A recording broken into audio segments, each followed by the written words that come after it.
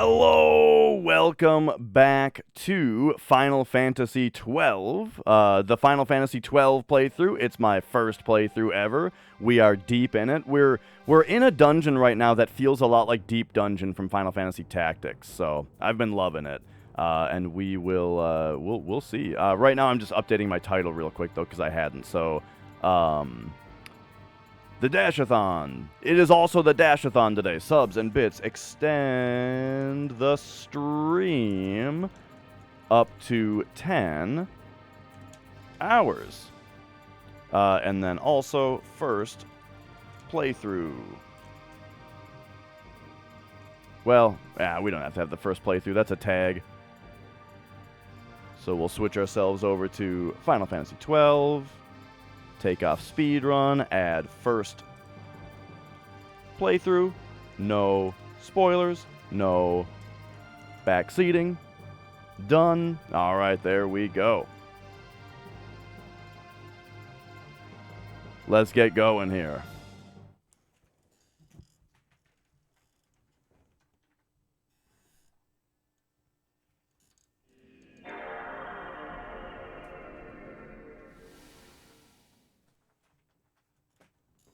Right, and as far as that skip goes, my disappointment is immeasurable.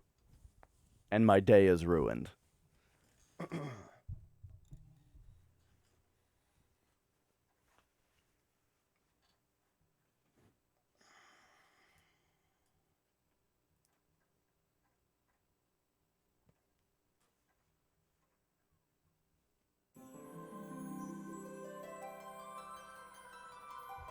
Alright, there we go.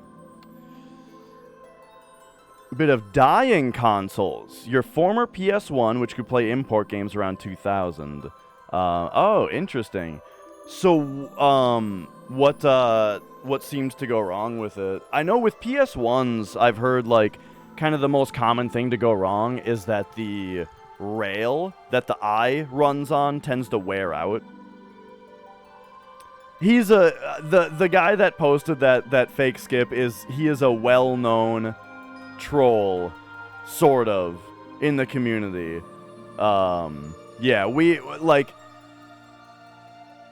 pretty much anybody speedrunning FF7, if you heard that Ken the Ben posted a new skip, they'd be like, yeah, okay.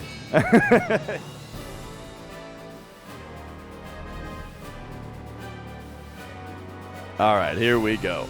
I mean that's why I wanted to make like a reaction type thing out of it, is just because I knew it would be worth a good laugh. Oh yeah, dude, I can't wait. I can't wait for Ken the Ben to get a 1 hour world record.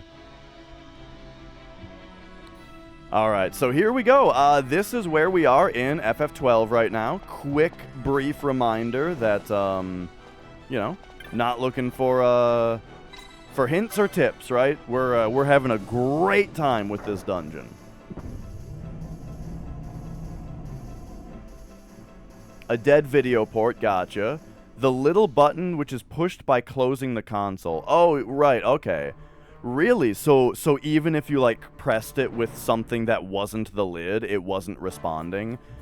That sounds like it's probably not too complicated of a fix if you know your way around electronics and with, like, a soldering iron. That, I think, is probably pretty fixable. Even the video port dying, depending on how it died, that can be pretty fixable as well. Sometimes it's just like the solder has cracked and you just got to go reflow it, you know, or something like that.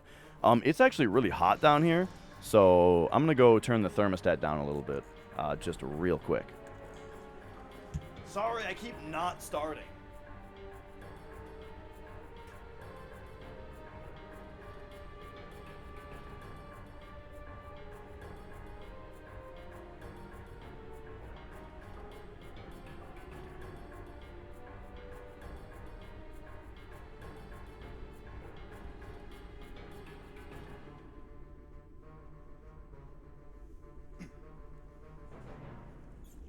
So it tends to get very cold in this downstairs on the lower level of our house in the winter.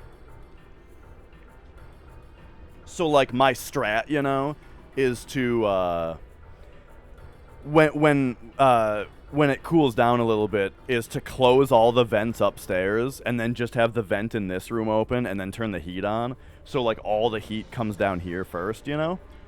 But I think I was a little bit overzealous in my raising of the heat. I think I raised it too high. But okay, so let's try to remember this area. We've got these guys, and then we've got the skeletons, which turn into necrofiends sometimes.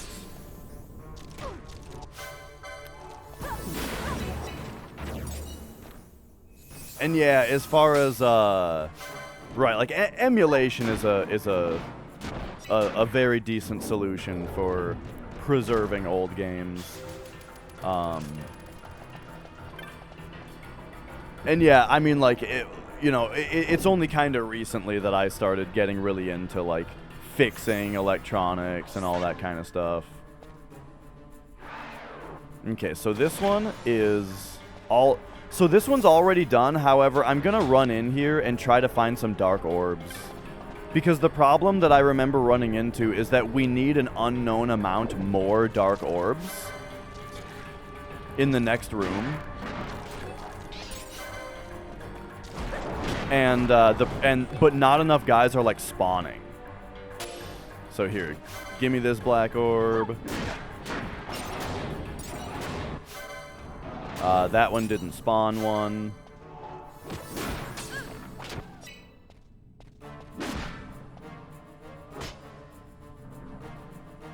Hello?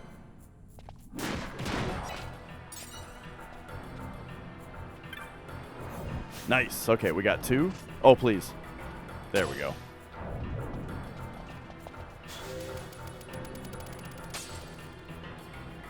Looks like we've got a couple buffs to reapply here, though.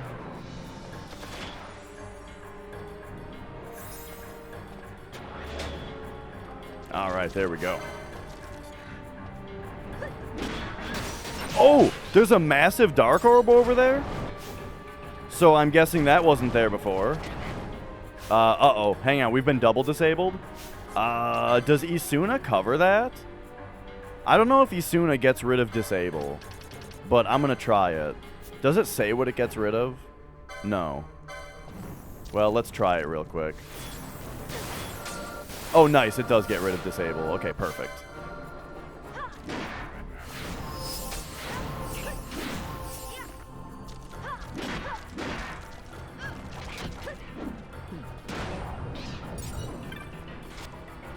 All right. So we've got 18 black orbs. All right, so we can probably just leave with that. We're probably good to go now.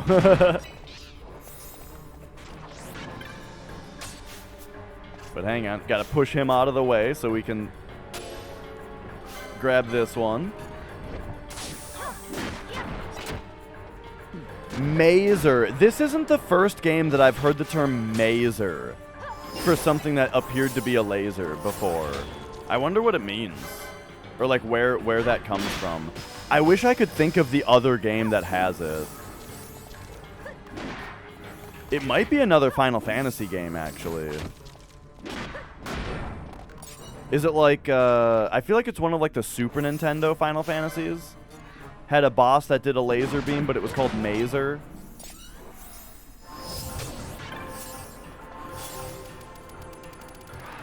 Mappus Mazer.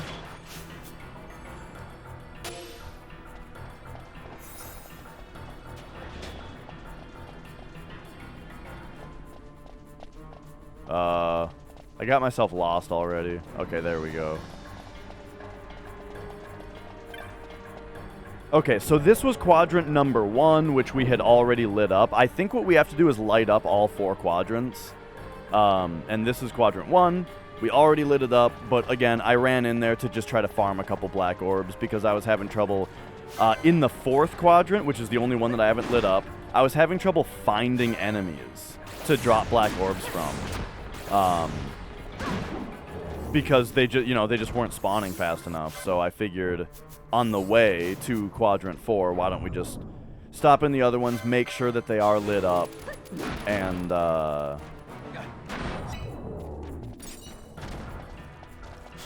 get a couple black orbs. But now that we found that massive one of 18, now we can just do a quick check on these ones. We don't have to go all the way in.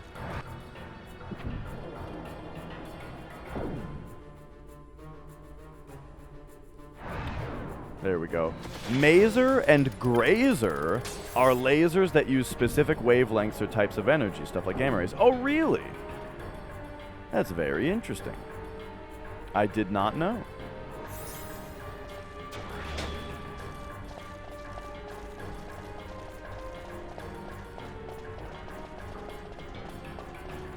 So the L in laser stands for light. Is maser like, is it something else being amplified that's not light? Is that the deal?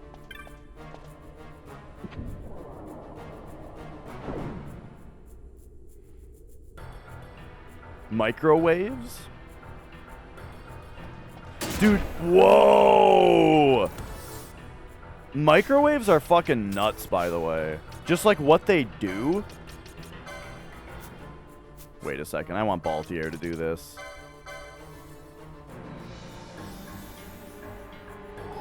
It is a microwave. Interesting. There you go.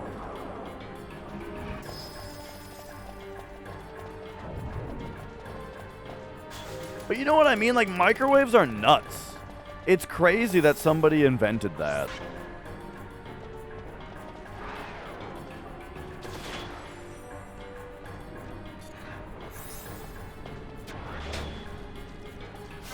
Alright, there we go. We got, we've got a shell on here. I hear some shambling. Oh boy, we gotta get out of here. I don't want to fight these skeletons.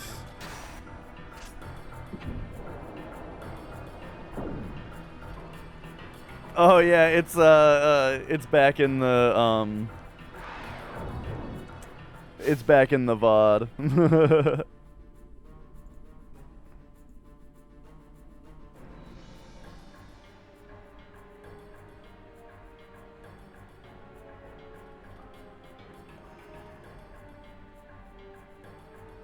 Okay. Also just looking at something in Discord here.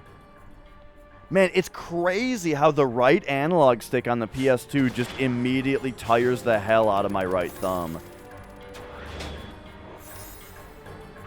Sounds good, Scratch. Thanks for being here. Thanks for watching.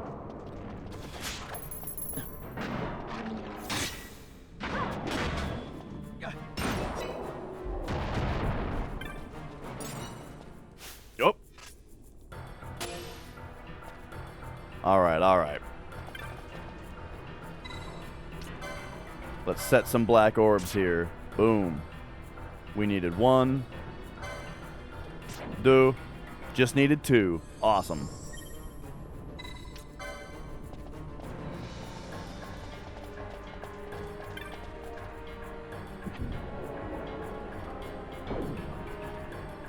Yeah, I've never had an issue with it before until like the injury, But now, yeah, it's like immediately when I start playing this game, my right thumb just gets super tired. God damn it. These fucking idiots.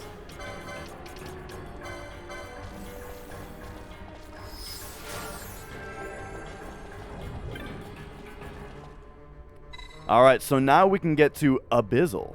Interesting. Or Abyssal.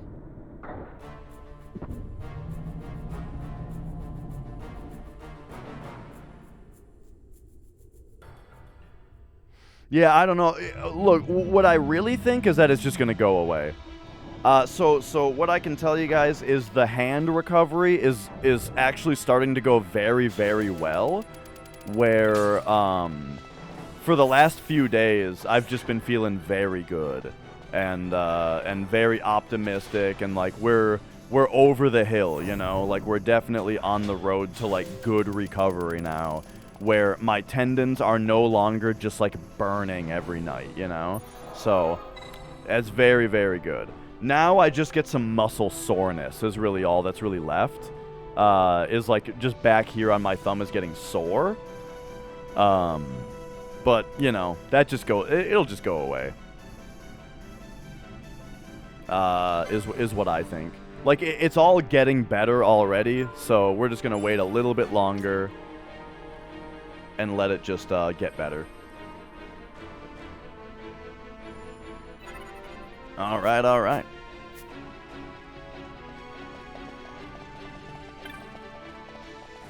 So, let us see what is in the abyss down here. I wish that they also did the deep dungeon thing where all of the floors were named like an all capitals word that was just like a word spelled backwards.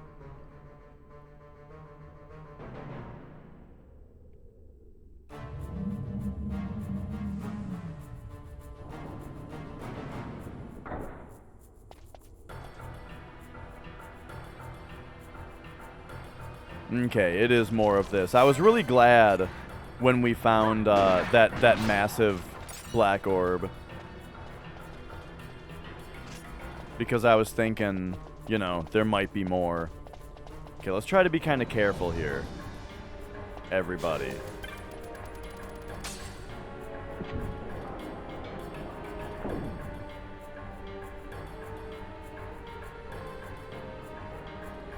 Alright, here we go. So I wonder if you put more crystals at a time, or more orbs at a time into this thing, I wonder if they're worth more. You know what I mean? I'll do a 5-er. 5 wasn't enough, so we can definitely do another 5 then. Okay, there we go. We're lit up now.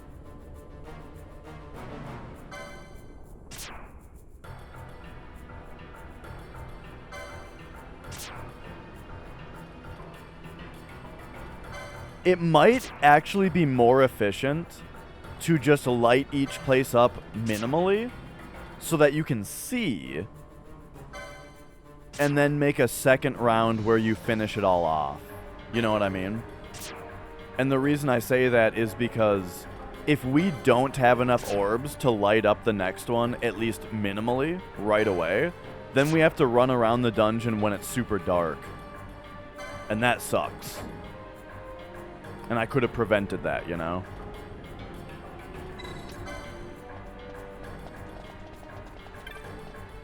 But hey, this one's fully lit up, so now we're gonna explore it as much as I can. Uh-oh, these guys do cloying breath. It does. Okay, it only does sleep and slow. That's not too bad.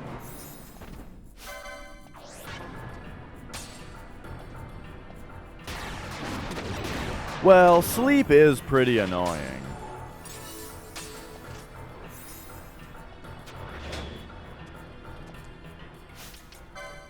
It's annoying enough that, like, maybe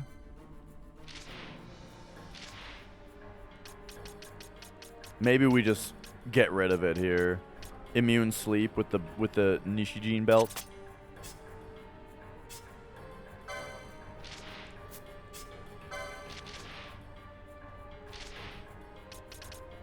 Let's do it. I'm keeping the diamond armlet on Fran, though. I don't want to live without that. Oh, she's asleep right now. Let me just, like, bonk her on the head real quick. There we go. Uh-oh. That did way too much. I didn't realize I would... Oh, the instant KO might have actually procced there. Whoops. Sorry, Fran. I could have just used an alarm clock. I didn't think about it. I didn't think about it very clearly.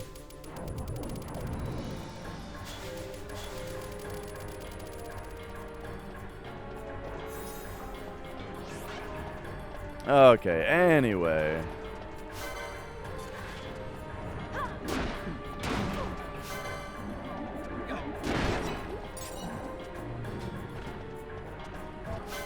so... Whoa!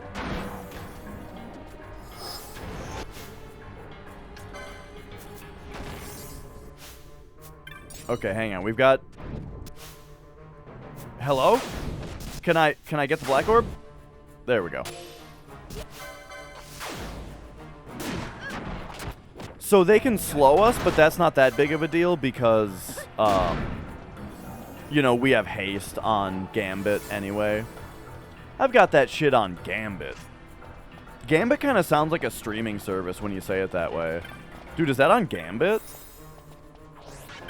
What is this lighting up for? Hello?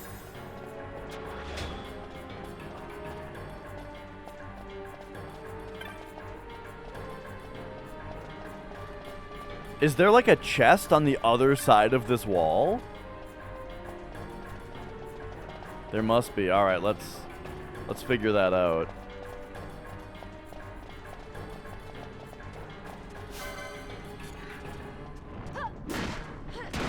But anyway, we've got oh, it's another magic pot.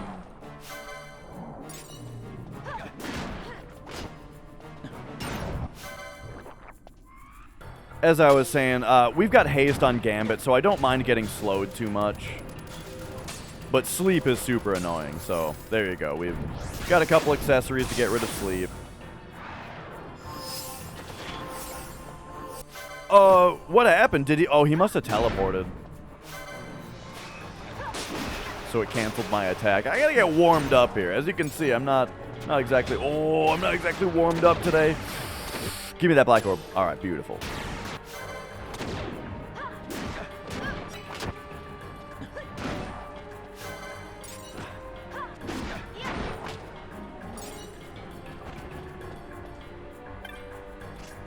Alright, so magic pots I don't really think are worth it. Judging by what happened last time, you know? Last time we gave it we gave it an elixir, and then we were able to damage it, and we ran around and we killed it, and it gave us one Jill, hilarious. And it gave us 123 license points, which is something that at this point in the game I really don't need.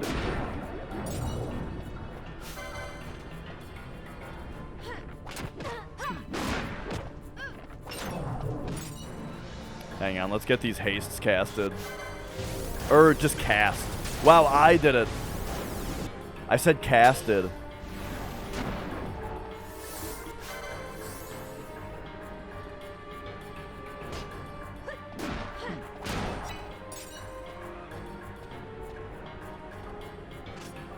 One time when I was younger, I was in an improv group. And,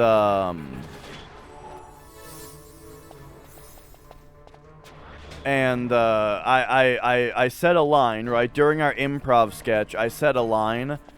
My joke was about how much something costed. I was like, don't you know how much that costed?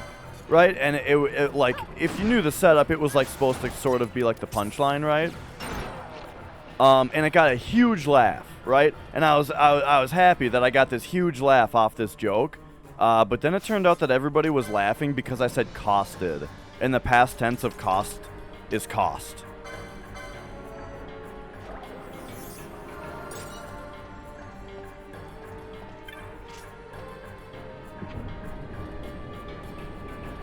And then I never went to school again. I was so...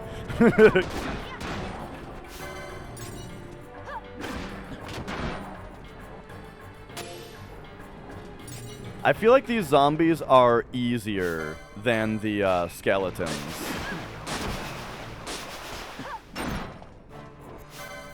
From the last place.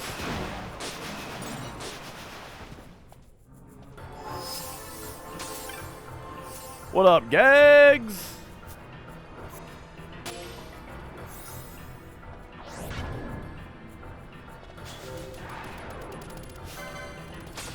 Right, they were just undereducated.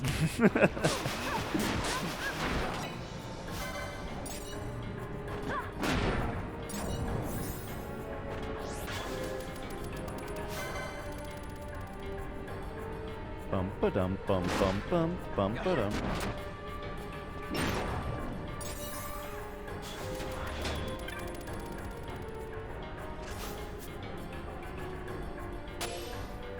Oh, I guess this is just in 6. The rhythm of this song is kind of weird. I had to count it for a second, but it's just 6.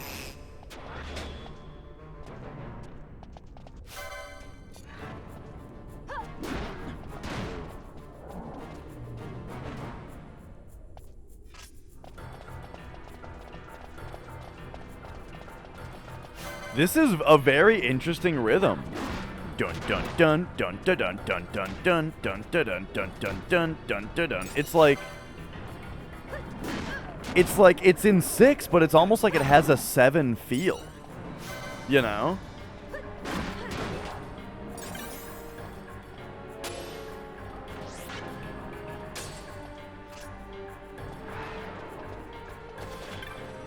All right, very excellent. We found ourselves that was only 3. I was promised it was massive. What up, Scorf?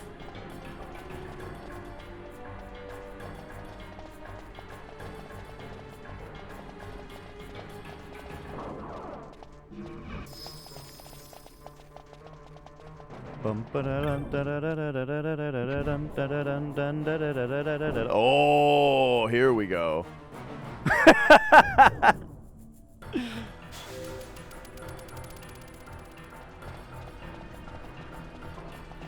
Hey, oh, I thought this was going to be another boss. It's a perfectly legitimate strategy to just bang your head in 4-4 and just wait for it to line up every once in a while.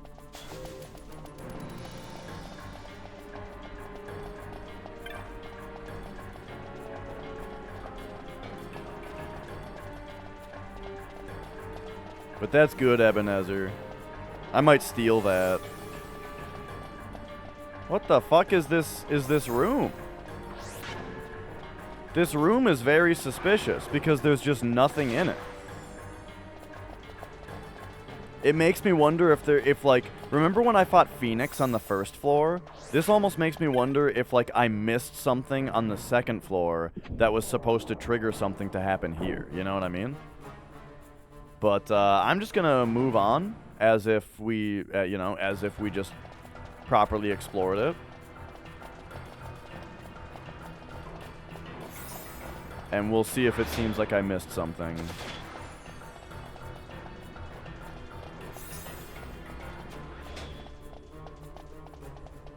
And we're making sure to rub on all the walls to find any hidden doors.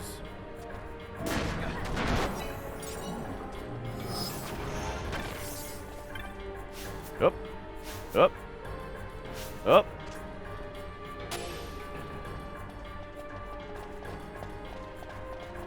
I did not finish the Mystery Man hunt quite yet. I have an idea of what I have to do, but I'm doing this right now. But I've got a hunch on how to solve it. I just don't know how to do that. So I'll tell you what my hunch is so we need to find the Site 11 key in order to get into Site 11, because I think that's where he's going to be, because that's where it looked like he jumped down to after the fight, right? So to get the key, the thing is, the key dropped into the water, and like somebody at some point said something about how like, you know, oh, the water will carry it somewhere, you know? So then in the Ester Sand, there's this person walking around the shores talking about like, oh, I find the darndest things on the shores of this place. So I looked around the shores, but I didn't find it. However, there was a guy saying that he wants to fish, but he needs a rod. So my hunch is if we can find a suitable fishing rod for that guy, he will fish up the Site 11 key, and boom, then we can go fight Gilgamesh, right? That's my suspicion. However, I have no clue where to find a fishing rod. So, you know, we're just doing other things first.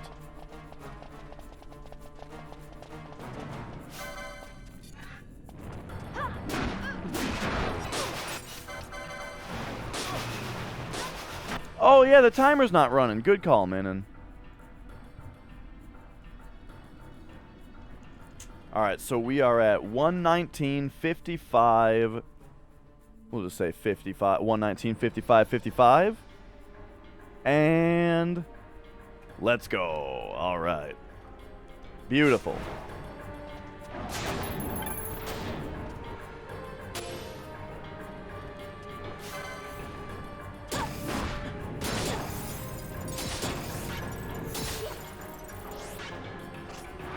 Oh, this was just the room with the magic pot in it. Okay.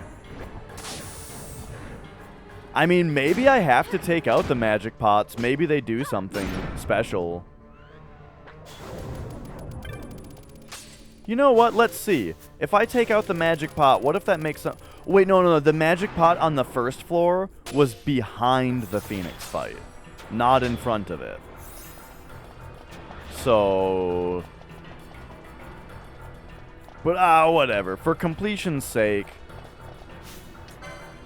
I mean, I've only got 7 of these things. But hey. Let's do it. Okay, there we go. We got him. Oh, but remember, he's probably absorbs or is immune to holy. So we're going to have to go... Well, we can give him, like, the Dragon Whisker. Let's just give him the Dragon Whisker, see what he does with it.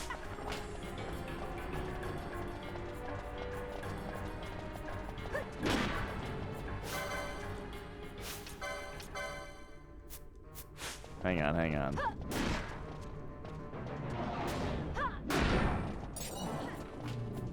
We gotta not lose track of this fucker.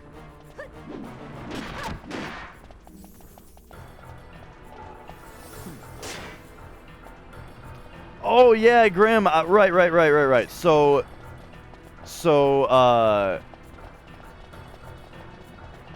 you said that you say it as one word, but you don't say Evga? Because that was the first option. I did a Twitter poll about how people pronounce Evga.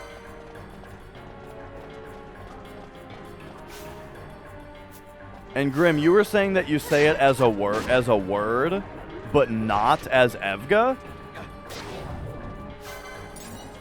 Oh no. I don't want to lose track of this thing. Oh, so you do say it that way. Okay, gotcha. I'm kind of you know what's funny about that, Grim, is I'm kind of like exactly the same way. When I read it, I read Evga. However, everybody says EVGA, so when I'm in a conversation, I generally just say EVGA. Because that's what I've heard people say. But yeah, like when I read the word and how I originally assumed you would say it, Evga.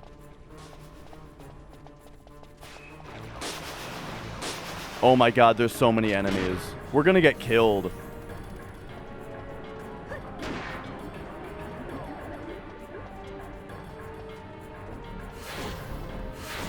Why are my party members dead and also not doing things?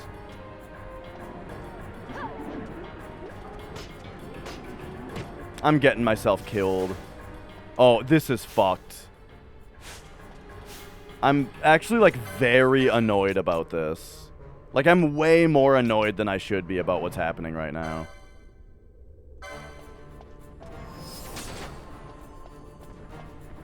Like, why isn't this... Oh, because of the dark spell that's happening? But, like, how much shit is... Oh, my God. Okay, there we go. Okay, we got...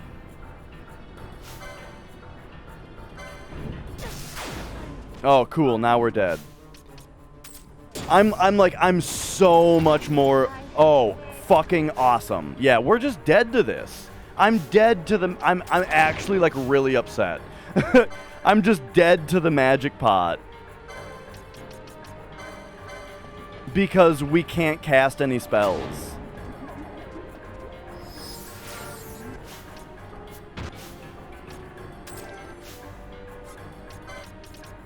Okay. X potion yourself. And then... Phoenix down. Ash. No, even the items are queued. Jesus Christ, we have to leave.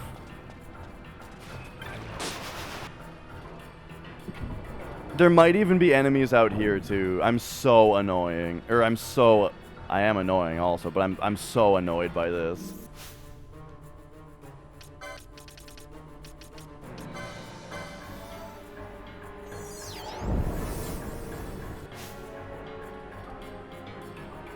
We all just got disabled?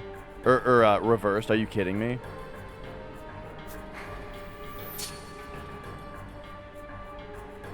Is there something... Does... Isuna gets rid of this, right? Oh, but we all have disable on also?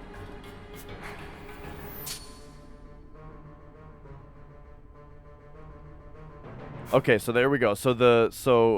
Alright, so here's what we have to do. We have to go Ash party leader. Party. Get out Balthier and put in, like, Pinello. Grim. I got this. I can handle it. We're 120 hours into the game. I can handle it. Remedy. I think a remedy will do it, right? Okay, there we go. Also, I should have probably just remedied Fran. But okay, so now we'll go party. Wait, Pinello is targeted. Oh my god. Okay, there we go, there we go. Get rid of that.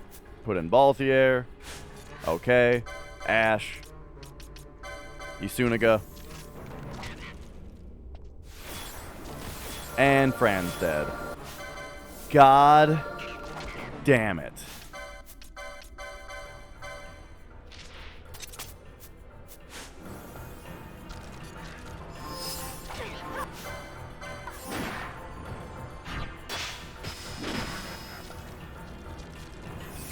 There's more coming.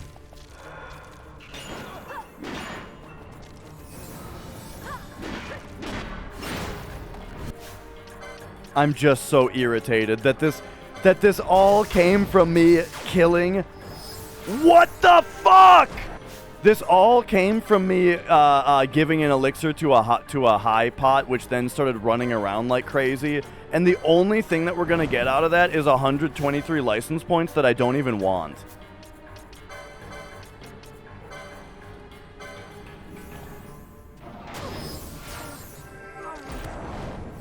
Jesus fucking Christ. It's super unlucky. It's really unlucky that you're doing that right there. It's really unlucky.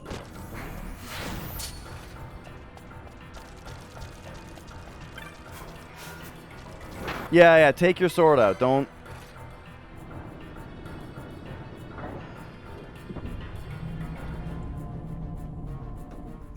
Alright. So... I'm pretty sure.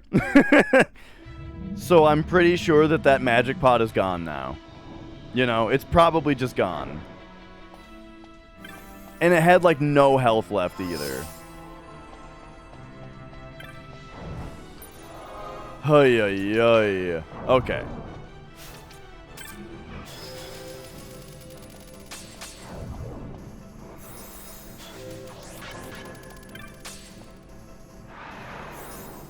All right, everybody get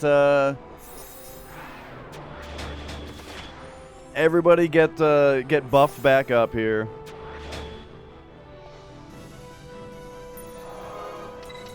There we go. Okay. Let's get back down there.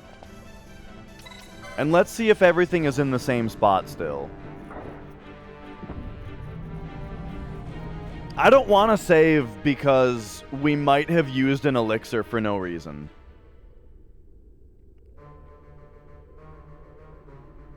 So, like, if I were to lose the progress, I'd just be like, eh. At least we got that elixir back.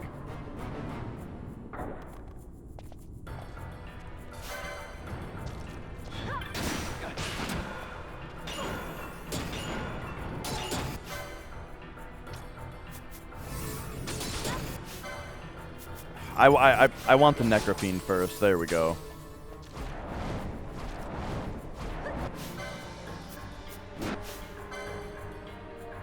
Wait, there's more?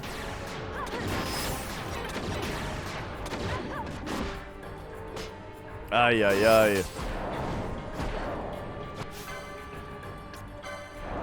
Alright, I think these enemies in general, I think, are just a lot more dangerous than I was giving them credit for.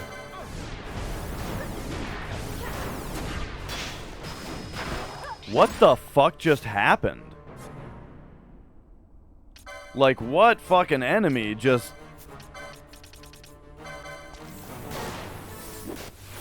gave us all those status ailments? Can we get this Isuna out, please? Alright, there we go. We've got the situation is under control.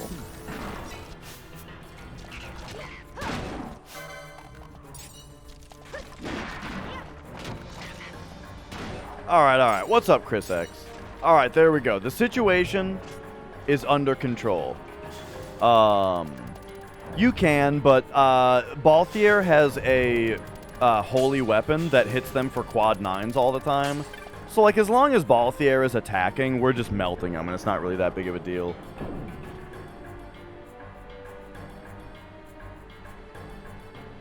Okay, so this is where we were, right? And this is where the magic pot was running around.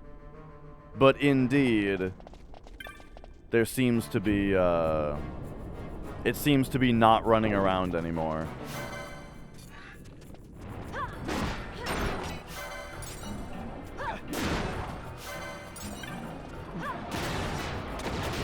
Alright, there we go, there we go. So when nothing particularly disrupting is happening, as you can see, I mean, we take these guys out very fast.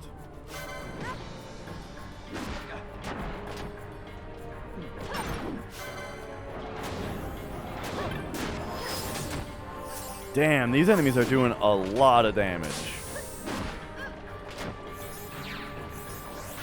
Like, the really disruptive thing that's been happening is when our spells aren't going off because they're getting queued, you know?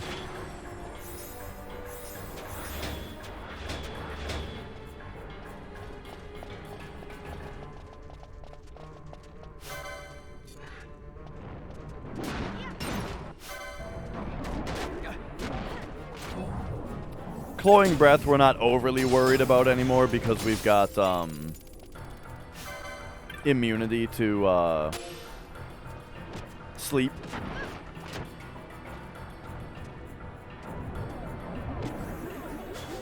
Yeah, you know, most people have been saying that they preferred to, level up everybody. But I mean, I like Bosch. I wouldn't have, you know, I wouldn't mind Bosch being a higher level.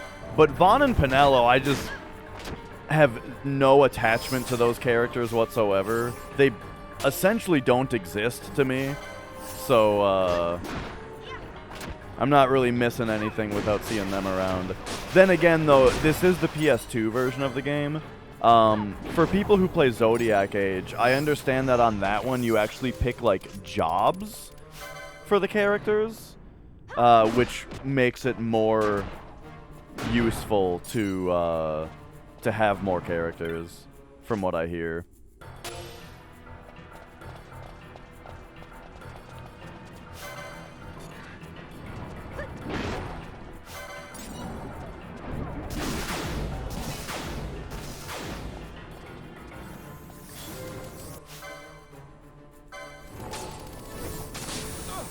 Alright, oh boy. There's a lot of enemies here.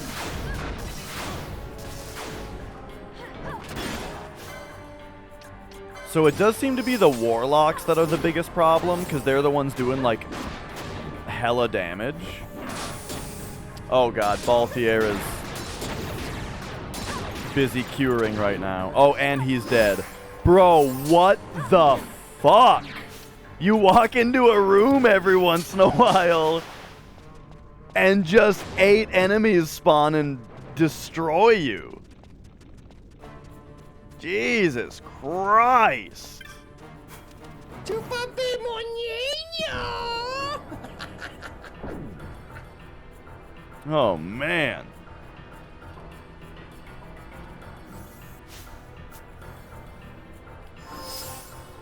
Okay. Oops. I meant, raise, Ash. Oh, god damn it. Okay, well, I didn't realize that there would be the same trap there every time. Okay. Pinello is doing some dumb shit. No, oh my god, now she's being... Okay. Pinello, we need you to... This dungeon, for the record, this dungeon was going a lot better yesterday. Or last time I was playing. Oh, she's dead now. Okay, great.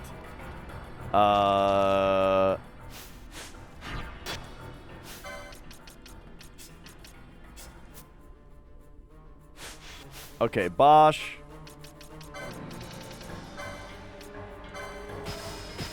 Just throw a remedy, please. There we go. Now Ash. Wait.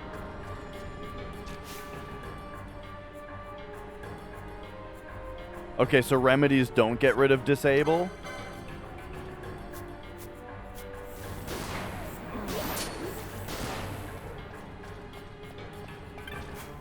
We're leaving again.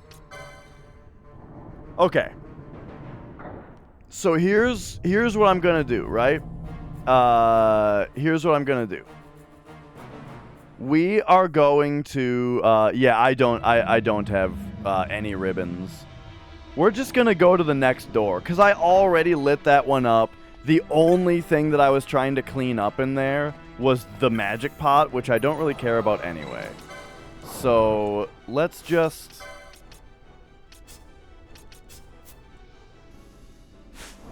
Let's just do this. And we'll just continue on. I'll try to be a little bit less impatient.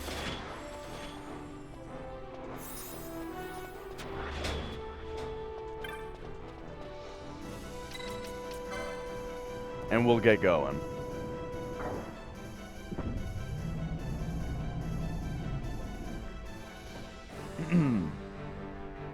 Nah. The way I'm playing is fine. I'm just being impatient right now. That's the only problem. I'm just being super impatient. And I just need to focus a little bit more.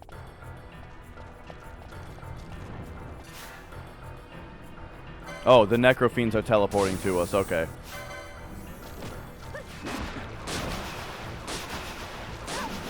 Man, these guys do a lot of magic damage. I haven't seen anything go this hard, magic damage-wise, the whole game.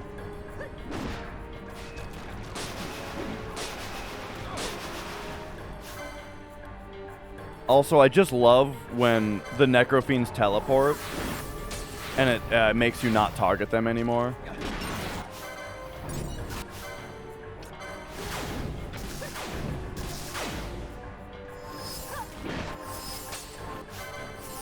Nah, you don't need 6 people. That just takes too much time. Who wants to deal with leveling up 6 people?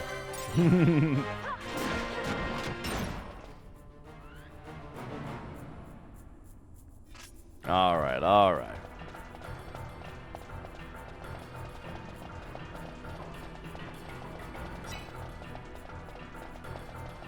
So, since I did already light that last one up, let's just go straight into this one.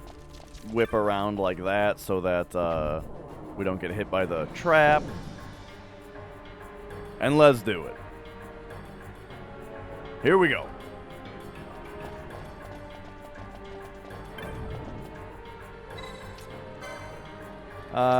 Give me 5 here. All right. Ooh, so 5 already half-lit it? That's very nice.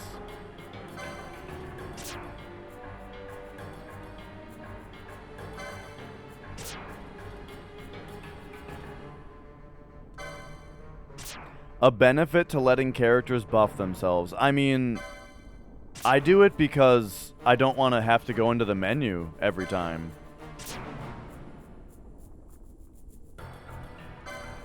Oh, like, why aren't I using Shellga and ProtectGa? Because I set all these gambits up before I had Shellga and ProtectGa, and I haven't bothered to change it. I don't think that I have HasteGa, though. Whoops. I think I only have SlowGa and not HasteGa is also a thing. Right.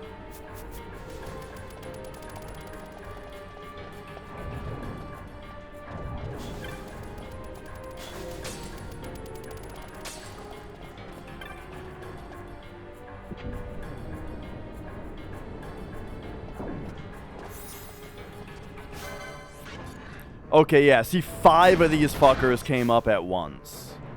With 5 of them at once, I feel like I should attempt this. See what happens here. I mean, like, that did a decent amount of damage. But, like, it's... I don't know if it's enough to make it worth it. Oh, I missed that black orb.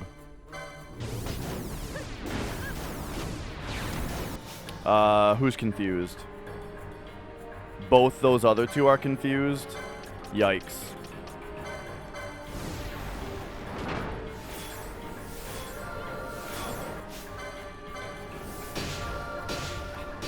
So, I think the zombie warlocks should be prioritized over the necrofiends, from what I can tell here.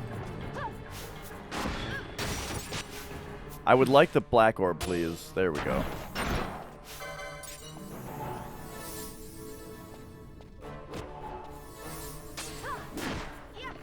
Yeah, you know, I'm like, the thing about video games, right, is that, like, you only have to play efficiently, like maximum efficiency when the game makes you.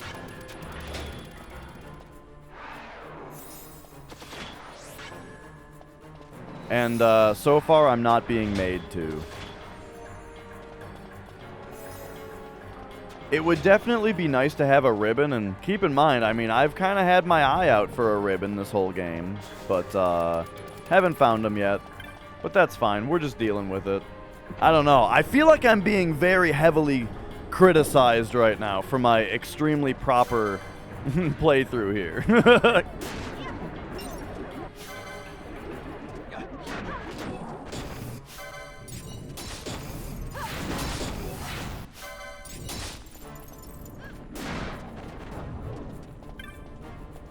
Alright, there we go. Jesus Christ, okay, there we go. Alright, we got the orb. Now. Did I finish lighting this place up, actually? Now I don't even remember.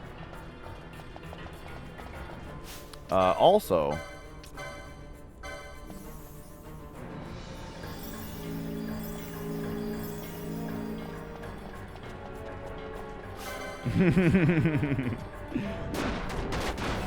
I'm on trial here. But yeah, I definitely... oh, geez. Wait, sleep? Oh, right, on Fran. Yeah, that happens. So here's what we're going to do, actually. Balthier, attack the Warlock. Ash, alarm clock Fran.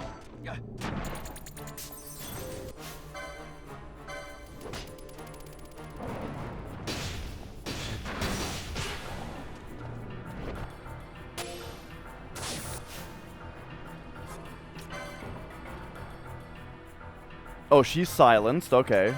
So now you have to Isunaga while I guess we just have Fran shoot one of these guys.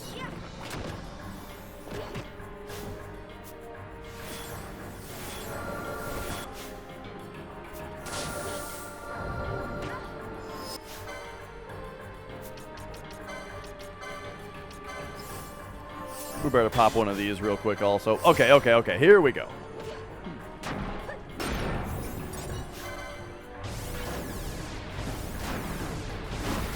Ay, ay, ay. Okay.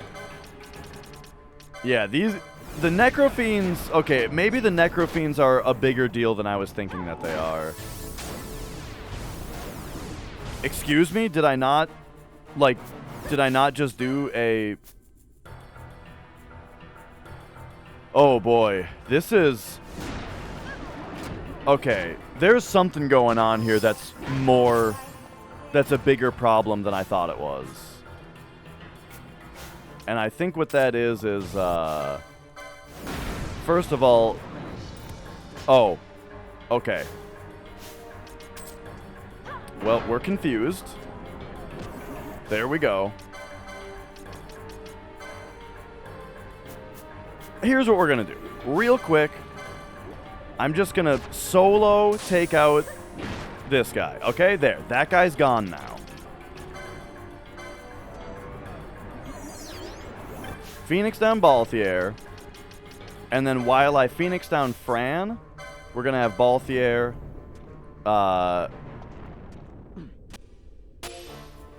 take out the zombie warlock.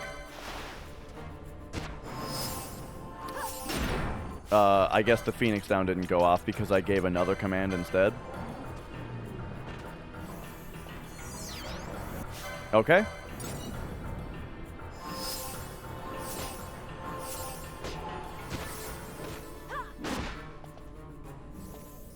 I think I need to set the gambits, so I think I just need to adjust my gambits, because I do feel like right now there's something where I'm having a bit of an issue with the status ailments in this area. So I think I should change.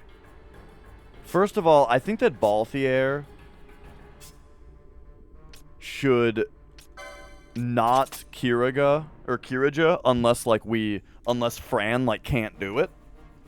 Right? So we're gonna do that to prioritize Fran on it, maybe, hopefully. Or at least a little bit, so that he is more likely to attack instead. And then I think perhaps we need to get rid of Confuse more quickly. Yeah. Yes, Scorf, I'm aware. And so I'm thinking of changing this one to straight up Isunaga. Whoa, I didn't realize Isunaga is 72 MP. That's a lot.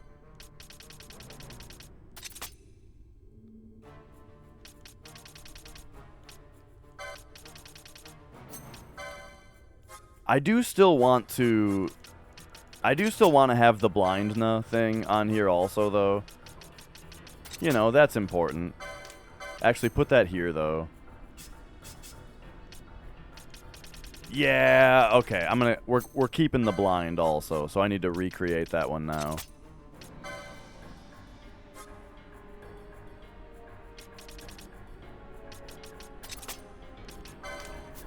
Okay. There we go. I mean, well, it's not or death, it's or you have to queue it up yourself. Which I think for something that costs 72 MP, maybe I do want to just be doing it myself all the time, you know? It's not like not having the Gambit means that it doesn't get cast. It's just how active do I have to be on it. In fact, now that I've said that, no. I'm going to do it myself. It costs 72 MP. I have to do it myself.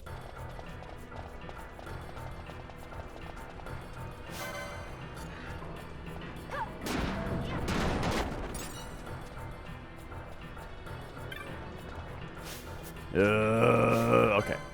Oh my god, no. I want the black orb. There we go.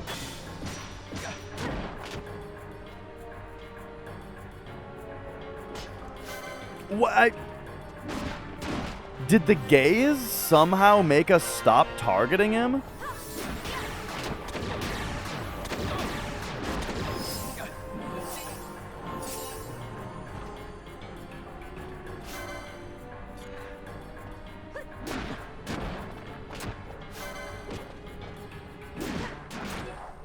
Okay.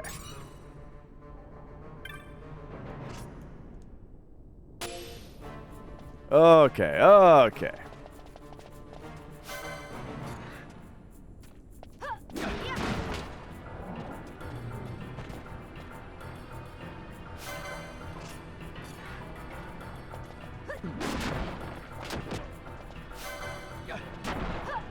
Bum bum bum bum ba-dum.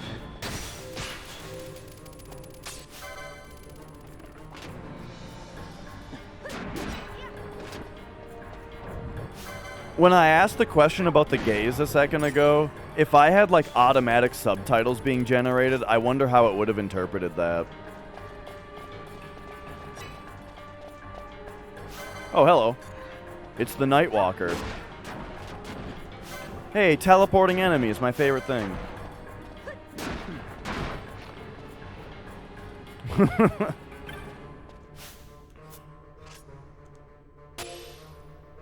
Alright, alright.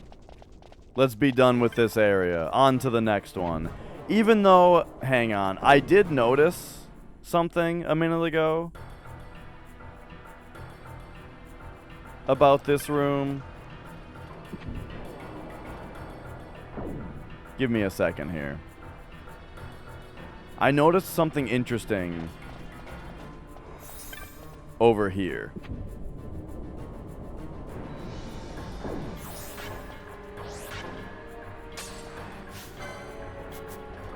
When I tried to target the Necrofiend at some point, I swear Magic Pot came up on the list.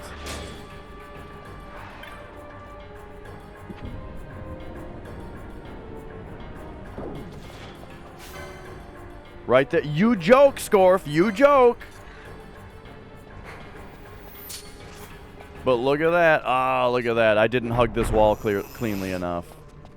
Oh my god. Okay, actually, you know what? Here's what we do. Ash and Fran go for the instant Kirija. As Balthier. Where the hell is Balthier?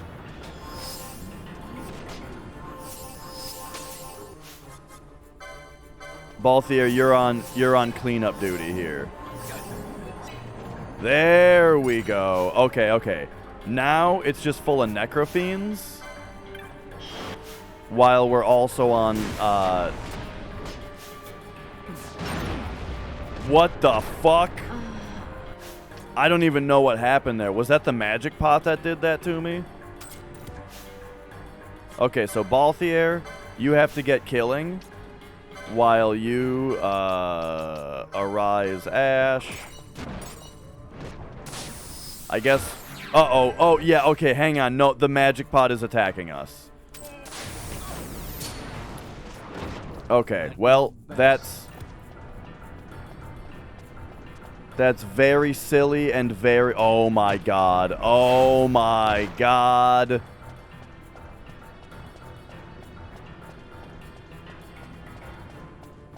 And watch this. I'm gonna die right now because I can't exit the room because of this fucking game where you can't interact with things.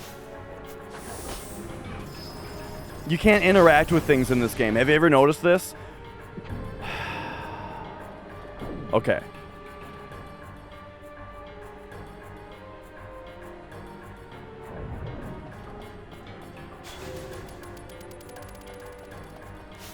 Now.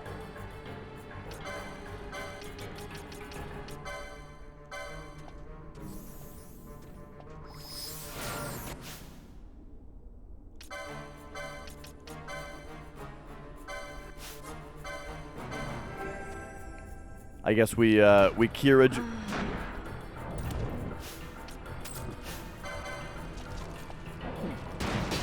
Oh, there's more enemies coming.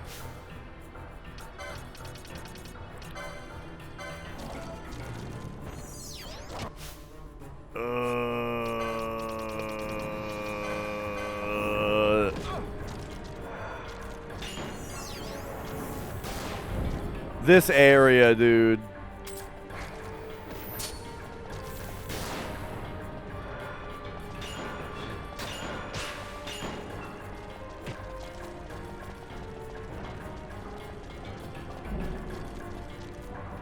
It's just oops all zombies all the time.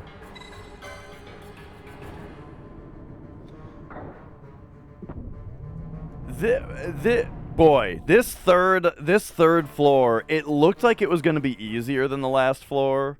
But when they just spawn 5 fucking warlocks at the same time that all start casting Thundaga on you, nah, it's pretty hard. It's pretty tough to deal with that.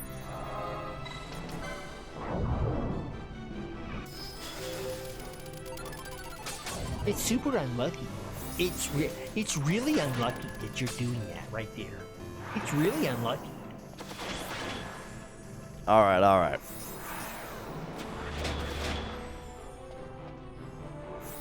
This is kind of what I've been waiting for the whole game, though. Something that's, like, super fucked up difficult. Alright, alright. You know what? Let's just save. I lost an elixir, but whatever. Let's get back in there.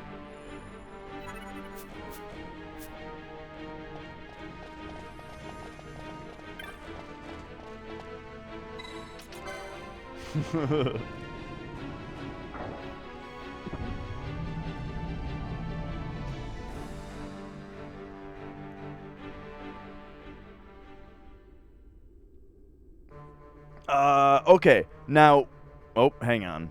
No, I don't have time to do anything. Okay, once again, we have to up the level of patience that I'm employing here. We have to be just a little bit more patient. I hate teleporting enemies, dude.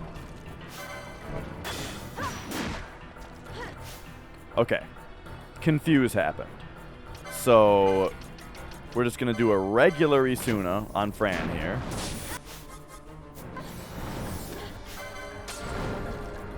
They undid her confuse right away, though.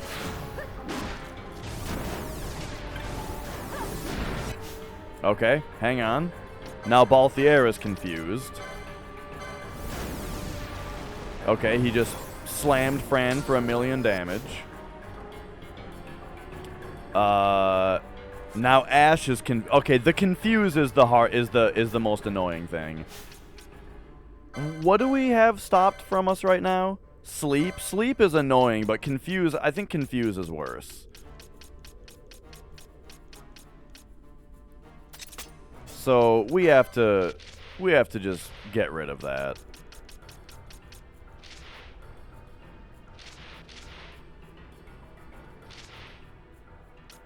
It's one of these. Alright, there we go. No more confuse. Somebody's gonna die right now, though, I think. Let's just see what happens in the next moment. After these cures go off. Ash just got hit by magic, but that didn't unconfuse her. I guess you must have to get hit by, a physical attack. There we go. Okay. Once again, we'll be back in a second, and we are now immune to confuse.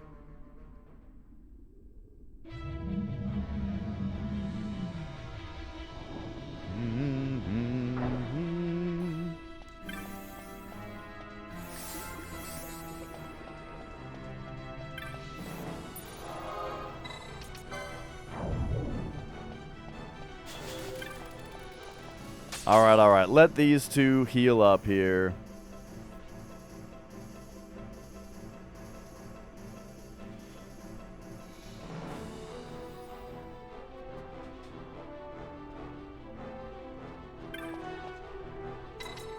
Okay. We are now immune to confuse.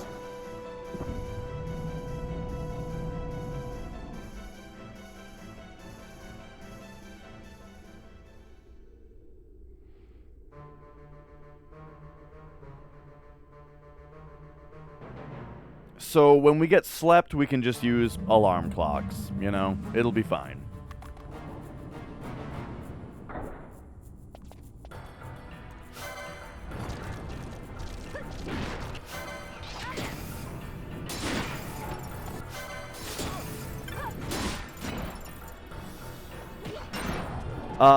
Game overs? Not a ton. I game overed on the Ultima boss a decent number of times. And I game overed on the Demon Wall a couple times when I tried to, like, fight the first one, you know?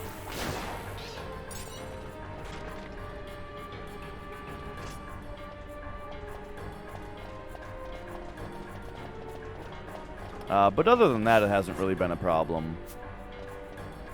Okay, let him just teleport over to us, I think. Uh-oh. Hang on, we've got more dudes, I guess.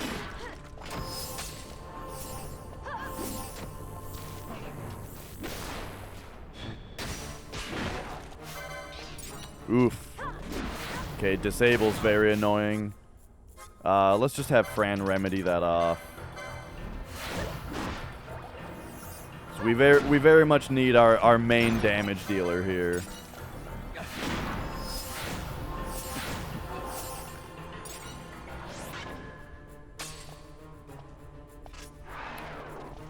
Alright, there we go. So this is the first room. Uh-oh. No, no, no, no, no, no, no, no, no, no. Run past, run past, run past. Don't run into the trap. There we go. Okay, so take him out. Take out the Necrofiend. Man, it would be nice if we weren't so often leaving enemies with just a little bit of health left like that.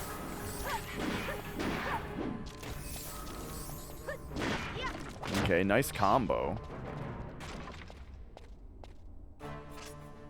Alright.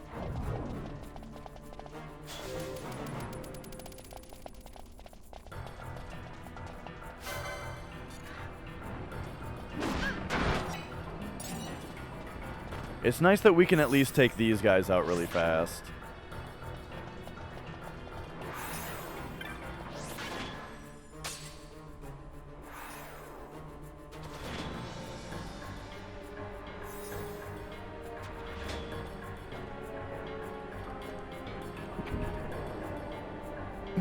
So, I think this one... What's been the deal here? This one is lit up, and it's basically fully explored. There was just the room with the magic pot that I didn't get all the way into because there were too many enemies.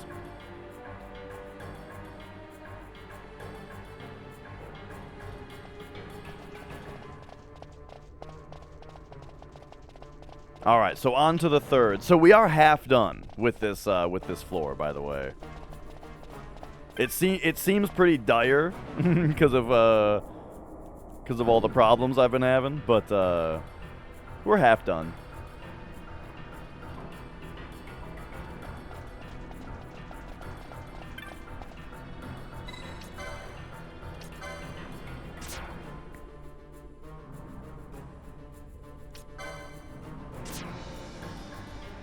All right, we've got 10 in this one so far.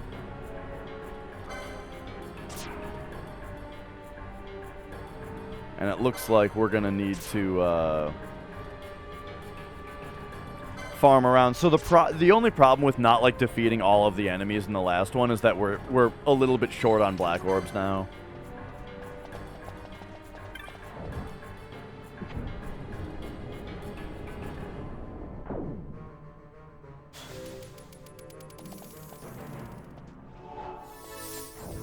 Okay, slowly and carefully now.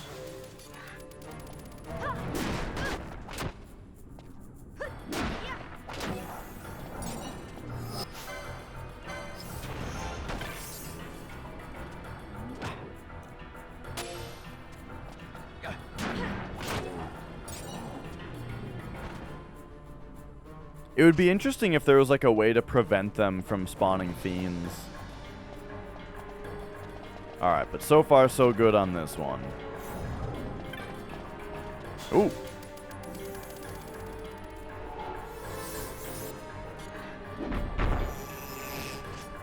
Check this out before anything else, probably. Oh boy.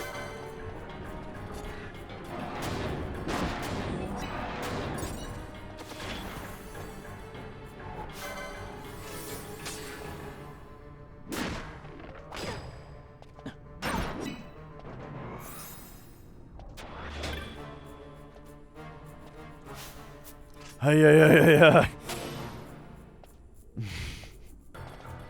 Okay.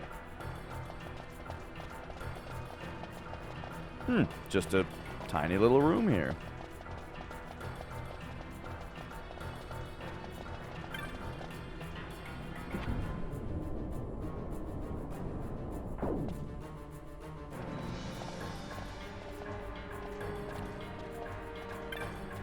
Yeah, I think I heard you saying that before, Scorf. Ooh, look at this. And there's a massive black orb behind him.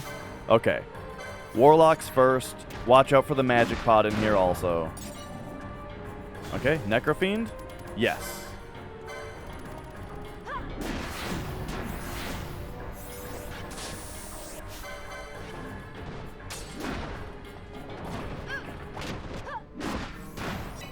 Alright, there we go. Now, I'm kind of yanking away from this attack because of... I wanted to make sure that if there was a black orb, I got it.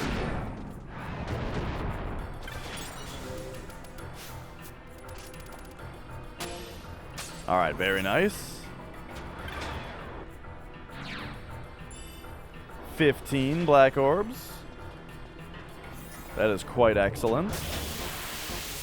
What's up? Try me, Derek.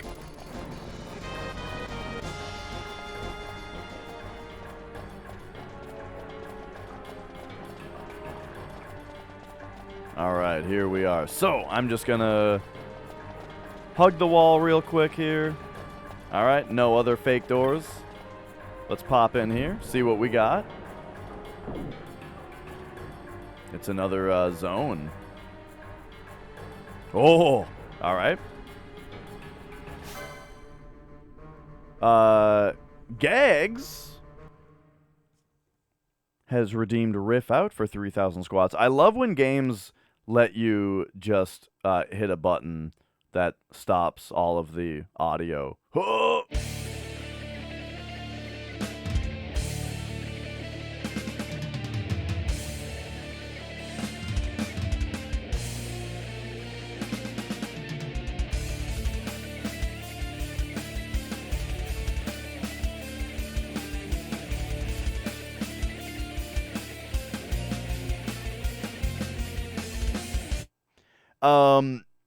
I've been adding the vocals in, and it's actually kind of weird to hear the vocals not kick in on that part now.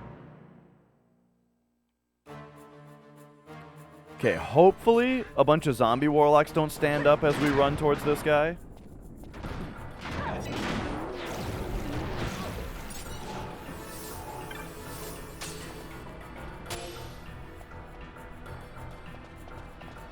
Alright, as we run around this way.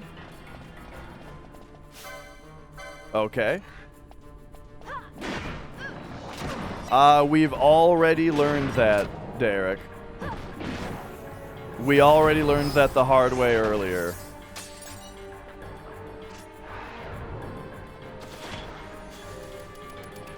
Alright, so here's what we're gonna do. It was an accident, though. You know what I hit it with? You know what I hit it with accidentally? A cure spell. So this one can't get away. The last time I had an issue with one of these things, it was because it got away from me as I was trying to defeat it.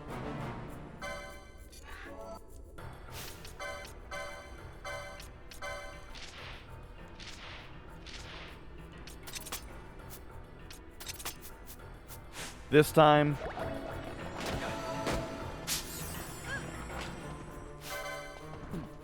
is not getting away.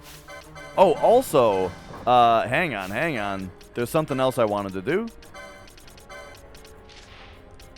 which is this.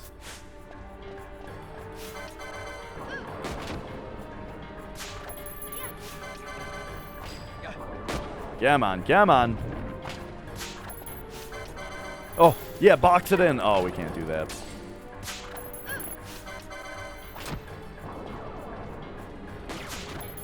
This is the perfect opportunity to maybe actually get a steal. Oh, we stole an elixir! Oh my god, I got my elixir back! Hell yeah!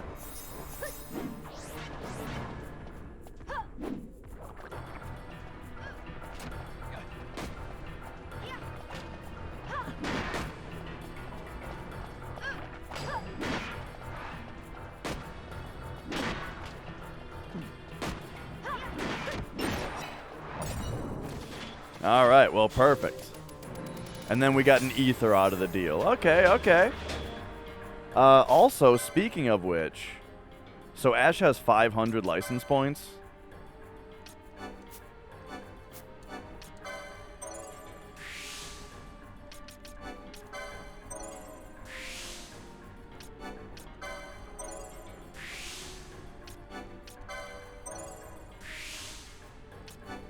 Oh.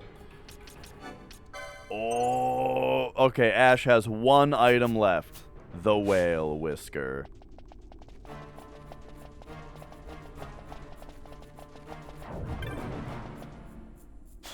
Okay.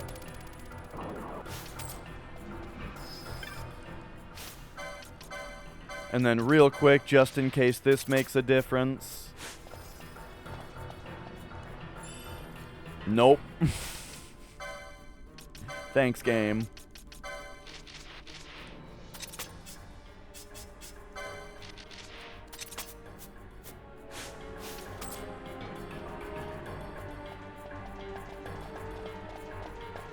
Oh, that's interesting, Rixim.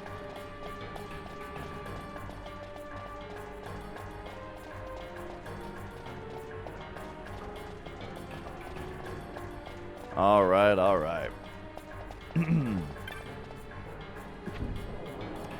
The thing is, like, let's say I didn't know about the pot, though. I don't even understand why you would tell a streamer not to hit the pot. Isn't it more fun to see them hit the pot and get punished for it?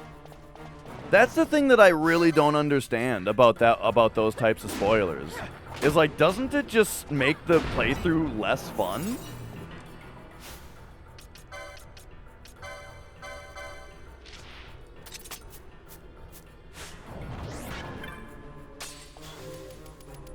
Oh.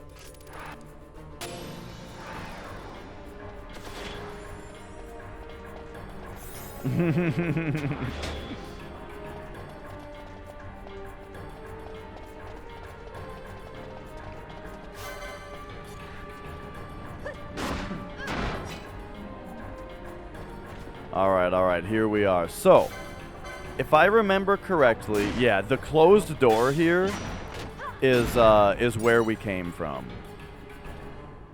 So let's go around in this fashion.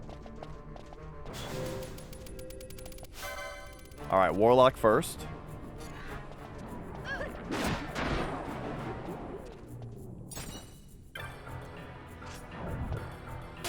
We got an orb. We get the pot joke. I get it.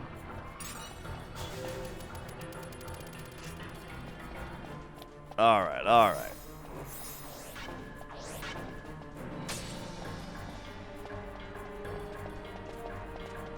Oh shit, there's another pot here.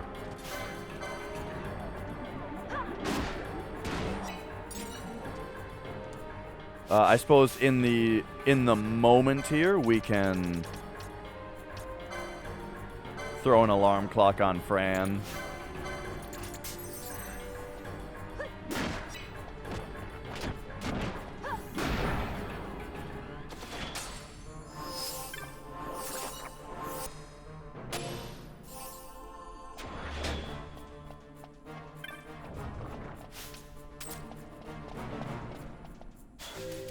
So I don't trust hitting this pot, this magic pot, because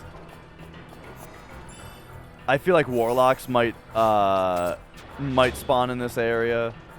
If you were to keep running back and forth, yeah, it would run over here. It would run into more enemies and stuff. Yeah, I'm not fucking with that one. That last one was a special case because it was in an enclosed room with no other enemies.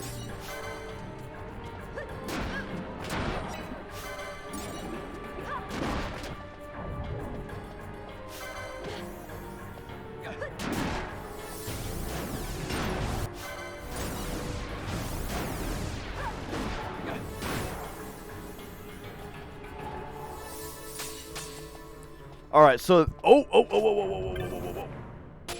Yes. Okay. So their move, it does poison, sap, and confuse, huh? It looks like.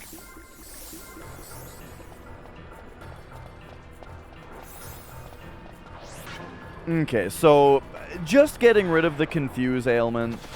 I thought sleep was going to be more annoying than it was, so I had everybody immune to sleep. But now that we've got everybody immune to confuse instead, this is going much, much better.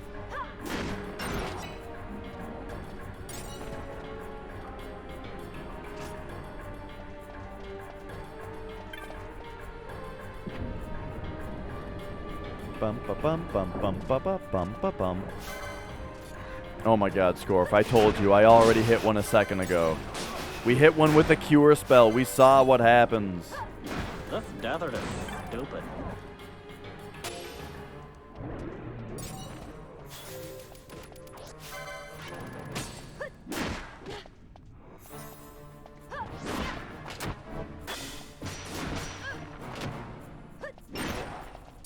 Oh, Phantasmal Gaze also does confuse, it seems.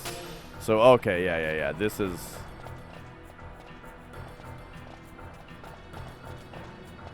This is much better. I'm starting to get a little bit lost as to whether I've already seen this area, though.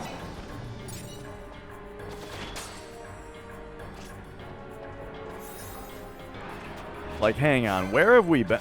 Uh-oh.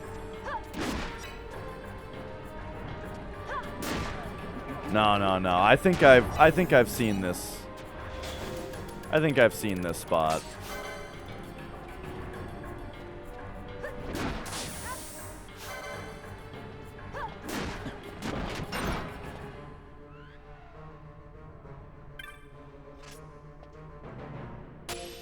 You know what I think it was that did Mazer that I'm thinking of? I feel like it was an enemy in Crisis Core. I think that that's the game that I've seen Mazer.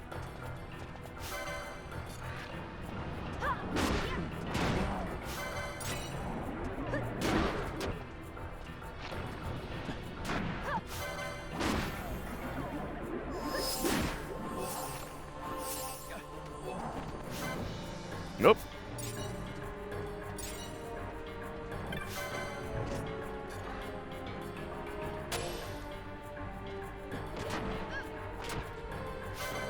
Alright, there we go. We got ourselves some black orbs. We explored the area. And this is quadrant 3, I believe. So we're getting there. Let's give these one at a time here.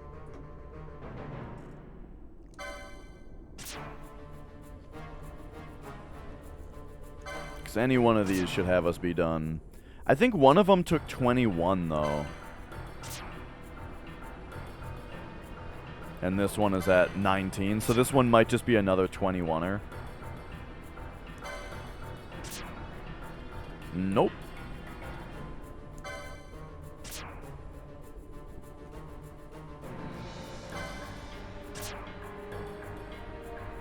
Bum bum bum bum bum bum bum bum.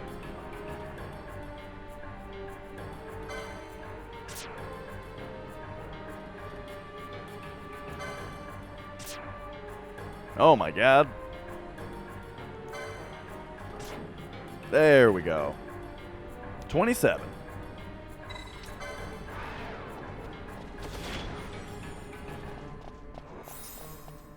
And okay, there's not a that way to go. Okay, I believe we've got one more to search.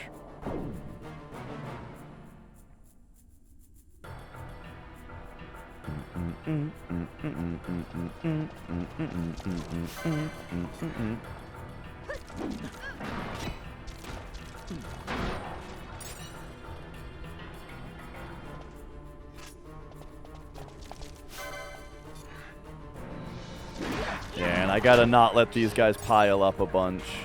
Even though if we wait too long, just more dudes are gonna start spawning.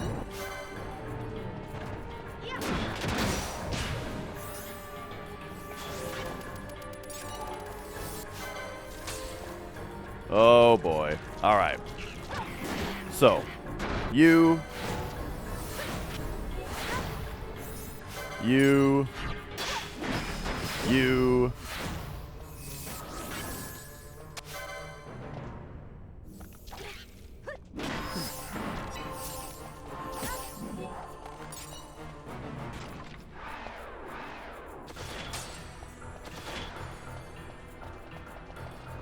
And let's go. Okay, okay.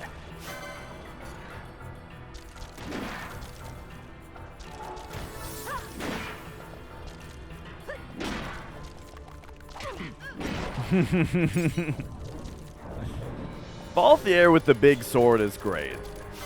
Just seeing him run over. And just fucking home run everything.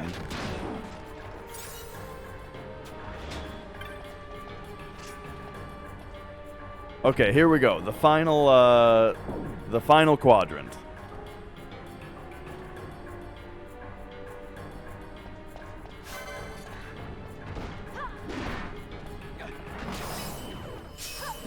Oh, he got a Dispelga off.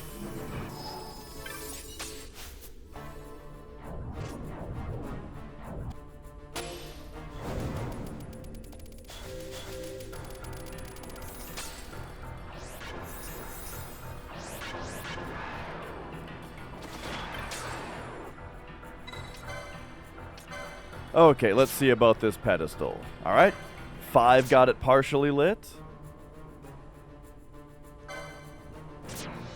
Yeah, I thought about I was actually gonna change that a minute ago, but then I got caught up with what I was doing in the game. Okay, my suspicion is it's this one. Oh. Oh, wait. I thought that was the 9th one. Alright, there we go. It took 12. Beautiful. So this one's already lit. You know what? I am going to switch it to the uptime of today's stream so that it's very clear. So it's been 2:35.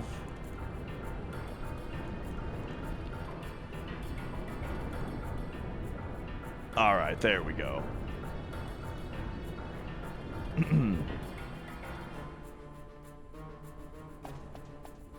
So, I am still going to explore this quadrant. Looks like there's 2 ways to go. Let's go left first.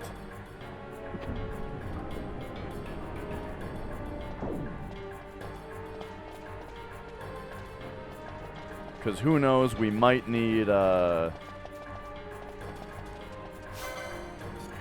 more for the next area. Oh my god, there's 3. Okay, there's 1, 2, 3. Take them all out. Necrofiend is teleporting. So I guess grab the black orb for now. Disable, so Fran, throw a remedy on him.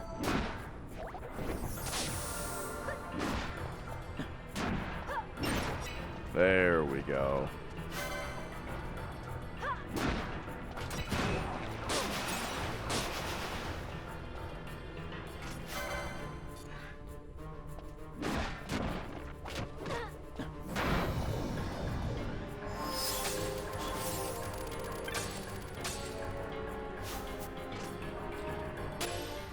Okay.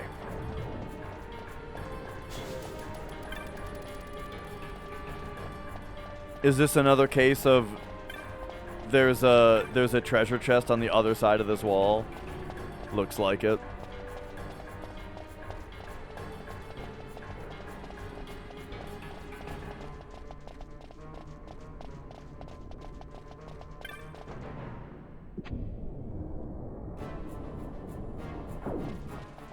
What do you think is in the chest? Do you think it's 1 Jill?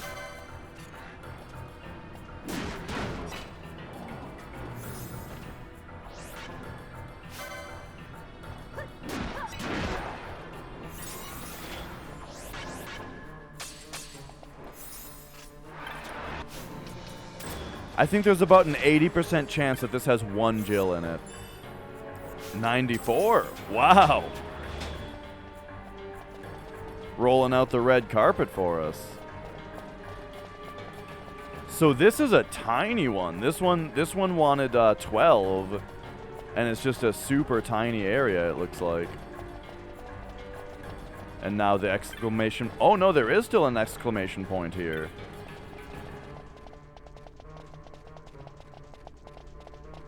Alright, so there is something more to find here, definitely.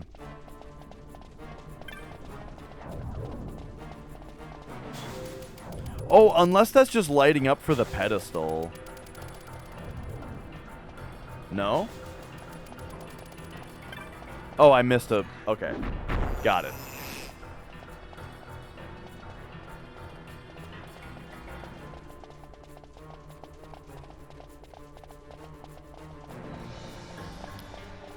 Make sure to feel all these walls.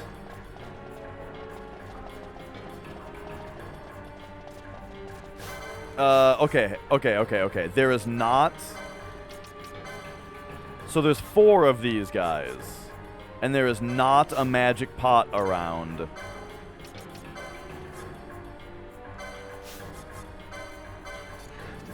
To fuck with us.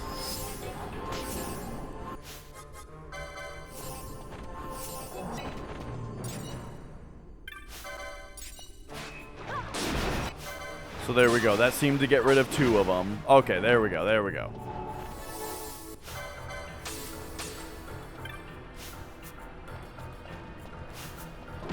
Come on. Come on. Can I have the... There we go.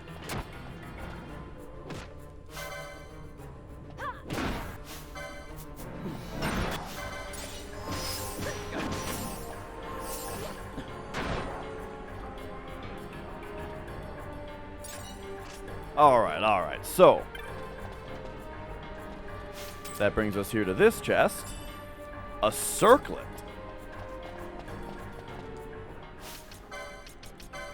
Oops. So is that going to be a helm? Aha. Better magic resist, more strength, a little bit less speed.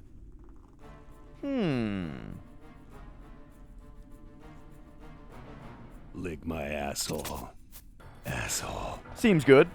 Circlet seems kind of decent. What's up, Pavo?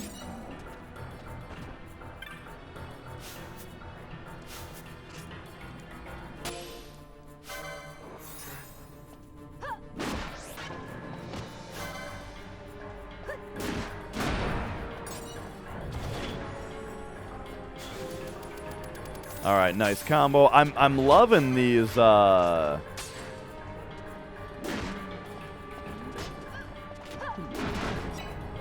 combos. Did you know that line, that lick my asshole voice line is Troy Baker?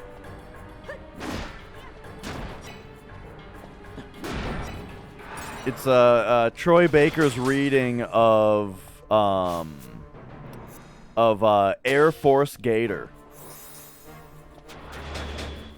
Air Force Gator by Dan Reichert. What's up, Turtle?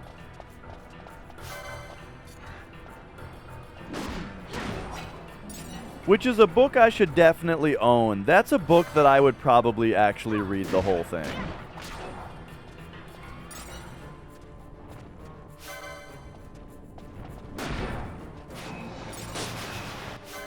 Hoped it was me.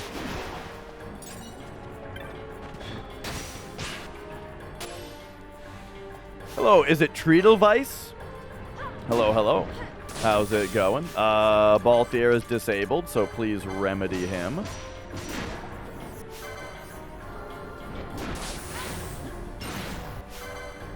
Which place? Like what dungeon are we in right now?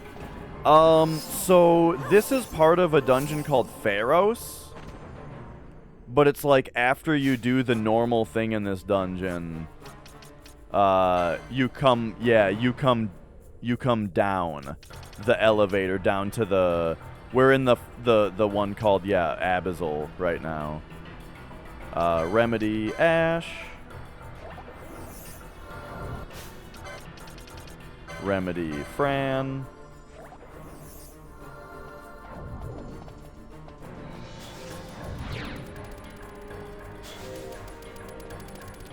Yeah, it's pretty brutal, this place. I'm really enjoying it.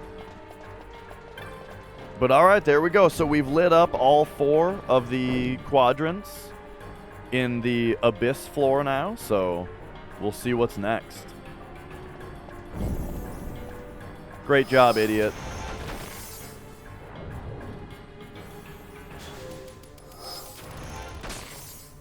Alright, alright. Any more casting? Alright, we're good. So now we can go, ooh, we can go to Unknown. Hopefully Unknown is... I'm kind of done with the light up the dark dungeon gimmick. So I'm looking forward to seeing what maybe the next thing is instead of that. Yeah, the bosses thus far have been cool. Looking forward to seeing another one. To seeing what's at the bottom, especially. Who knows, it might even be something that is too hard for us right now.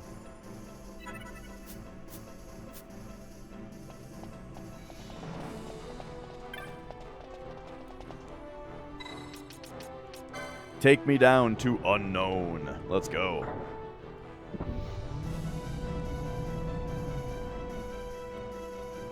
The dais returns to its original floor under the power of some mysterious force. Oh.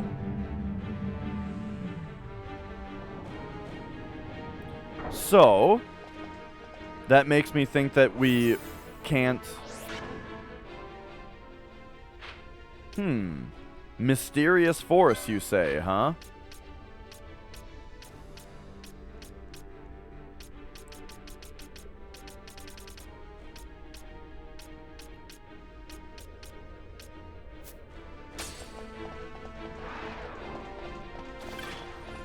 Well, I can only imagine then that perhaps what I'm hoping is that this is already enough to solve the other puzzle. So look, we're looking north. We're looking north to heaven. You see it? You see how we're looking north to heaven?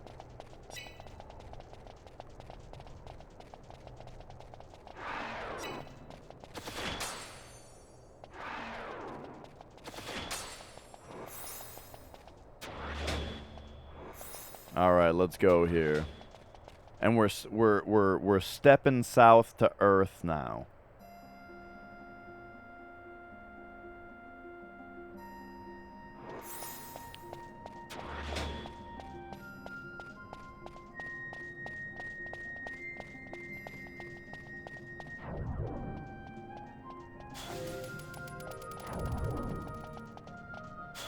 I probably don't need my gambits so crazy anymore. We can get, definitely Bubble and Shell can go. Probably Protect as well.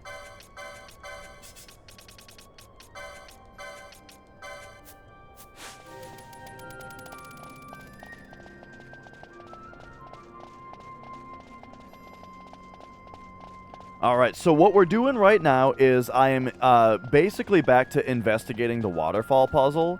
Because at this point, there was writings basically forever ago. Here, let's just read through the things real quick to catch everybody up. There is a puzzle that I've spent hours on in the palace, right? In the palace. Oh yeah, that's totally the reason, Scorf. In the palace, there was something that said, "From the heart, look north to heaven." From the heart. Step south to Earth, walk in time's footfalls to open the way. Which, I can't say that I, well, okay, so then also, so that was it. That was the puzzle. But that was, oops, hang on. That was up in the cave palace here. So those words were written here. Now, I thought that time's footfalls must be the falls of time, you know? However, now though, when we got to this place, in here, there were some other things that talked about, that used some of the same terminology, like Seeker of Heaven's Path, seek out, hearts of darkness shall light your way, and that kind of thing, right? And so I'm thinking that we went to the heart, and so now we're running out, and we're stepping south or whatever. So I wonder if that means we have to go here to the Colosseum and not here, because, like, just to drill home the step south idea to Earth. But then we come in here, echoes from Time's Garden to Footfalls of the Past. Footfalls? Walk in Time's footfalls? So yeah, that's... I think that this area is linked to that puzzle. So let's get kind of our usual thing going on here. Of thief cuffs on you. I think cat ear hood is what I put on you. And diamond armlet on you.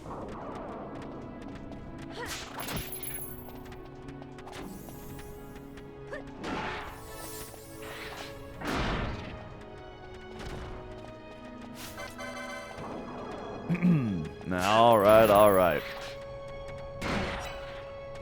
So-chon? What are you talking about? How do you know it's not Sochen?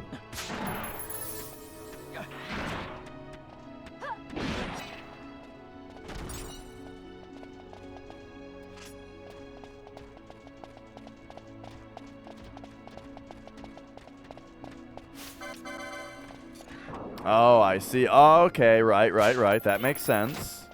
So it's like SoCon? Do you remember those games, the SOCOM games? Has there been one of those in a while? When was the last time a SOCOM game came out? I feel like, PS3 was the last time I remember one of those coming out. My roommate at the time was really big into it. It was one of those games, he was one of those people, and it was one of those games where he played that game all day, every day with his friends, and also talked about how much it sucked.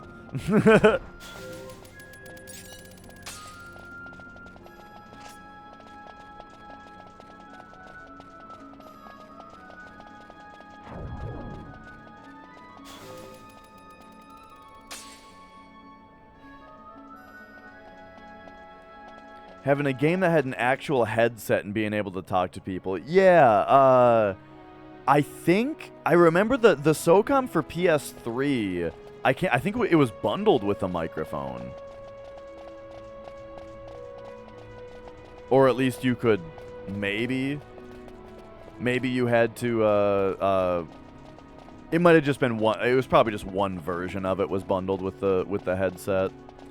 But yeah, I think it sold quite a few copies based on that.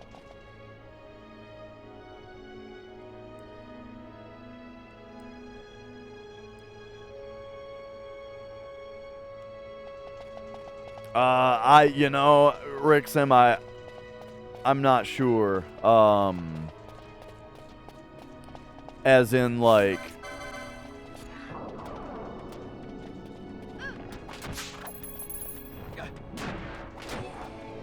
I don't know, I'm not sure, as in, I don't know if I'm willing to necessarily give them that much credit right off the bat.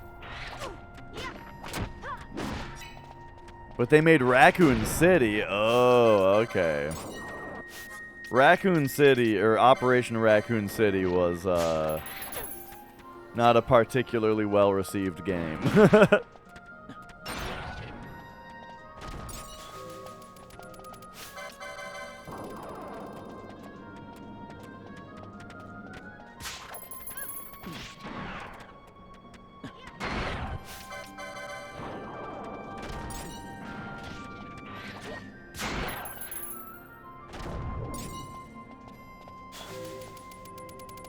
Okay, well, let's just see. Let's see if anything happens here. So next up, walk in Time's footfalls. So here we go.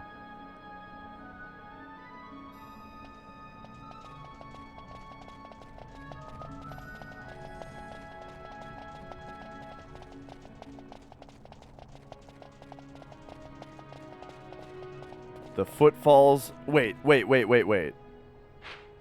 Yeah, footfalls of the past, right here.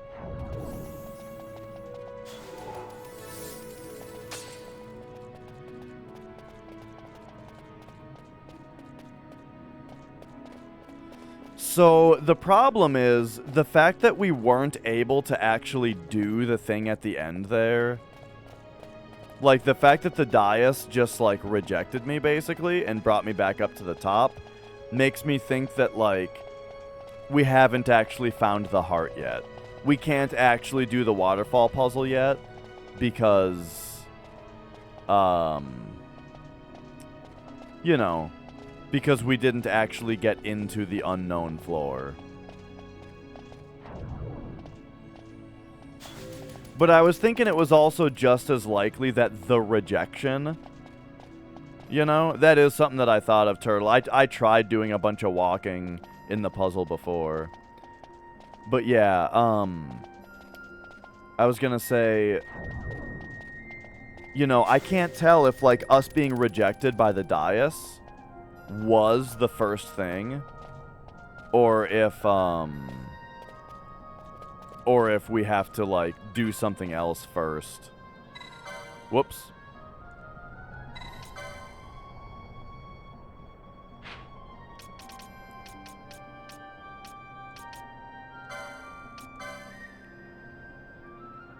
But what if we just went there now?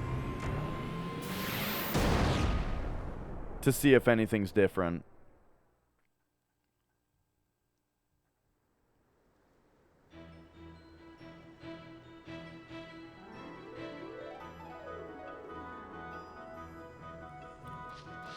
Right. There are many possibilities. Oh, good thing I checked.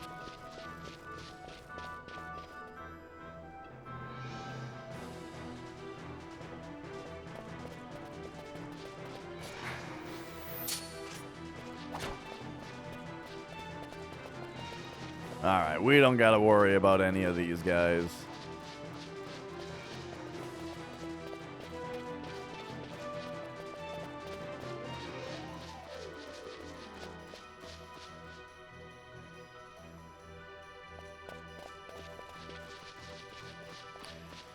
Yeah, someone did already kind of let slip that this game allows you to play after you've defeated after you've finished the plot.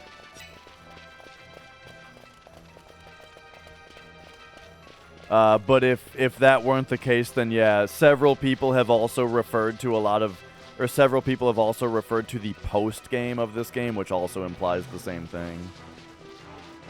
So it's not really going to be a surprise when we can, you know, finish the plot and then continue. But I mean, that's fine though. It's you know, that's not a huge deal.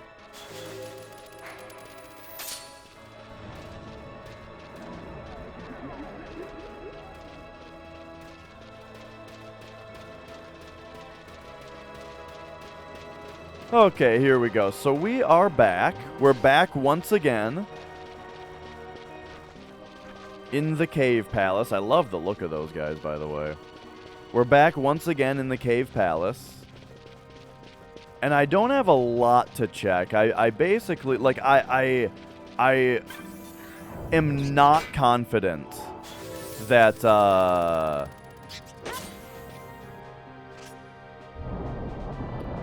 I'm not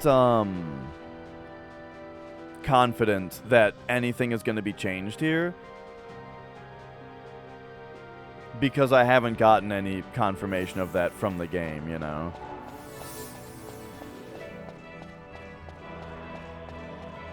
But we'll just see.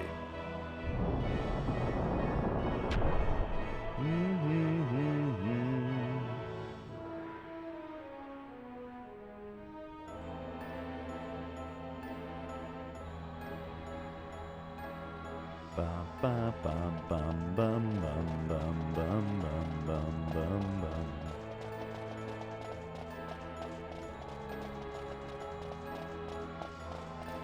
I kind of don't recognize this room. Okay. So basically, I'm just going to try to open the door.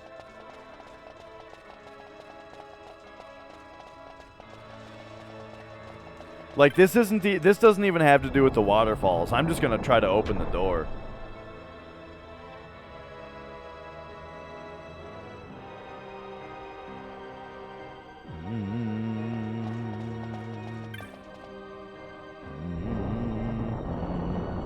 It was the Mandragora fight.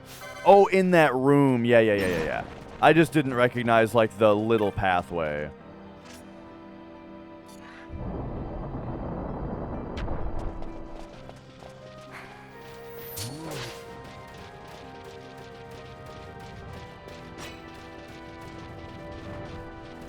Alright, so here's the Pilgrim's Door right here. I guess we gotta take out a couple enemies here. Because they're following me. Get out of here. Alright.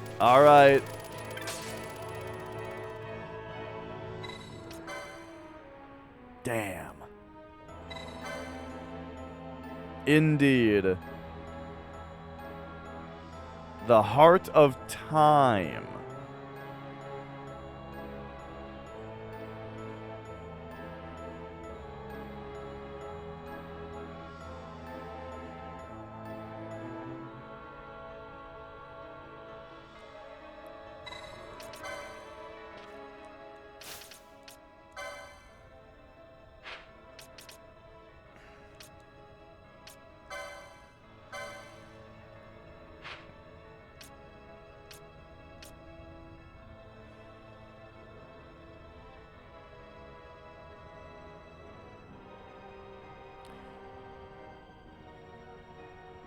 So, let's really look at this here.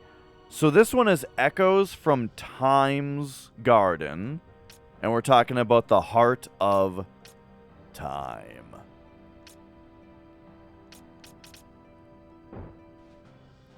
But then also,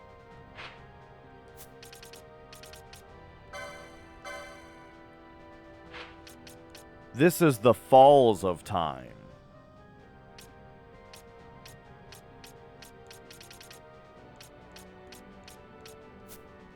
Okay.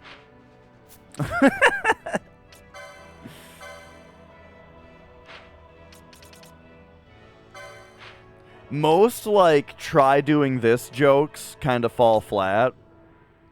Turn it off and back on again is funny. That's a good one. They who thirst not.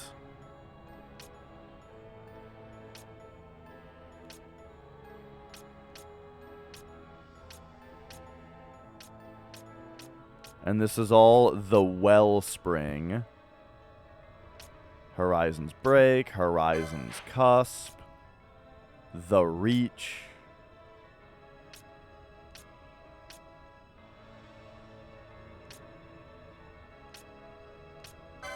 Reach of the Occult.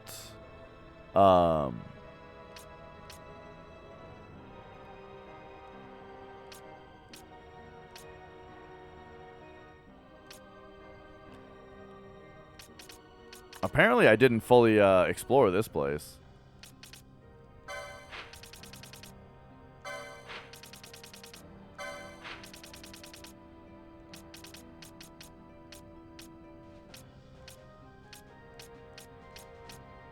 So, okay, here's what I think. I think I just didn't do enough in Pharos. Right? I think there's more there, like Remember when we fought Phoenix on the first floor? I think maybe there is I think maybe there's more to do there. Like it was on Penumbra. On Penumbra we fought Phoenix. So maybe then on Umbra there's something else that we have to that we have to find or do. And then on Umbra, sorry, and then on the Abyss or Abyssal or whatever it's called. But let's just take a look at this room real quick. And see, like, yep, you know, this is what I remember.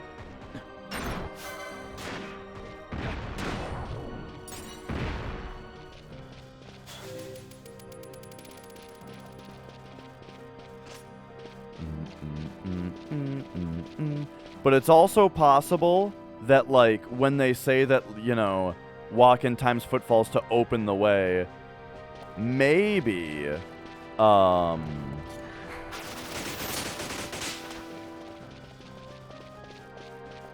hey, that was very interesting. Maybe,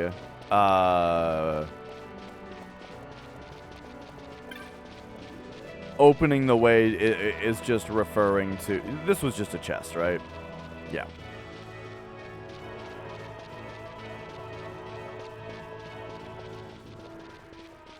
Perhaps opening the way refers to the final waterfall being gone this time. I would also like to go to a couple shops again. Next time that we're in a town. So this is going to change the waterfall pattern. Cool, we did it. And I was just thinking maybe this waterfall would be gone. Or wait, not this one. This one. I was thinking maybe this waterfall would be gone because of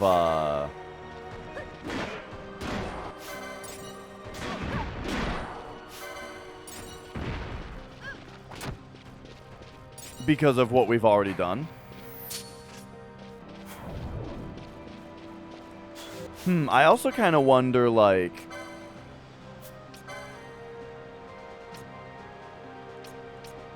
if this is another one of the puzzles where we need, like, a dude.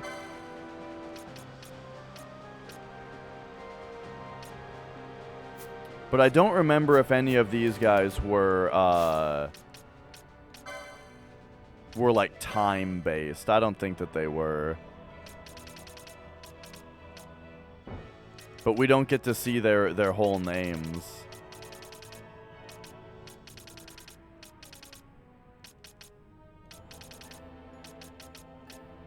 Yeah, I don't remember what like their whole titles were.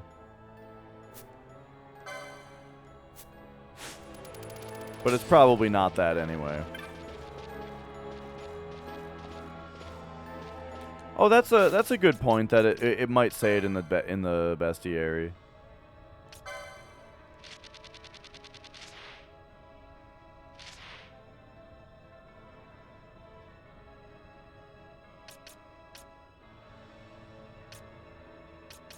Here they are.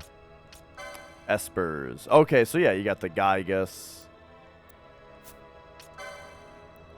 the Judge Judge Saul, Walker of the Wheel. Oh yeah, these are on here. The Death Seraph, the Whisperer, the Wrath, Bringer of Order, whoops, the Darkening Cloud, the High Seraph, and the Corrupt. I see. Well, anyway, Oh yeah, one final. Let's reread this one again real quick. What was this one again? The Pilgrim's Door. Oh yeah, traveling the road to Arcades, it's not for you. Right, yeah. Journey heaven and earth in search of the heart, and you will surely reach it. Yeah. So, that's basically the inscription telling you that, like, your first time in this area, don't do this puzzle.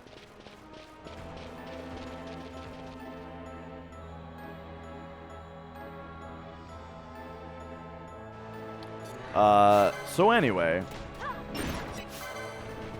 oh, 14 has like a callback to all those.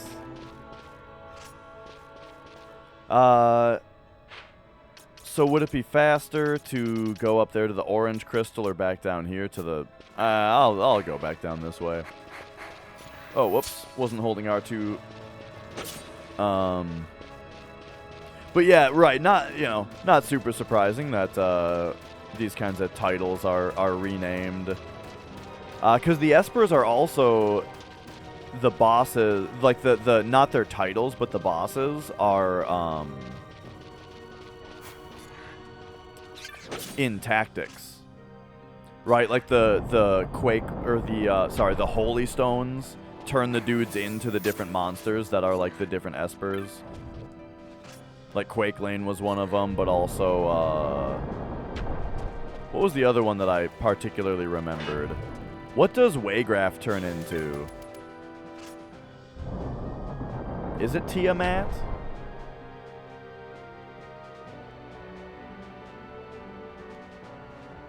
Or is it the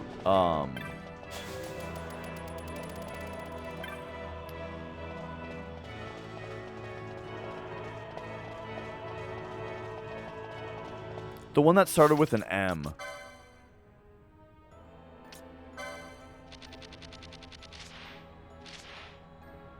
Oh, he's Belias. Okay. I was thinking Mateus.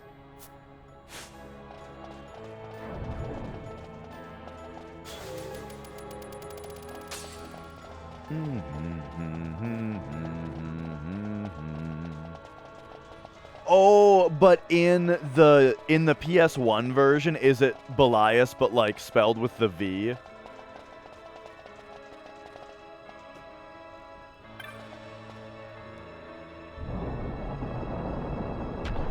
Oh, and then in in Final Fantasy Tactics, there's all some of the Espers are the Totema in that game.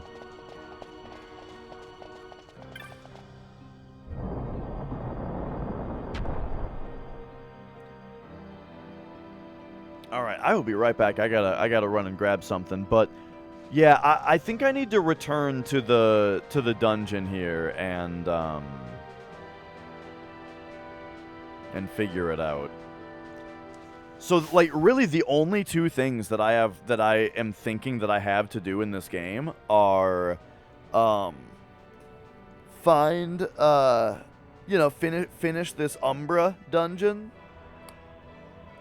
and hopefully that will lead to the solution to the waterfall puzzle. And then I gotta find a fishing rod. Just gotta find a fishing rod. So yeah, I'll be right back.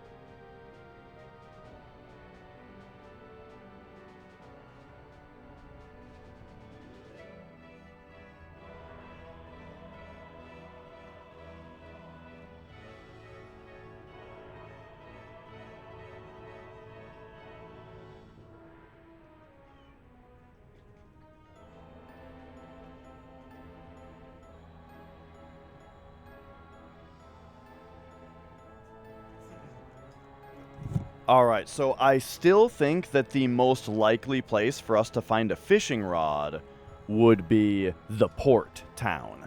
And maybe, actually, the port town might have more side quests for me to do now that we've completed the quest with Redis. You know what I mean? Now that we've done that, we should probably go talk to everybody and see if somebody has a fishing rod for us.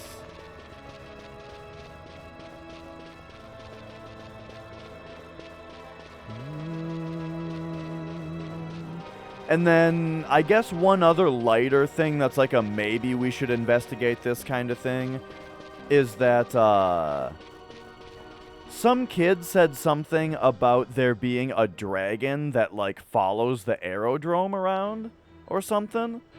Which makes me think that, like, maybe we're supposed to take some aerodrome rides and see if, like, there's a boss to fight.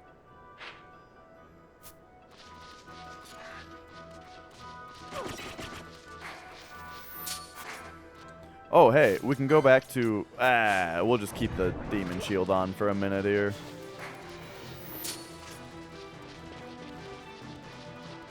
Oh, boy.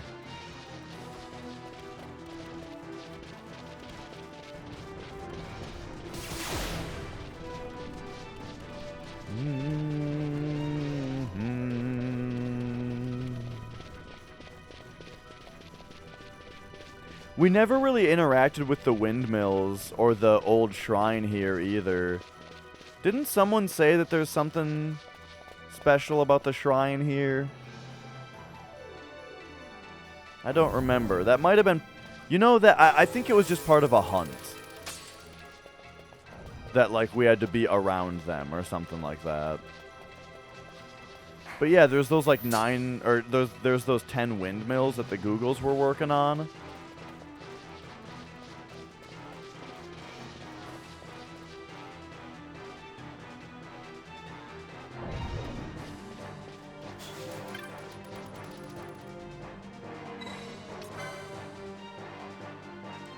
Alright, take me to Balfenheim Port.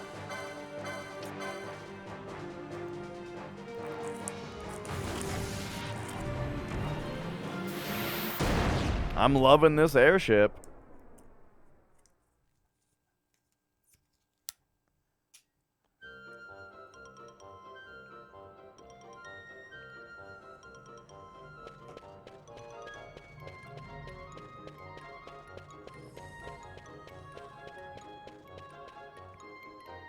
Okay, here we go. I do think I should take some trips and see if some kind of enemy spawns. But okay, it is now time to talk to everybody here. Yeah, because now everybody's talking about Bahamut. So we have advanced the plot of the game, which means, like, it's possible, right, that, what's this guy saying? Forget not the necklace needing form. What left to tell? False fancy fast faded, an unhealing scar in wetland abyss. Past hence and return in darkness. Ah, it's nothing. Forgive my ramblings. Ah, you go to Bahamut? What? The Sky Fortress? I do not recommend going there. No, I would not wish that on my worst enemy. Yeah, see. Somebody is gonna have a fishing rod to give me. This fellow here says he's given up on being a pirate. He had a strong back, but he was lacking in the courage and wits. It's probably for the best. Yeah, you'll never know what'll happen, the world being as it is, but I'm prepared. I've outfitted and armored me airship. Of course, she's not as fast now. Ugh. The ship I sent out to fetch my cargo hasn't returned. Sounds like it was just an Imperial blockade. Shh, just by luck. This guy's got a fishing rod. Bahamut? I'm a shipwright by trade, so I know a bit of the seas, but I've never heard of a place by that name. Yeah, how about your fishing rod? Can you tell me where you got that? It's dark. Oh, it's just like Dark Souls. You have to talk to him twice. That fishing rod. Yeah, you noticed. So this here rod was made specifically for catching Balfam catfish. It's a rare work of art, this is. Harder to get a hold of one of these, just that it is a masterwork blade. To some here, sounds it. I'm not really reading this. Perhaps you are wanting a rod such as this? Sorry to disappoint you, but there's little chance of that. Okay, okay. So we have to find all of the fishermen. Everybody that we see with a rod, we have to talk to more than once. Got it. Got it.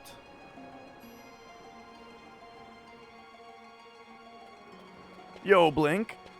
We just made potentially a major breakthrough on one of our side quests here.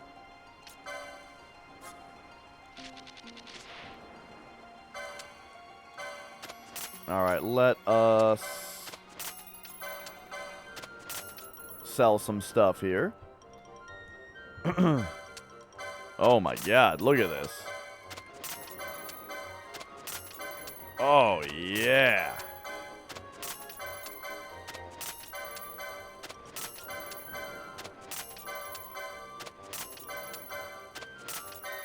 Oh yeah. All right, nice. Let's. Wow, that wasn't enough to get the bazaar going. Wait, this is magic and Technics? Oh, damn.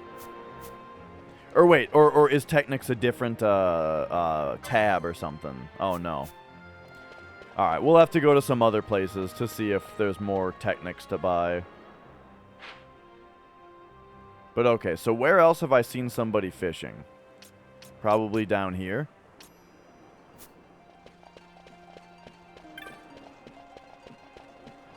Oh, this guy. Yeah, no better than a fishing to ease a man's sorrows. The thing is, it's not working so well as of late. I catch a guppy, I think governor. I catch a red eye, I think redis. Ugh. What? Wait, this guy we can't interact with more? Okay, okay.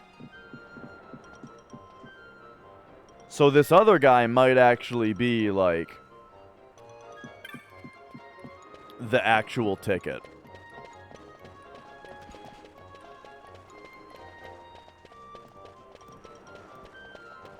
But let's see what we can find here. Anybody here? Nobody around here is fishing.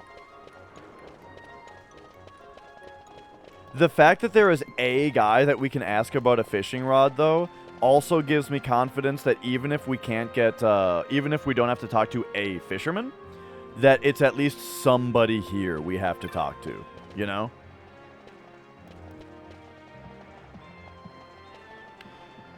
Zufi, an SM64 runner who grew his hair over 5 years, went live after a hiatus and had lopped the hair off. Oh, yeah.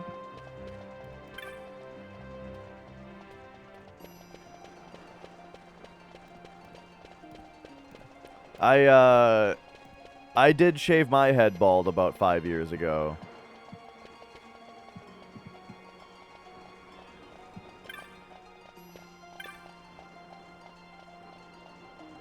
Okay, so this is as far as we can go here. Okay, so that's like the only fisherman.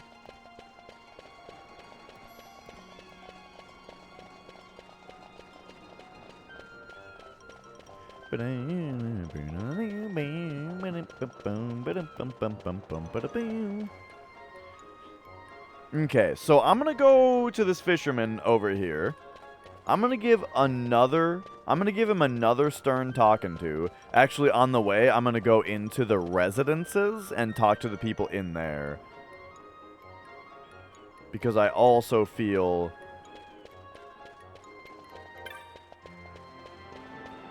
Wait, remember the guy that was fishing? Oh, how about you? Bahamut? Bahamut? What about the guy that was fishing? Oh,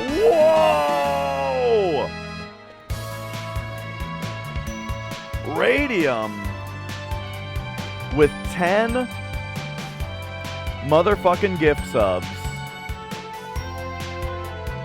Thank you so much. That is big time. That is huge. That is so much support.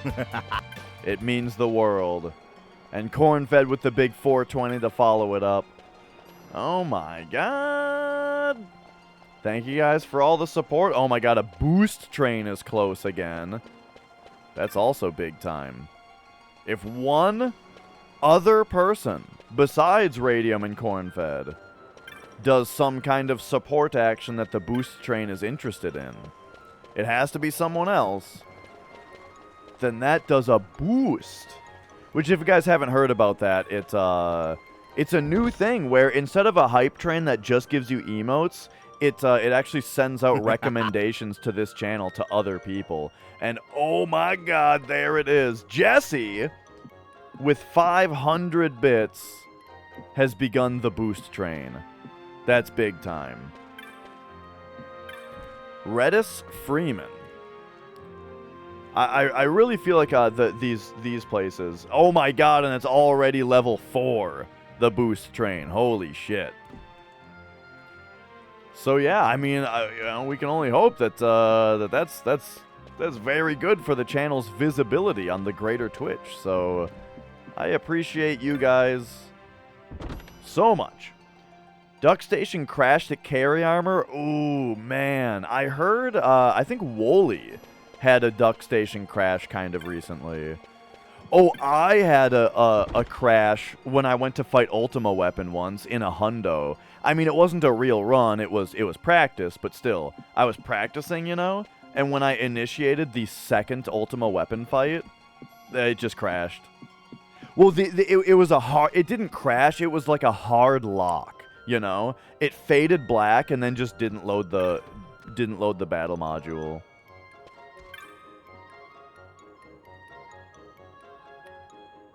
Okay, so, for those of you just joining, what we're looking for right now is we found a person that we can actually ask about the fishing rod to.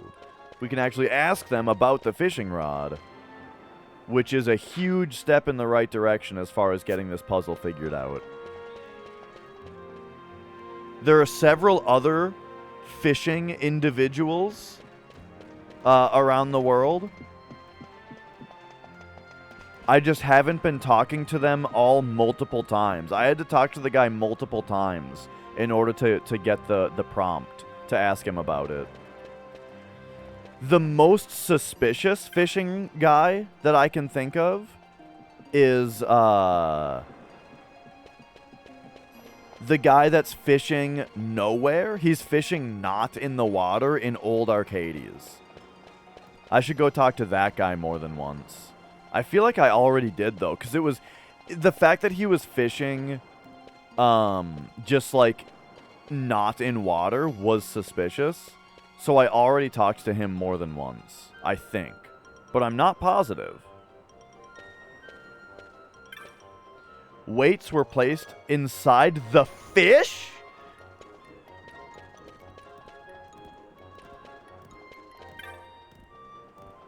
What?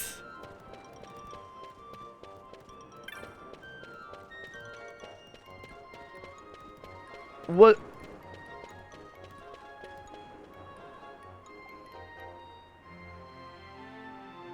Like, a video about a fishing tournament for waste. Oh, you mean that? Okay, hang on. You mean somebody caught a fish and then shoved a weight down its throat so that it would be scored better. Someone was cheating using weight. Okay, I read that as like the tournament organizers like jam weights in the fish and then throw them in the designated fishing area to be like, try to get these fuckers. That's what that is the weirdest sounding thing in the world to me. So okay. It makes a lot more sense what you're saying now.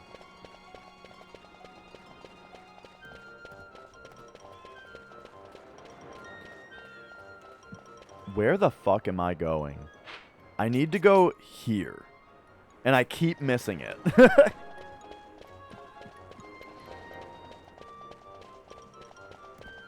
Well, geez. Fishing is so weird to me.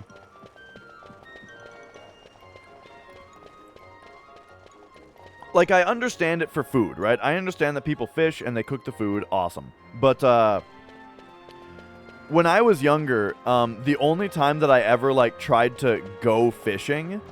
Oh, here's the Technic shop.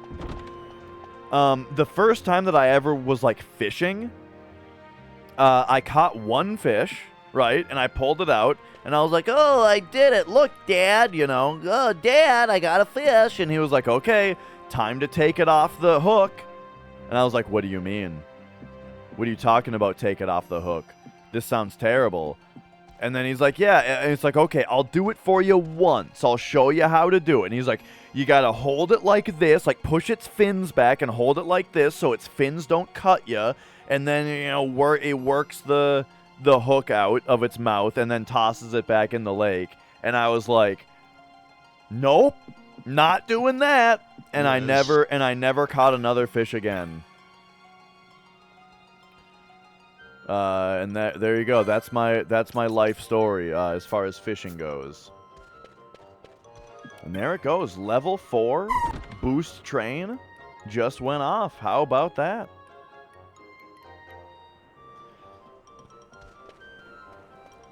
There was another time though. You know, there was another time that I went like sort of attempted to fish a little bit because the whole family was on a boat fishing, right? Whole family is on a trip. We're all fishing, right? And so we're on the boat, and my dad gives one of the usual over-the-shoulder casts, you know? But I was standing behind him, and when he went for the cast, blammo! He got me right in the temple with his fish hook, and I had two. It was one of those tri-hook hooks, and bam, 2 of the hooks went right into my temple, and we had to rush the fucking boat back to shore, and bring me to like the closest thing to a doctor that was on the case, right? And for him to get the hook out of my head. And ever since then, I've also just been very nervous around fishing poles in general. Like, not only did I not like the idea of pulling a fish out of the water and then having to, like, get the hook out of it and you might accidentally kill it and all that, right? Hated all that, but then also it's like, oh god, these fucking hooks, you know? Hey, hey, hey. It could have been... Oh, it absolutely could have been worse. I could have lost an eye, you know. When you were about 4, you were at the lake with the shack where they cleaned the fish. Your dad asked you if you wanted to go see them clean the fish. Oh, God. You thought they were going to wash them with soap and put them back in the water. Yeah. Knife goes in, guts come out. Knife goes in, guts come out.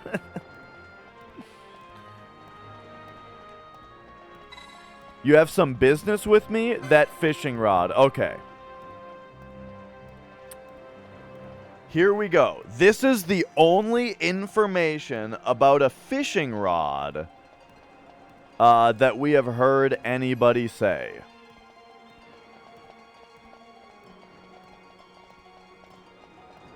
And so we're going to write some shit down. Here's what this guy says. This here rod was made specifically for catching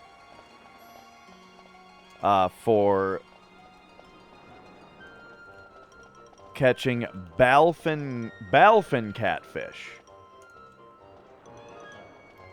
It's a rare work of art, this is. Harder to get hold of one of these than it is a masterwork blade, to hear some tell it. Perhaps you are wanting a rod such as this? Sorry to disappoint you, but there's little chance of that. And that's all you have to say about it, huh? No,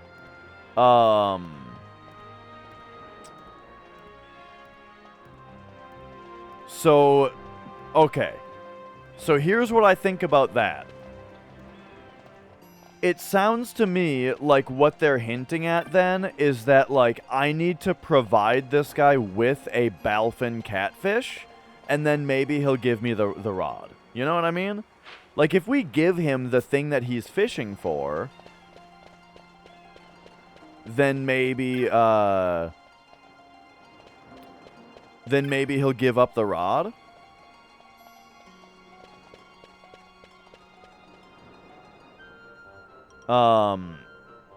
But right, I mean, like, I would pay $500,000 for that rod right now. But we're gonna have to do something else, though. I'm thinking we're looking likely that this is gonna be. Okay, here's the deal.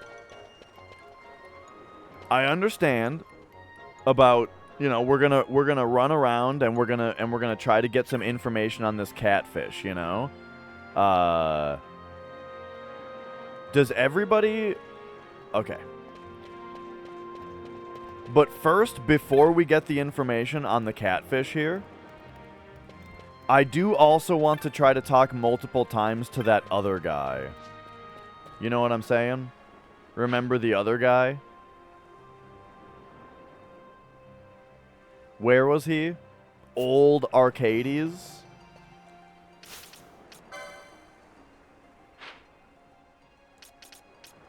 So if we go to Arcades, Old Arcades, there is not a... Okay, this is the closest. So we got to go to the Cave Palace if I want to go here. Because there's another guy with a fishing rod that I feel like might also give us his rod.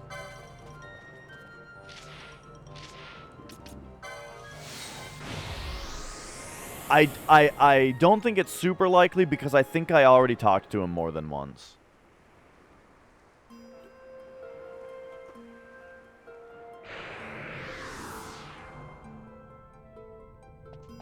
But just to make sure, let's find out.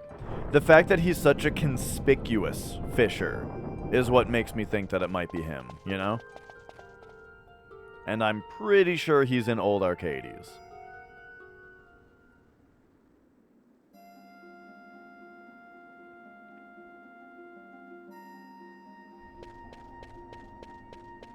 Oh yeah, we also have to find the natural philosopher that's interested in our dragon scale or whatever the hell it is. Okay, it's this guy. See how this guy is fishing not in water? But indeed, see, that's all this... So this guy we can't even interact with. Okay. So... There we go. We've verified it. So it's definitely this other guy that I need to interact with. This other... We're definitely going to get the fishing rod from this one fisherman that we're able to ask about the rod. And I feel like with him saying that there's little chance of me getting a rod like his, I feel like that's the game's fancy talk of urging me not to try to just find a different rod. And instead, we need to pay attention to the fact that what he is trying to do with it is to catch a balfin catfish.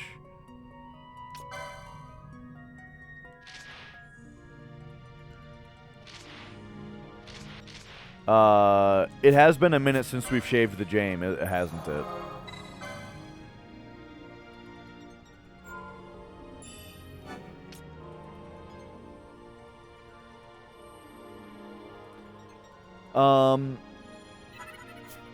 I'm also feeling like now that we have that information from that guy, what if I, what if I also talk to the fisherman that needs the rod again? What up, Azure Cloudheart?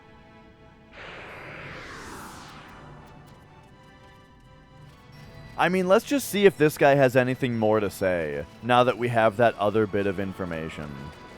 Also, did you find the key yet? No, okay. Alright, you. Hey, I found where you can find a rod, maybe.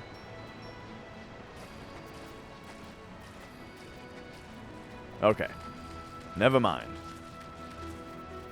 Bum, bum, bum, bum. But that's right. I mean, we kick it old school around here. As long as the game is fun, keep it coming. Alright, so it is now... I feel like I need to talk to the fisherman again to make sure that we've asked about it, right? This time that we've been here. And then we're going to go and we're going to talk to every NPC to see if anybody says anything about a rod or about this catfish. And the fact that it's the Balfin catfish makes me think it must be, like, in this area, you know?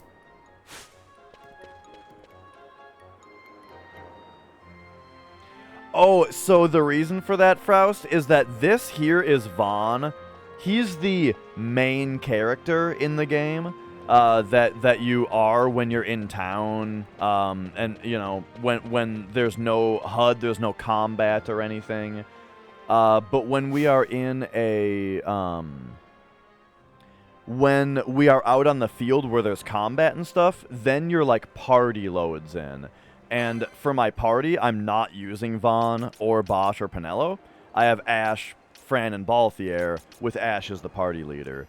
So, yeah, it's like whenever we're in, like, a combat zone or whatever, my, like, actual battle party loads in.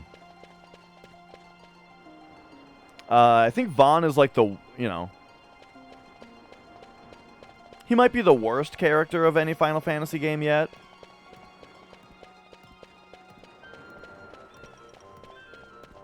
Okay. Have I...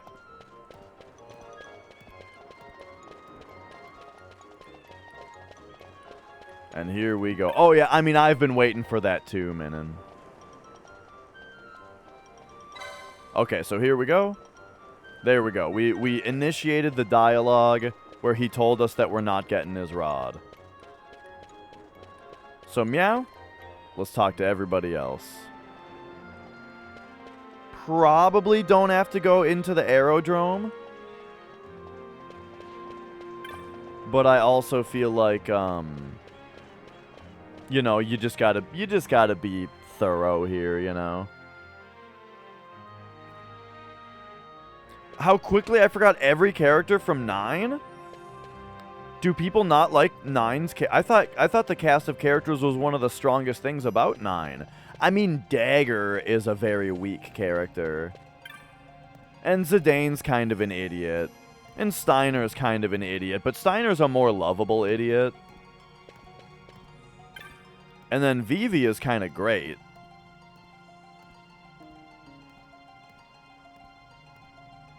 And Freya is pretty cool. I don't know, you know. Yeah, Steiner gets his redemption, exactly. It takes a while, right? Like, it kind of, I do think it takes a little bit too long for Steiner to come around. But he does.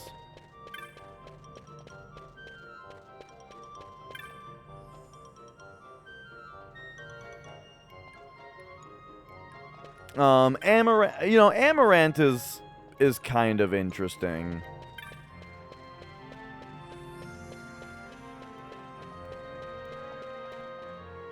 But yeah, not too much development with him. I do feel like all of the different subplots for each of the different characters in 9 are pretty short and simple. The one that gets, like, the most attention is Vivi's, which is good, I think, because Vivi's is the most interesting.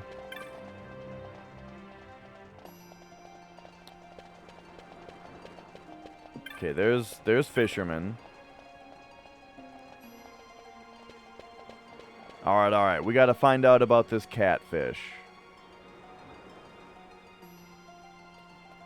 Yeah, like, the characters in 9 are at least very,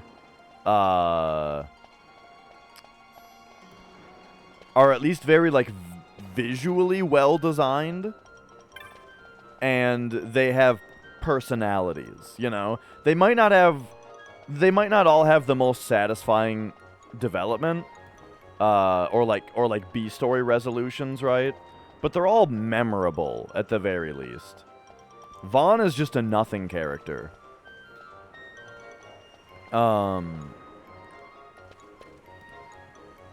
Pickings are awfully slim these days. Perhaps something to do with these rumors of war.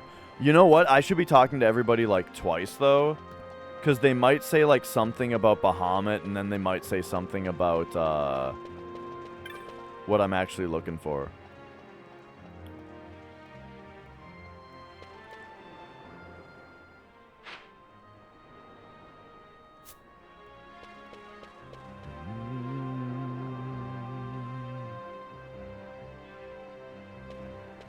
Yeah, right. Well, Kina could have not existed, sure, but I think Kina was also an optional character, weren't they?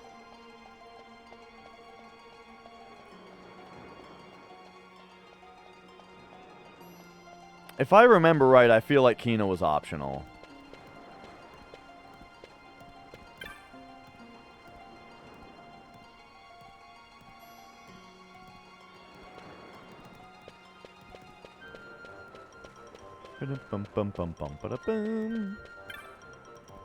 Now that's a fresh face. You work on the docks? You picked the right town, but at the wrong time. Place is always a mess.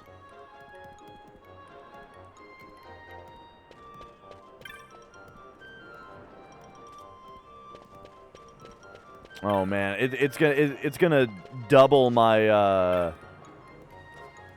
Ooh, look at this.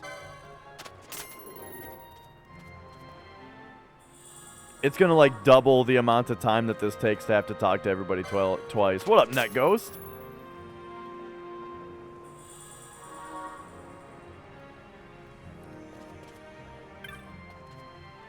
The Miffed Moogle. Trying to find Gertie's weakness, bargained her down. Didn't count on her finding mine. How embarrassing. Yo, Omni Dreamer. We already heard about the Chocobo Wrangler, I think. Well, actually, I feel like we got very little information from this.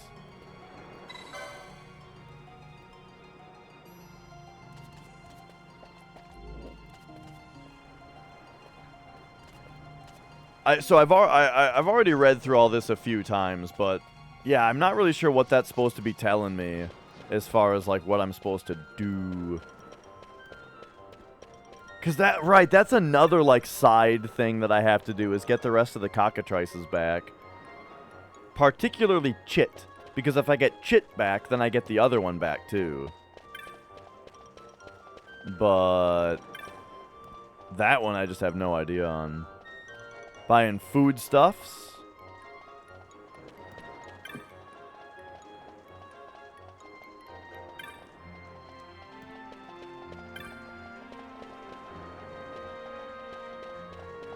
Alright, who else is chatty? Got any more chatty cats around here?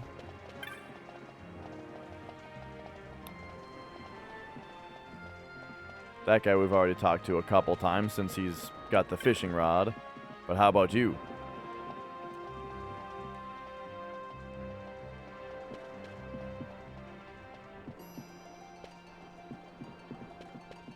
Oh, this was the other guy. He walked away.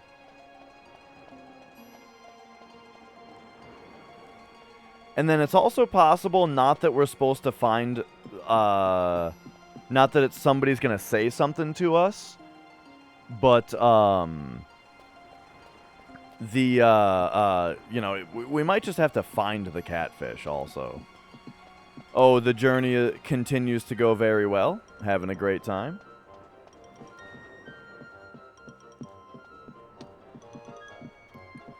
Adolescent you loved Barrett the most, probably because he was tough and would swear. Yeah. I did really like that Barrett said swear words. Sid said swear words as well, but as a kid I spent a lot less time with Sid in the party because I already had Vincent and Red at that point, you know. I think.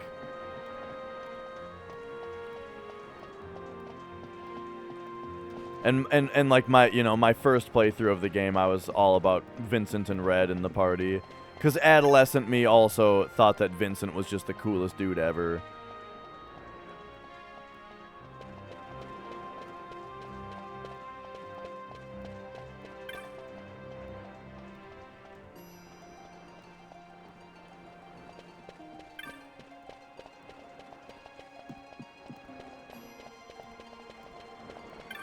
Okay. So, nobody seems to be saying anything about, even close to what I'm looking for here.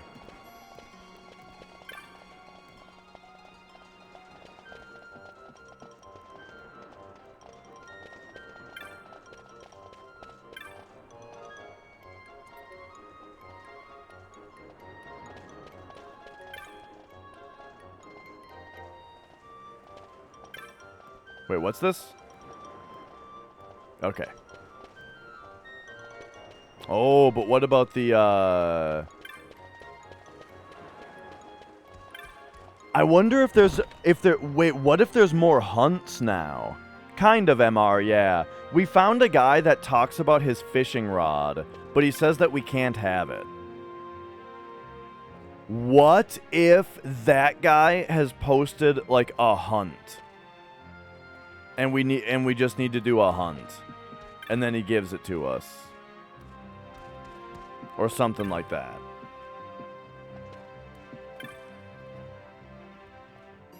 Man, everybody just talks about Redis. This is why I usually don't talk to NPCs in this game. Because they all just say the same thing.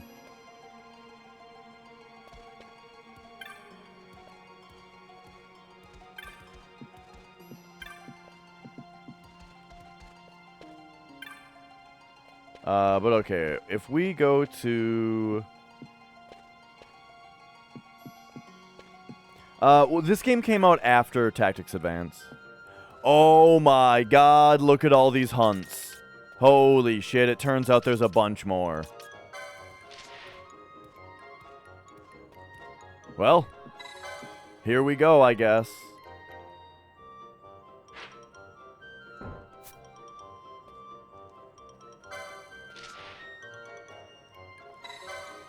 I have a feeling that this is gonna unlock some of the stuff that I've been looking for.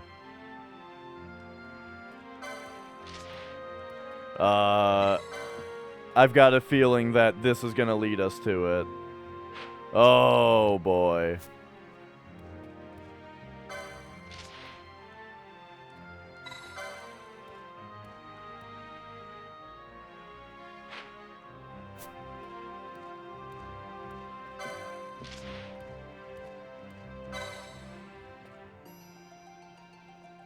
And yeah, I really hope that, right, like, the remake part 2, I really hope they do a good job with, like, I hope that they give it a slightly open world, at the very least, slightly, and, you know.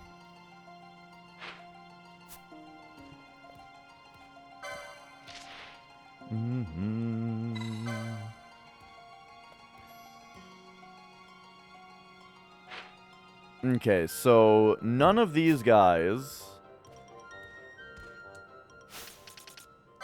are the fishermen. But that's it, right? So now we look at this, and okay, done. And now I feel like we have to go back to the clan hall as well to see if there's any more elite hunts. But all right, let's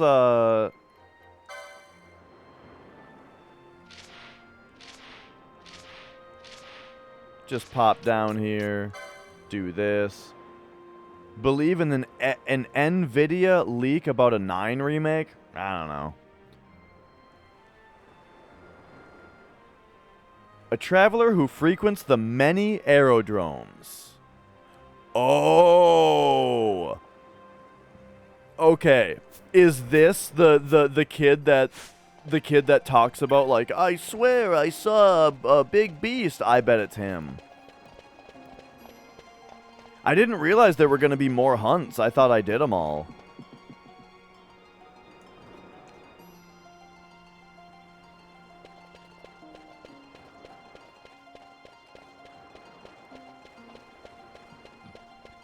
But yeah, I doubt that they would do anything on the scale of FF9 or FF7 remake for 9.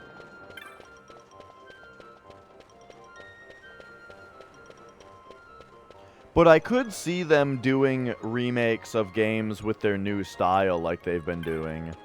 Like, what was that last Square Enix game where they just remade an old game but with like the HD 2D graphic style that they do now?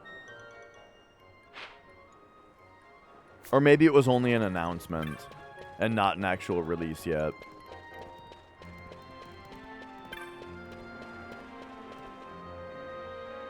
Was it Tactics Ogre? Well, either way. Man, I feel like such a stick in the mud about that, because I feel like I'm the only person that I can't fucking stand that graphic style. I hate it. But like, so many people just think just love it. Oh, it looks so good. I love it. Octopath, Octopath and Triangle Strategy, they're just so cool looking. Oh man, I can't stand it.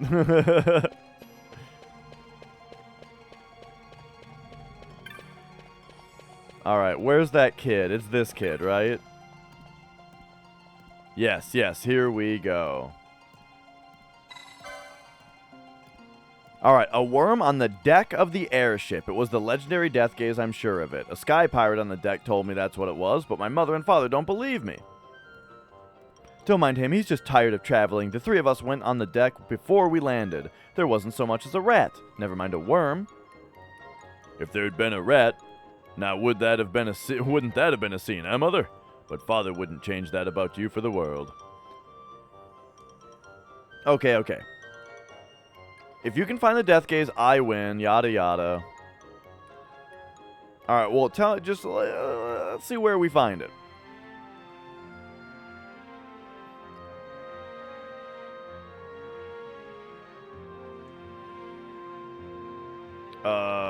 Okay, find the Death Gaze for you. No idea when it might appear, but as soon as I learn anything, I mustn't let Mother win. Okay, I see. So we're gonna have to travel to different places and keep talking to this kid. So let's pop over here, and let's start with the easy one. Which I guess we'll just say Nalbina. So we're going to go Leisure Craft, right? Because this is the one that's going to... I think this is the one that's going to let us walk around. But I don't remember exactly.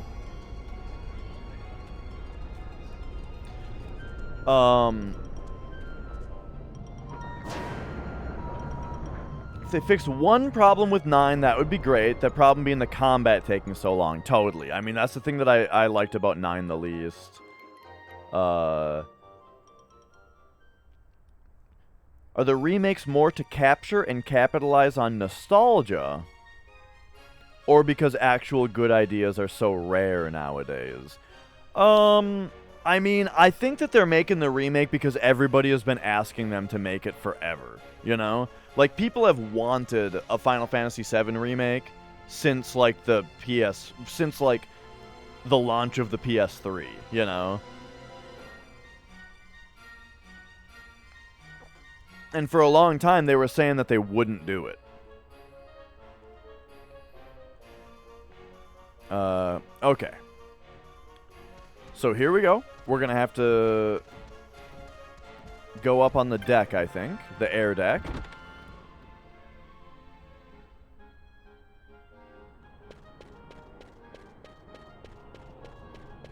It sure doesn't seem like it would be up here. Huh? What's this? Hello? What?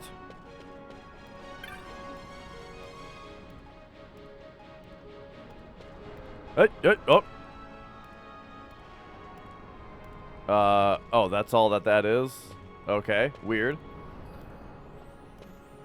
But yeah. It's sort of... Oh, it's this sign. It sort of all started, yeah, when, like, one of the tech demos for the PS3 was like the intro to Final Fantasy VII done in PS3 graphics. And yeah, ever since then, people have just been, like, nutso over the idea. And for a long time, they said, like, no, we're not doing it. We're not going to do it. And then they finally caved and did it because, you know, so many people want it that it's going to be worth a lot of money.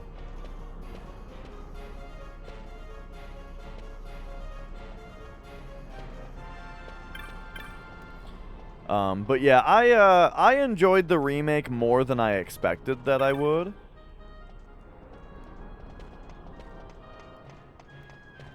But, I haven't played it since.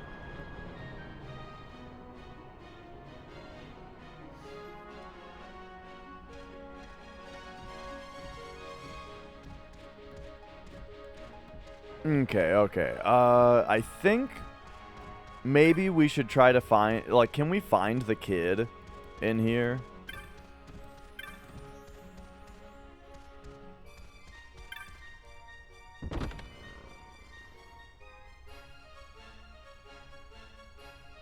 Always been a fan of remakes that are just like ports, but a little bit more. Yeah, I mean, I'm the type who just plays the, you know. Oh, say what?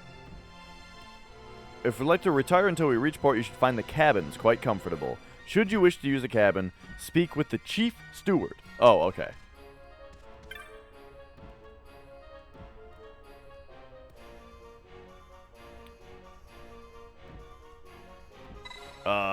Wait, who's this Rond? Wait. There's something going on here. Just a gentleman, and I use the term loosely, who does not know when enough is enough. Enough is enough. Will you listen to her? And I tell you, you defy all reason. What sane woman would decline a proposal of marriage from a man of my birth, stature, incomes, and obvious charms? Can your mother really mean all that to you? I've told you 1,000 times you must forget these people back in old Arcades. Wait a second. I feel like this might be relatively familiar. Could this even be our natural philosopher? Crash Nitro Fueled. That was a remake? I didn't even know that that was like a remake.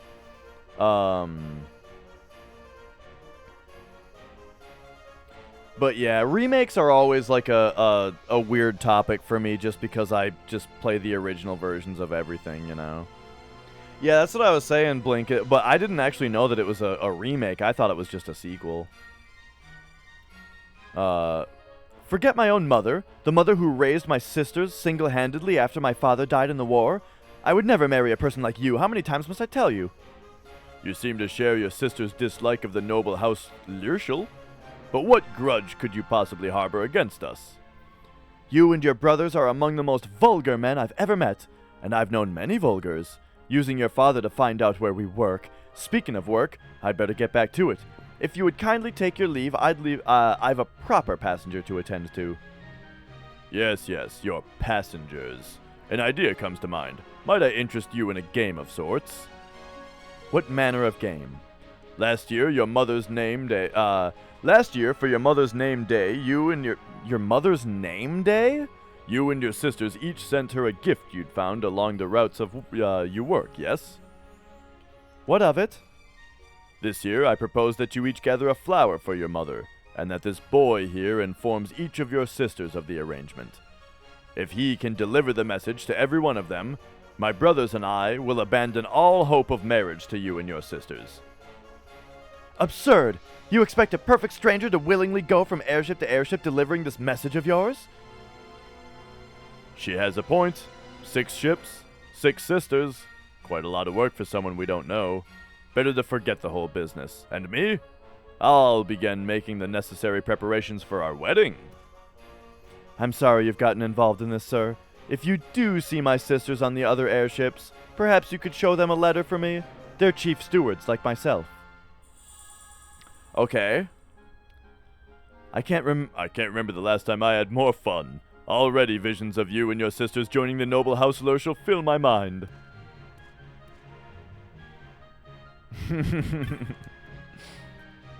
Alright, alright.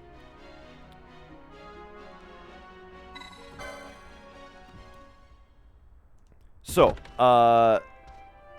now we go. Yeah, Crash 4, it's about time.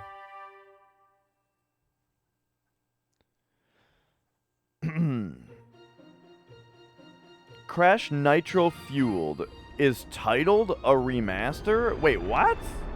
Alright, hang on. Wikipedia. Crash Nitro Kart? Oh, no. You're talking about Crash Team Racing Nitro Fueled. Okay. This whole time I thought you were talking about the game that was called Crash Nitro Kart. Which it very much would have been news to me if that was a remake.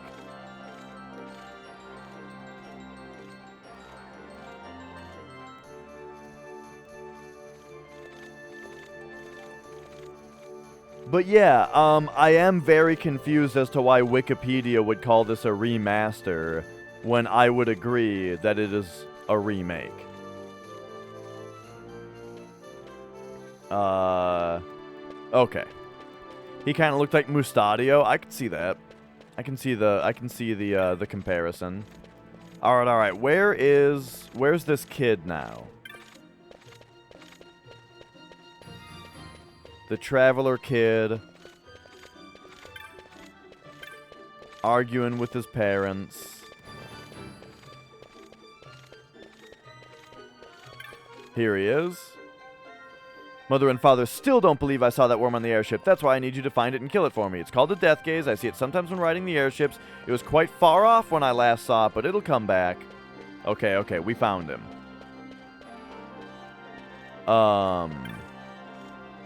So now...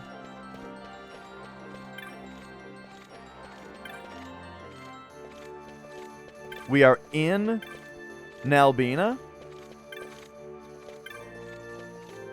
So let's be very structured here, and we'll go back to Balfenheim first.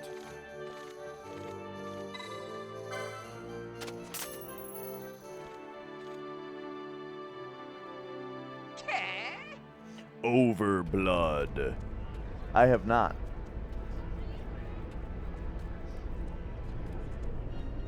There are no mechanics from Nitro Kart in Nitro Fuel, thankfully. Oh, yeah? Dude, Crash Team Racing had great mechanics. I loved the Wumpa Fruit collection that made you juiced. Oh my gosh, I just realized why the screen is smaller. I thought, like, is the screen smaller today than it usually is? I was thinking. Yes, it is. There we go. I still had it in Tomb Raider mode.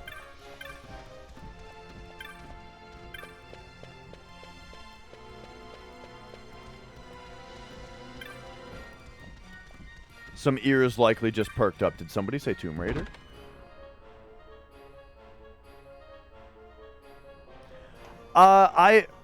Yeah, see, I just don't agree with that at all, Quats. Here's what I think remake versus remaster means. Remake means they remade it.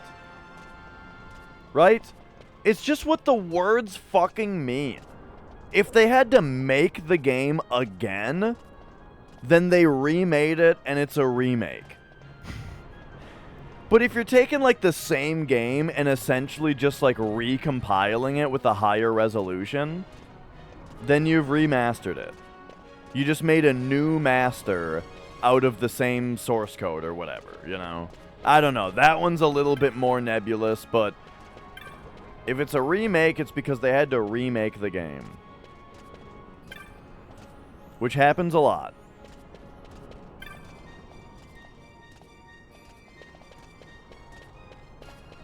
All right. We're coming up to the deck to see if we can find... whoa, look at all these dudes.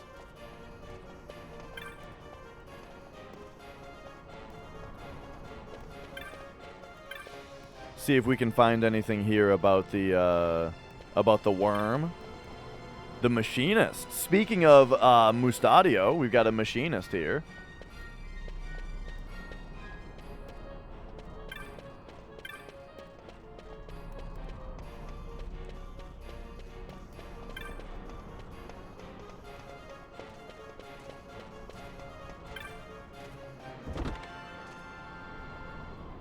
Yeah. Like, also, the Crash trilogy, that, like, Crash trilogy that came out was a total remake.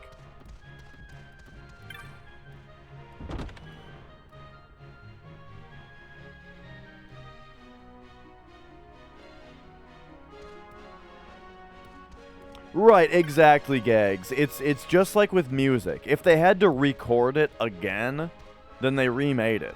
But if they're taking the same recordings and, you know, if they're taking the same recordings and just remastering it, making a new master of it, you know, boom.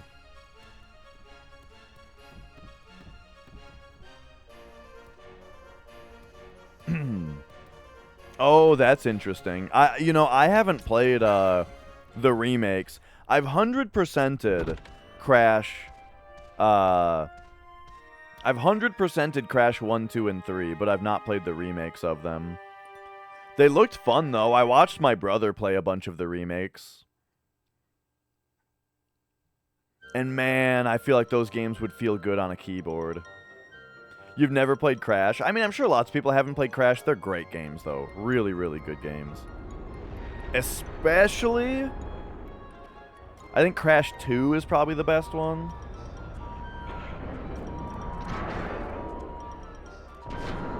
What up, P-Town? Thank you for the good luck. Good to see you. Alright, now we find the kid. And he says the same thing. Okay, yep, this is all expected. Okay, so we did Nalbina. So next, let's do Bujerba. Yes, give me Bujerba next.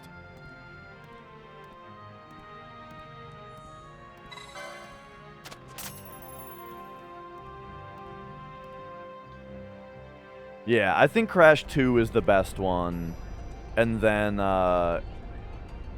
1, because I just love the simplicity of 1, you know? 3 is a great game, but I just think, like, 2 is, like, the tightest and best designed, and they had all their best ideas. 1 has a nice, simple charm to it, and then 3 is just another really good game, you know?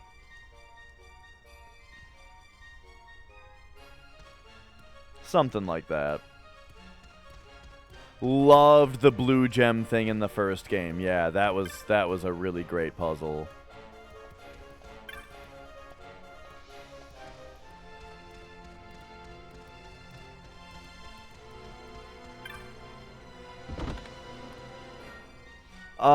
From what I've heard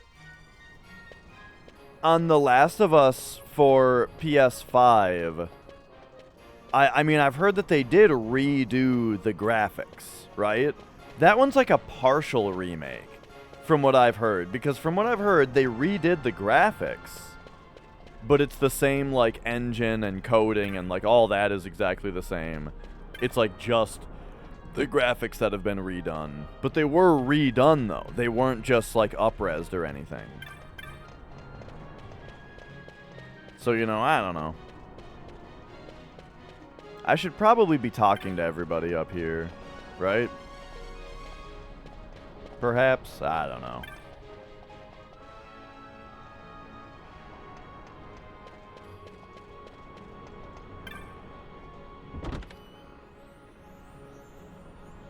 Is the next remake game going to be done in the new engine? I have no idea. I haven't heard that. But that doesn't mean I've heard that that's not a thing either. I don't know. I feel like part of the reason for them doing the remake is so that they can, like, cash it out, you know? And it would be unnecessarily expensive for them to keep making different ones. Oh, here's Lurshel. You must be the lad Rand mentioned in the other day. This is what, your second airship? I doubt you have the funds to see this through. We're sure to win. Okay, I have a letter from Anne. From Anne? My sister Anne? Well, I'm Liddy. Nice to meet... Liddy! Nice to meet your acquaintance. Now, you said you had a letter for me? Flowers this year, huh? I suppose that would make Mother happy. But what manner of glamour has you out delivering letters for my sister? No matter. Here's the letter back. You've still some sisters to go. Good luck. Okay, okay. Now is Lurshel gonna leave, though, after I, you know, did the thing? No, okay.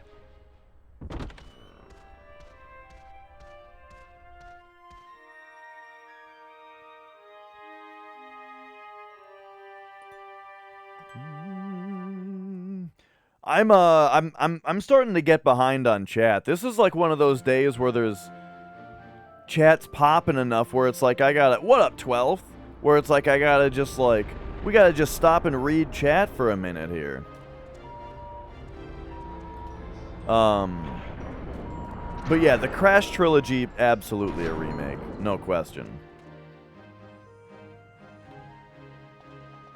You know what's funny about Last of Us remake is just that, like, I feel like the original Last of Us looked like a PS4 game anyway.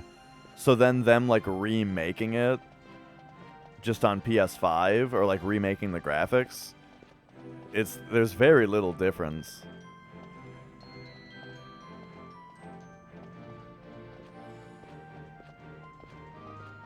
Will we get an Advent Children or Dirge game? I think what they're doing is they're not going to like remake Dirge or remake Advent Children, but they're definitely, I think, going to incorporate those story elements into the remake. For example, at the end of Final Fantasy VII Remake Intergrade, right, where you're playing as Yuffie, they incorporate some Dirge of Cerberus stuff in there.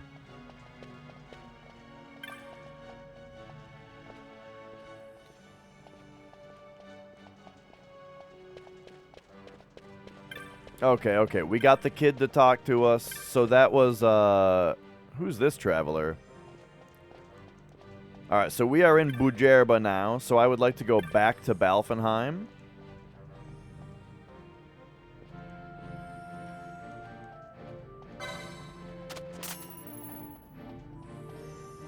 Because I just want to take Balfenheim to all three places, you know what I mean?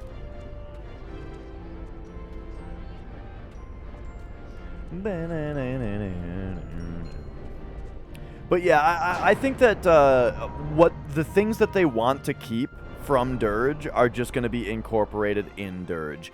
We're going to get a separate DLC chapter where you play as Vincent and you go through the Dirge story, probably. Just with the remake, you know, engine, right? That's what I think is probably pretty likely.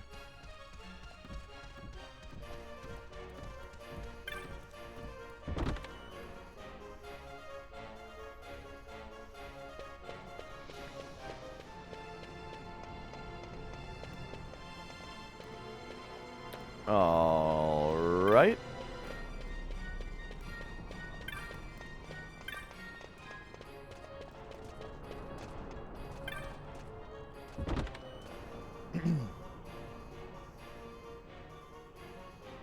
Oh my gosh. I'm only just now kind of realizing just how close we are to maxing out the final Dashathon day, which would be huge.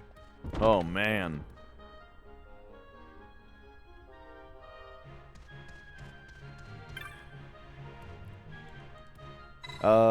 Yes, go to the cabin. What up, Zelaric?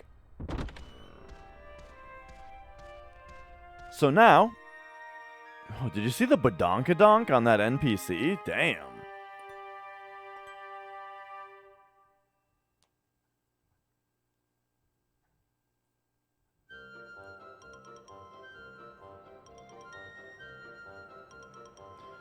Bum bum bum ba bum.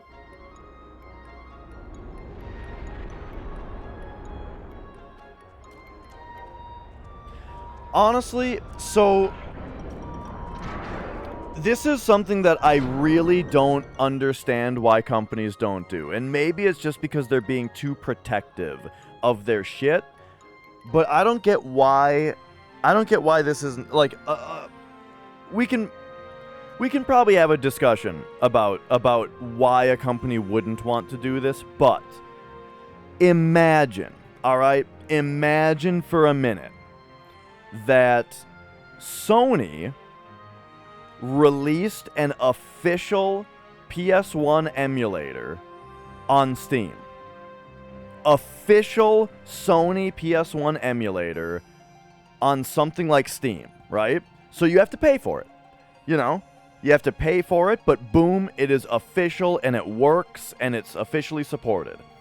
And then companies like companies who own these old games, Squaresoft and shit, could just sell ROMs. Why not? Right? Imagine officially supported PS1 emulator, and then, well, why would licensing be an issue if just like Squaresoft could just sell the Final Fantasy VII ROM, you know?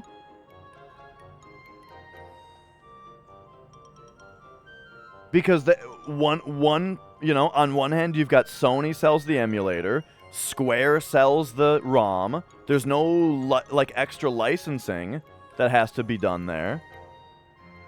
You know what I mean? Like it's like I think it's kind of crazy. Maybe there is a licensing thing where to be able to sell a ROM for Sony's PS1 emulator, then you would have to license it or something. Maybe, right? Because you know, you like to get a game on PlayStation, you have to pay Sony, right? And so maybe all that is expired and they would have to pay those licensing fees again in order to sell these ROMs. I don't know. But like, just imagine that. If Sega sold on Steam, you had to pay money for it, an officially supported Dreamcast emulator, Saturn emulator, Genesis emulator. And then the companies that own the retro games that we love just sell the ROMs. That, because I think about this because of all this remake shit going on, all these remasters that are coming out. Clearly there is a giant market out there, right? There's a huge market out there for people who want to play these old games. That's why you have stuff like the Castlevania collection, the Mega Man collection, the Sonic collections, right? All of these collections are things that are sold. Squaresoft is remastering or whatever all of their fucking old games. You've got all the pixel remasters on Steam and stuff, right? But like, wouldn't it be better to not have to do any of that work and just give people the actual original game that they want to play anyway? This desert is stupid. And you don't have to spend a bunch of time and a research and development making a bunch of enhancements like resolution enhancements to your old ROMs to re-release your old games, when instead those features could just be the emulator. You know? Like, look at DuckStation. You can just have DuckStation render in a higher resolution. Do I think it looks like shit? Yeah, but like, people want that, you know? And that way you don't have to do it to every game individually. I don't know, I think it's kind of crazy. Right. There could be license issues where they're not allowed to sell the ROMs anymore, but for the most part, I feel like we could see old games. Honestly, like, I feel like it should be such a big deal that it shouldn't even be on Steam. It should just be its own. There should be like a new platform, you know? that's like Steam, except what you buy from it are emulators and ROMs, you know?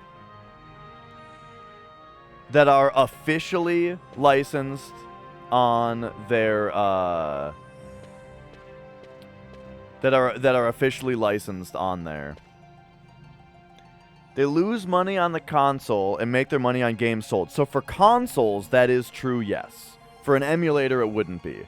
I think they would sell an emulator to every single person on the planet, and they would make a shitload of money off of it. I think they would definitely recoup their costs selling an emulator. It would be like a game that they could sell to everybody, and they could charge licensing, you know? They could charge licensing just like they already do for their console. And make the money that way. So this concept existed, you're saying? There was a company that created a PS1 emulator for Mac that ran PS1 original games, and Sony bought them out and sued them. Yes, I remember hearing about that. But, I mean, that was somebody selling a PS1 emulator for PC. But that was when PS1 was, like, current, though, you know?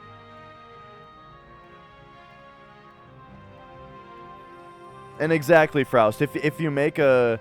I just feel like it solves so many problems. People don't pirate shit if they can buy it easily, right? Generally.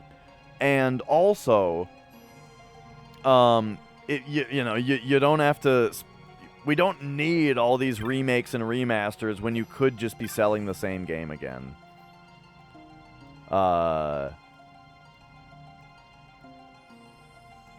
Anyway, where are we now? Are we back in... Yeah, we're back in Balfenheim. Okay, let's go to... Let's go to Arcades.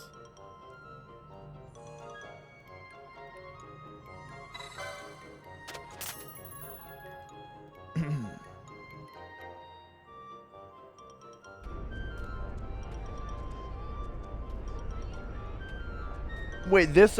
Quats, you're telling me that basically exactly what I'm saying is a thing? Is Super Mario Bros. Worth $7 in a licensed digital download form? Now, to me, in order to, in order to be a little bit too pie... Oh, here we go. Alright, so this is a little bit too pie in the sky, right? But I would love it if it were GOG style. And so it would be something that would just last forever. It wouldn't have to connect online every time, right? It wouldn't be like Steam. It would be more like GOG, you know? That would be how I would want it to be, right? Of course, they wouldn't do it that way, but that's the dream. And if that were the case, 100% Super Mario Bros. Would be worth $7. If it was if it was more like GOG.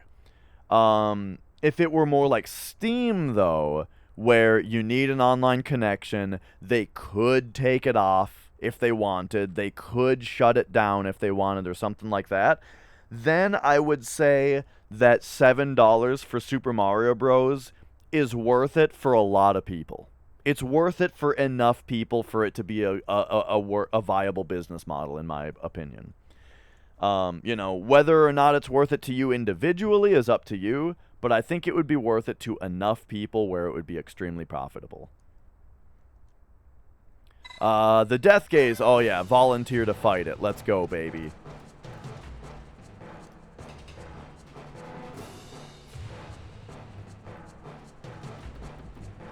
But yeah, of course, if we want to turn on the cynicism, right, turn on the pragmatism, yes, none of this will ever happen, and the closest thing that we're ever going to get to it is something like the subscription model that we see on Switch, right?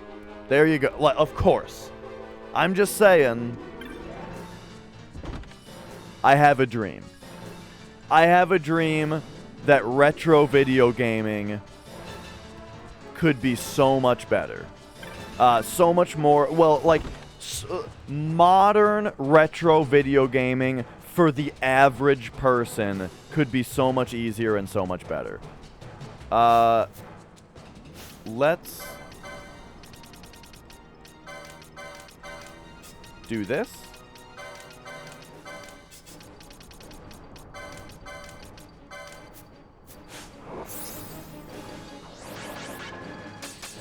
Oh, there she blows.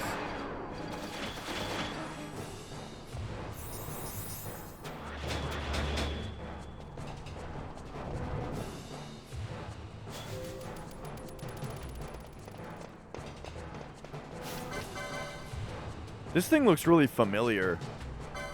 Like maybe we've already... He's immune to physical damage? Okay, okay. Gotcha.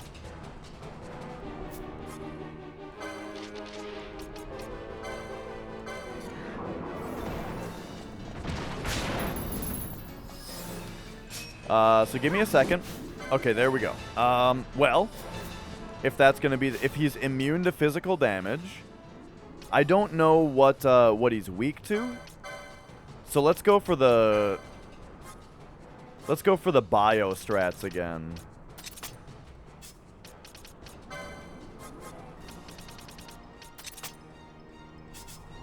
Bio is pretty popular, or pretty powerful. But then also we're gonna go start trying to slow him. Okay, we successfully got sap on him, so that's good.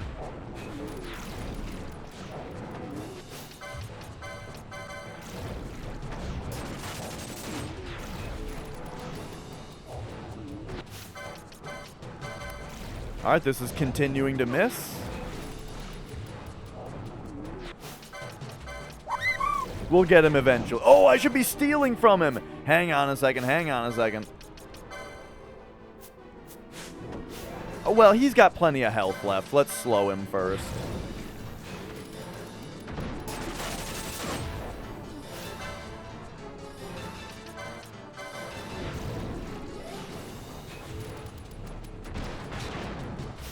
Oh, okay. Now we know he's immune to it. Gotcha.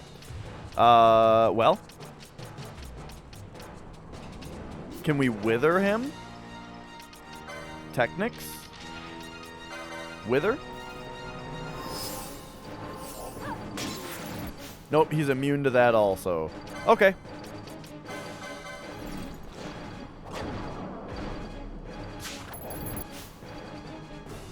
Did I steal? I think that might have missed. He's immune to steel? Steel must be a physical. Okay. Well, we'll see how long this takes then. Oh, hey, buddy. I mean, hi, Madge. Hi, Mia. Jeez. Oh!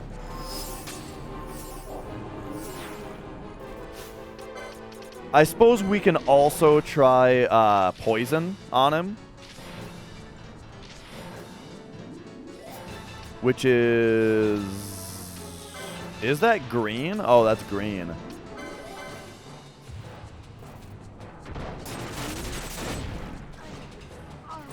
Whoa!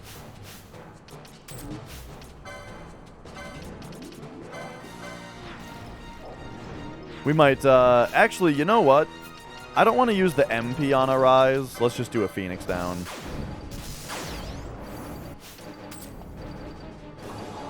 Alright, real quick. We might have some, yeah, we've got some rebuffs to do here. Get the protect. Uh-oh, this is gonna hit. Oh, this is gonna hurt. Okay, yep, there's the bubble. Get the shell going. Alright, there we go. So now... I don't think this poison went off before. We've got him sapped. He's immune to poison. Alright, back to the bios then.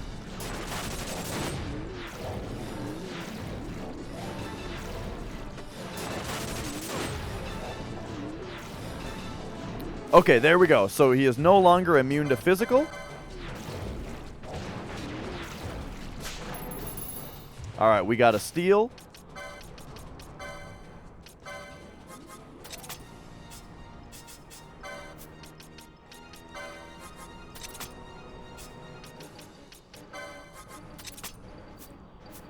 Let's go.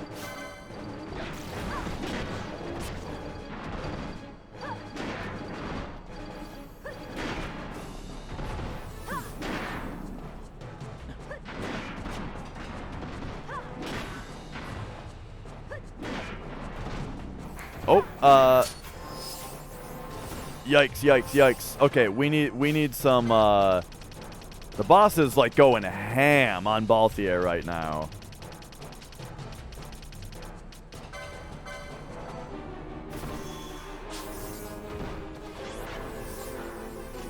Okay, there's, oh, he's doing restore. Ah, that's fine. All right, we got protect, we got bubble, we got shell. Let's go. Oh my god! Right after I waited for him to do all of his buffs. Okay, so real quick, Balthier, you can do all of your rebuffs real quick here. Go ahead and rebuff. Oh god, he got killed again.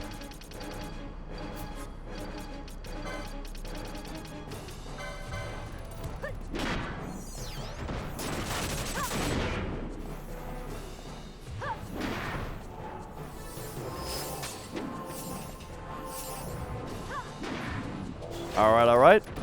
He's hasted. What the fuck? I swear, I'm not reading the combat log, but I think he's gotta have some...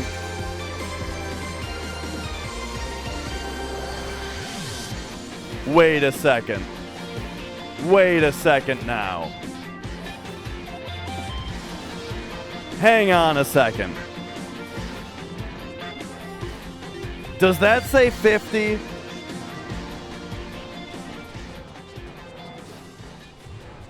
Does that say 50 gift subs? 50?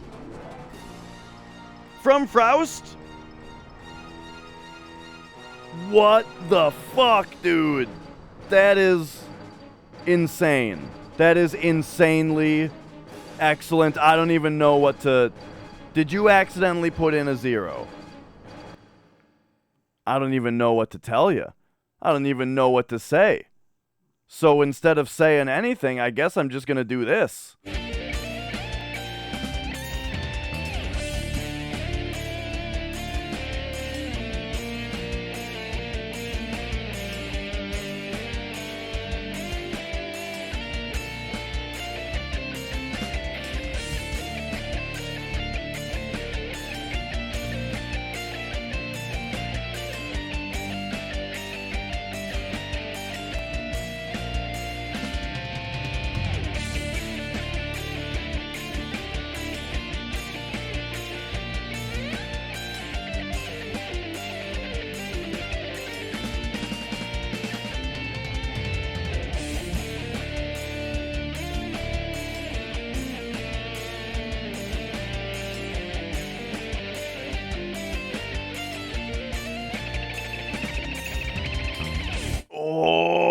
And then pretend that there was a really, then it went into like a really metal guitar riff for a second, and a guest guitar solo happened that's a bit more shredding, you know? And then reprise.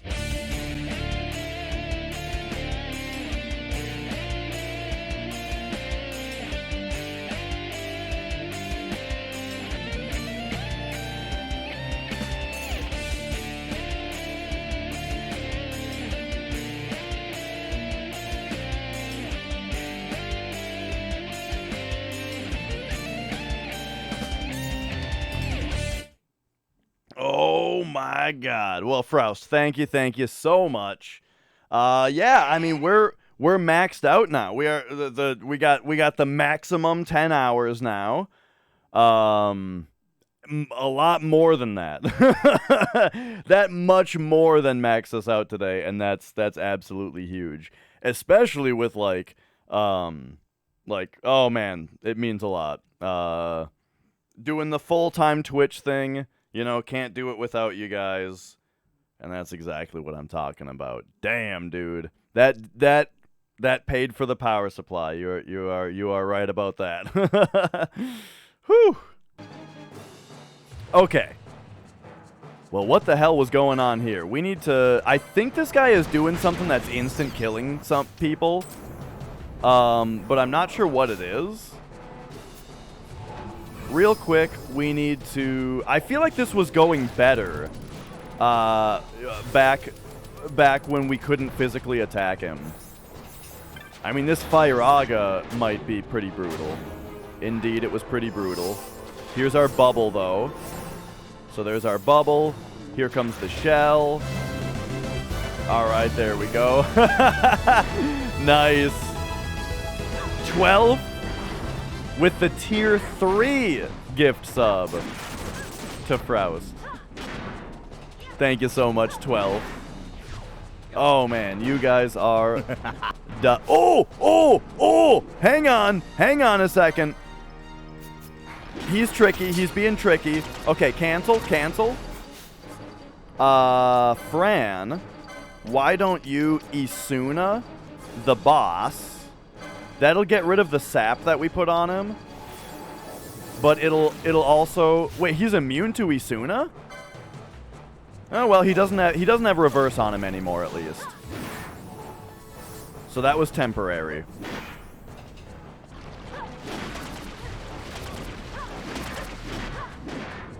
Alright, this is pretty cool. Whoa! Wait a second, there's a boost train on that's level 9 now? Holy shit! I didn't know it could do that. I didn't know the boost trains went so high. Death gaze. Oh my god. I choose you? All-time record shattered. You got that right. Scorf, thank you for the gift sub as well. I'm a disgrace, this. What's the point of having us soldiers on board if we end up turning to the passengers to protect the ship? Lesson learned. We'll redouble our training. See this never happens again. You have my thanks and the thanks of all aboard. Well done, lad.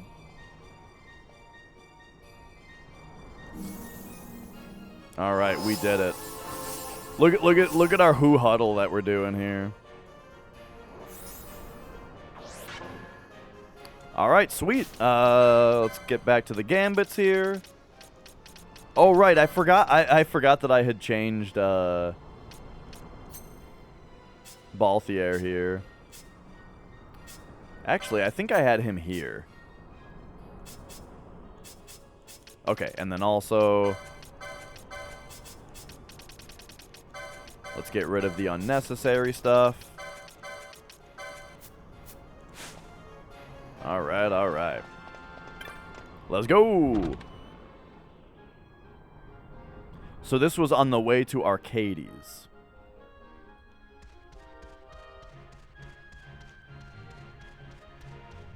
So we should also have another lady to talk to, right?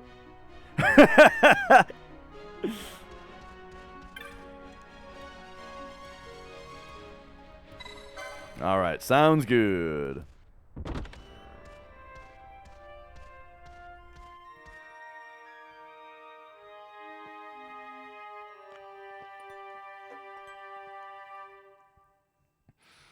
Yeah. Ken used to come around all the time with just saying the funniest shit, and I miss him. I guess he hangs out in Noob Forever's stream still.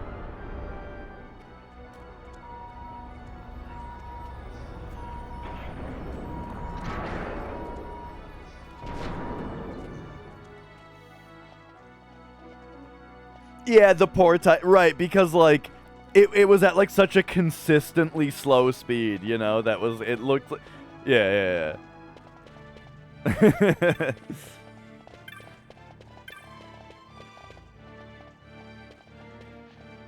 Okay, we gotta find the kid. Okay, here's the kid. You did it! You killed the death gaze! See, Mother? I told you it was real. I suppose that means I win! No one likes a gloater, but I did lose, and a promise is a promise. I'll buy you that airship. I must admit, this was fun, though. An airship of my own! Buy him an airship when we get home, Father. That's all very well for him, but what of me? Losing is deeply unsettling. I think I'm gonna be sad. Now, Mother, none of that. Father will buy a new airship for your son and 100 black chocobos for you. Father, you shouldn't. What will people think? A summer home, an airship, 100 chocobos? That's quite a shopping list. You may be a little spoiled, Mother, but Father wouldn't change that about you for the world. I'm getting an airship, can you believe it? Oh, and here's your bounty. Not much, but it'll have to do. Alright, we did it. Yeah, I really like SMRPG. Keep it on the DL, right? Keep it on the DL. But I did Caleb sent me the speedrun notes for SMRPG. Because he was running SMRPG the other day, and he was like, hey, Dash, you should run SMRPG. And he sent me the notes. And so I'm looking into it a little bit, right? I'm looking into maybe picking up SMRPG as another speed game. Because speedrunning JRPGs, man, it's good stuff. I'm going to have to learn how to do 100 jumps in one, though. The 100 bounce jump. Seems fun. Anyway, holy shit. Level 9 boost train. That's insane. Thank you guys so much for all the support. Whew. Okay. Primer. Hunts.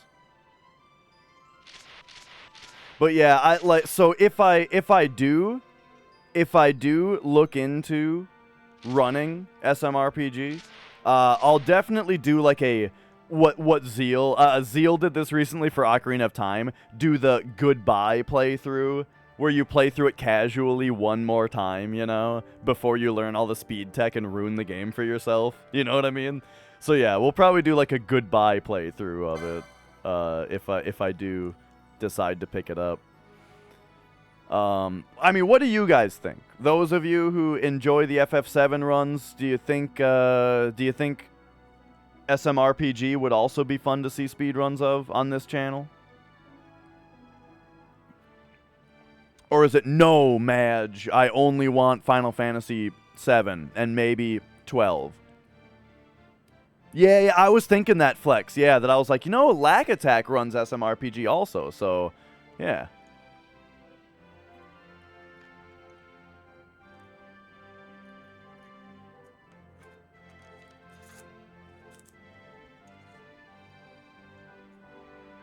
Damn.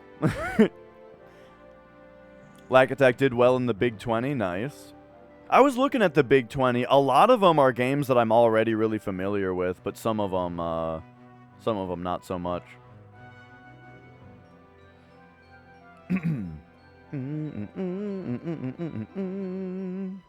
Alright, so the hunting of a Diabolos. The petitioner is Mikleo in Miner's End in Bujerba.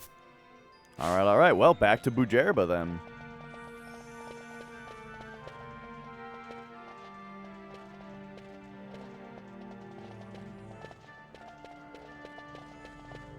Right, yeah, I was looking at, like, this year's, and I was like, man, a lot of this stuff...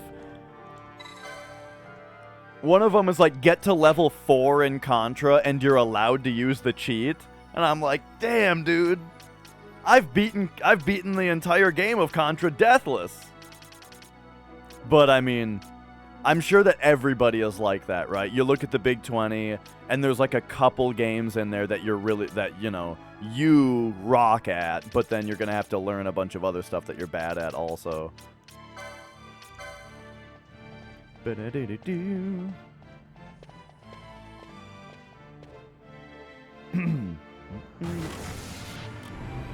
And yeah, what's super fun about learning a new run is you know, you get to have those Oh, you watch JC also, Blink? Damn. We've lurked a lot of the same channels, it seems. I've watched JC play a lot of Battletoads. Back when his name used to be something else. Well, I think it was just JC the letters and then some numbers maybe. And then he changed it at some point to like reset. Oh, what did he change his name to for a while? Why SMRPG? I just really like Mario RPG. I think that game just kicks ass.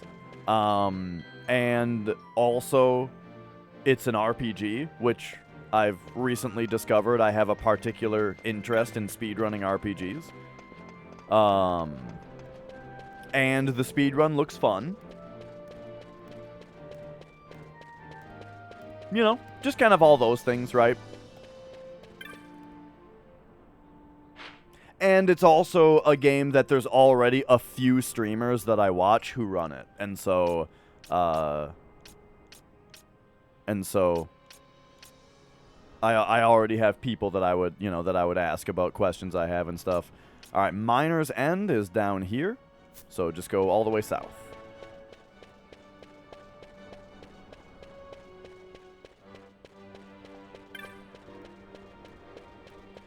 Real quick, though, I'm kind of interested in whether, like, different magic shops have different stuff.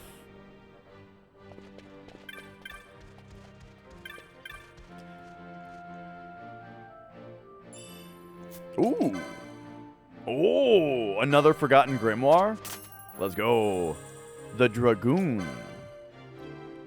So, hang on real quick. Let's see that. Yeah, man, that level was really, really good. I'm very excited to play more Tomb Raider.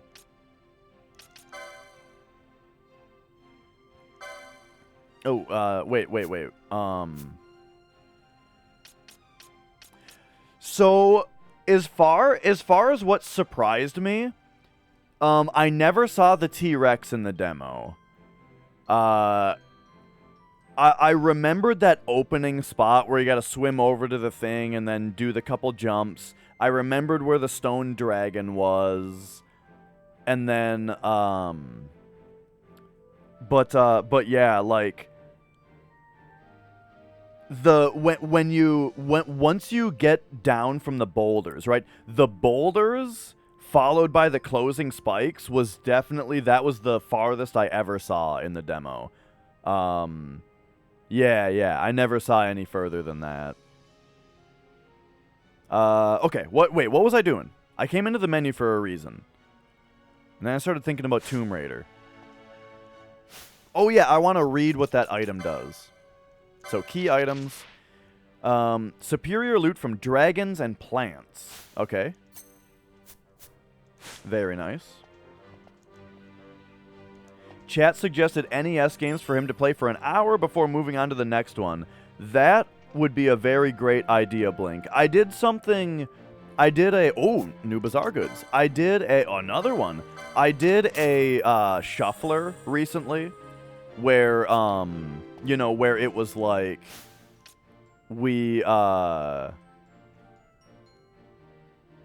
it was the BizHawk Shuffler where it just randomly switched which game was playing, you know, as you were playing. So that was fun. Euphoria, I actually saw Minin play that recently. Yeah, I had never heard of it. I guess it never came out in the US. Because, yeah, Minin booted it up the other day. And it looked awesome. I thought it looked really, really cute, really fun. Is it the game with the ghost with the shades? Yes. And he, like, shoots his eyeballs out? Yeah, it's that game. It looked so cool when Minin was playing it. I would love to play that.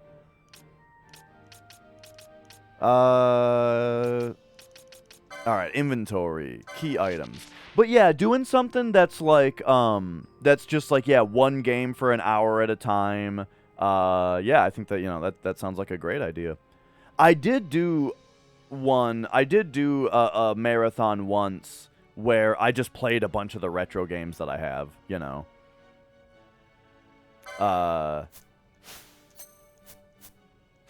And it would essentially just be that, except more controlled by you guys.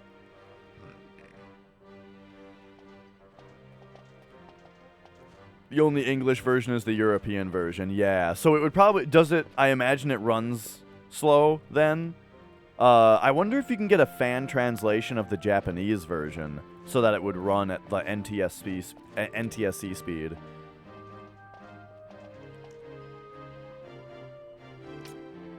Okay, now that we're here, we don't have anything more to sell. They don't have anything to buy. Okay.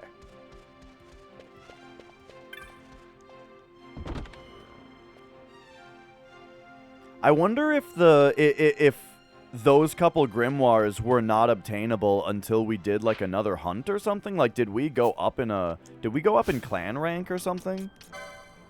I mean, we're Knight of the Round, which sounds like it's the final rank because it's so fancy, but you know, I don't know. Maybe it's just the clan points is what decides like what goes in the bazaar on top of like how much money you spend, or maybe spending money gives you clan points. I don't know. Not exactly sure how all these little systems in this game work, but this is one of those games where it's like I'm not sure how all the complicated systems work, but one thing is for sure, which is just that like if you just try to interact with every mechanic that you can in the game, then you're gonna find stuff, you know what I mean?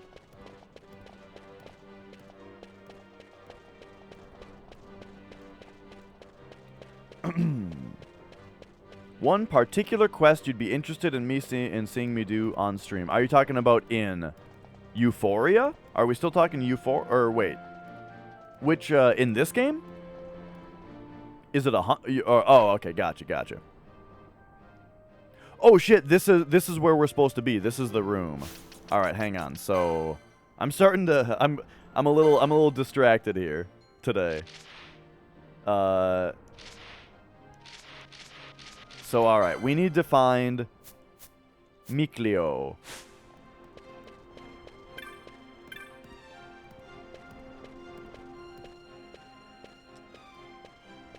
Yeah, buying an expensive game for Famicom, right, and then having to risk breaking it when you open it. Have you guys ever tried to open a Famicom game before? Because it's so scary. Because you don't just unscrew a couple screws like you do with every other type of game. It's got like plastic teeth tabs on the inside. So like the only way to open it that I know of, yeah, is you have to like use like a C-clamp to squeeze it inward until the plastic bows out far enough to where the plastic teeth tabs release, you know, and then you can pry it open. And it's like, it's so scary. I have broken one cartridge trying to do it, which, you know, yeah. So when you buy an expensive game, you know, you want to see the inside of it and make sure that it's legit, but it's scary to think about doing that, having to do that with a Famicom game. All right, here's our boy, or well, I mean, it might be a lady, but you know.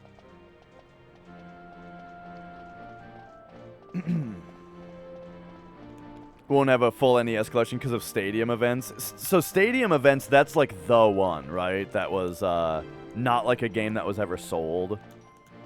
I mean, you could just put that caveat on it, like you have every game that was sold. You have every game that was ever on the market, right? Or something like that. Just say it like that. Then you don't need to get Cheetah 2 either. Oh, I see. Damn. All right, have you seen my bill? So long it's been since someone came to me. I posted that bill many years ago now, it seems. Yes, I speak of the Diabolos. Will you hear more? Yes. It's is a Raksas of much notoriety here in Bujerba, known to all our people. Why? When we as children are naughty, who do our parents say will come to get us? No, not the excellency of the Marquis, but Diabolos. Yes, I know. There's a story like this for every land, but Diabolos, he is real. He lives deep in the Lusu mines, very, very deep. Once, not long ago, many of the children of our city went missing.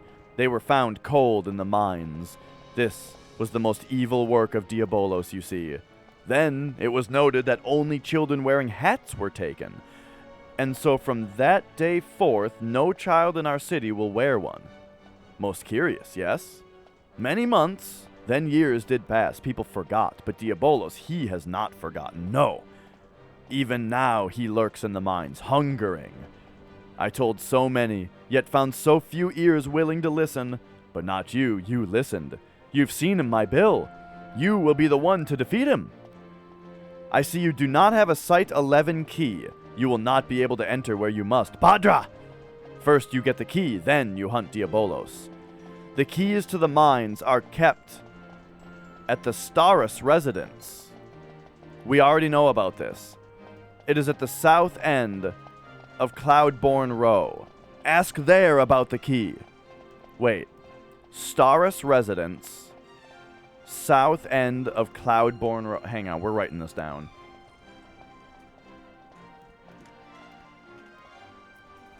But I believe this is like where the kid dropped it, you know? The kid dropped the key. This is why we need the fishing rod. But okay, hang on a second.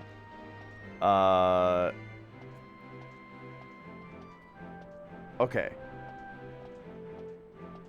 Keys kept at Staris residence. South end of Cloudborn Row. Okay.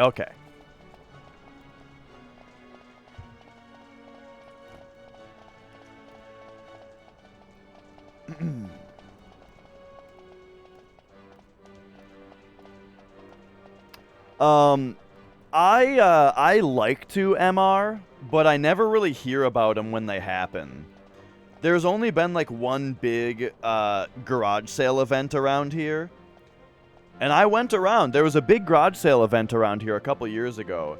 And I went around talking to every garage sale, asking about old video games. And like every single one of them, the answer was, yeah, we had a bunch of stuff that my kid left when he went to college, but then he came back and took it all. And that was every one of them. Every one of them was, my kid came back and wanted all of it back.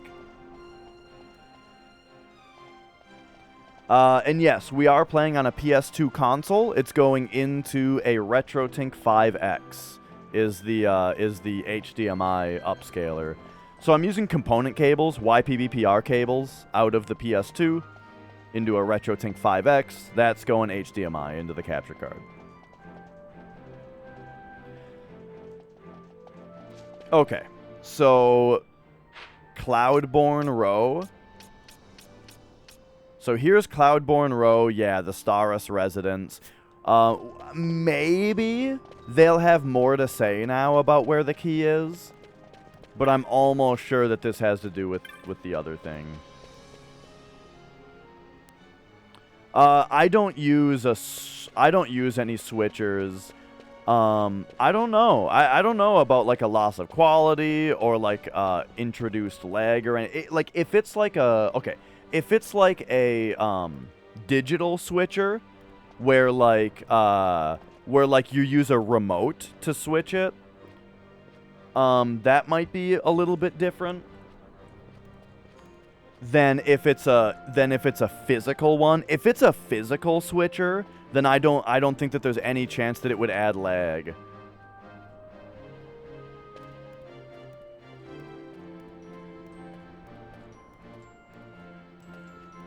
Oh, okay, Flex. Yeah, if the, if there's a better way.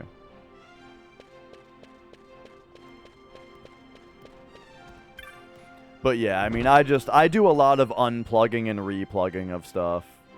I don't do the switchers myself, but it could be convenient. All right, so here we go.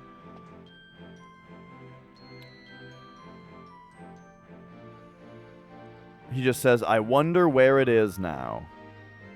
Yep.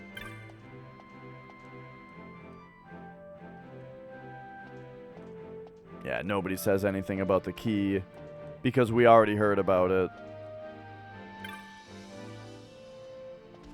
Okay. And then oh, wait a second, bottle of spirits? Bujerban Madu. Yeah, dude, give it to me. Wait, what the fuck?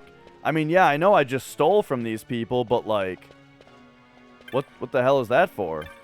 I guess we'll find out. That's for all the you know what? I deserve that bottle of spirits. For all the trouble that I'm going through over this key.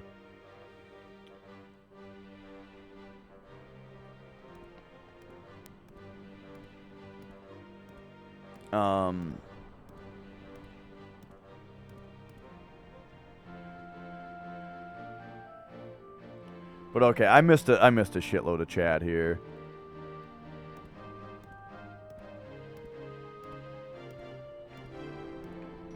And yeah, right. I mean, I wouldn't buy the World Championship cart, but that's the thing is, like, I don't have a game collection just to have a game collection either. I only play games that I want to buy. Or other way around. I only buy games that I want to play, and I think I can live without playing World Championship games or whatever it's called.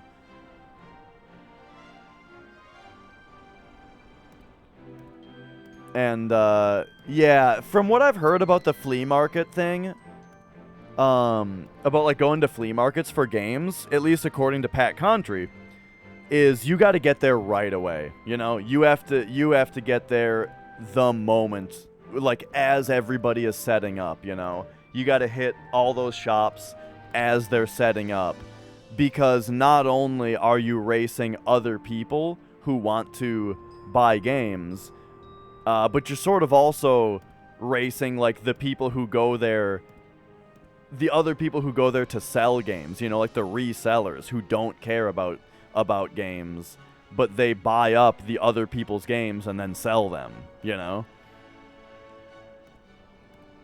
So that's all I've heard, really, is just that, like, you just gotta be there much earlier than you probably want to be.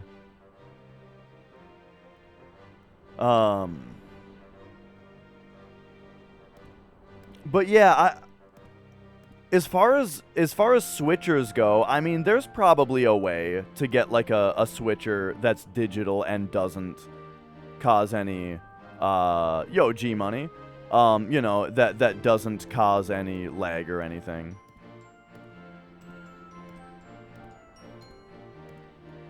Okay. That's right, racing the resellers. So what are we doing? We're just going to the next hunt, is what we have to do. Whoops. Clan primer. For now, we just got to go to the next one. So this one is on Bur Omisace. Omisache.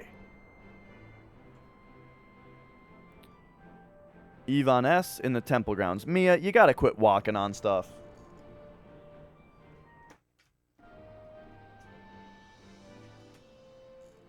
Did you guys hear the audio cut out there?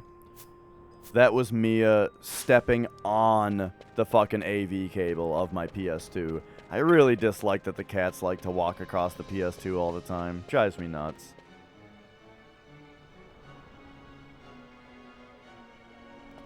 In fact, I'm going to put it somewhere a little bit safer here real quick.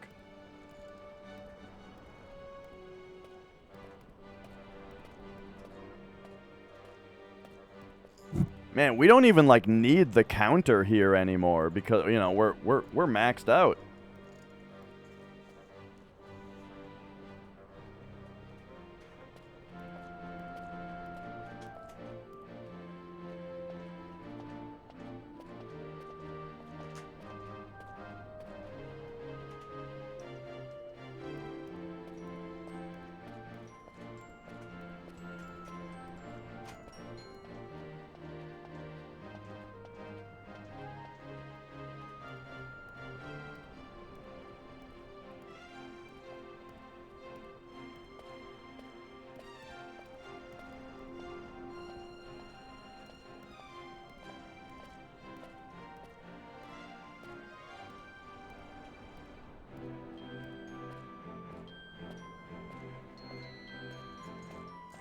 Oh, there we go. All right, all right.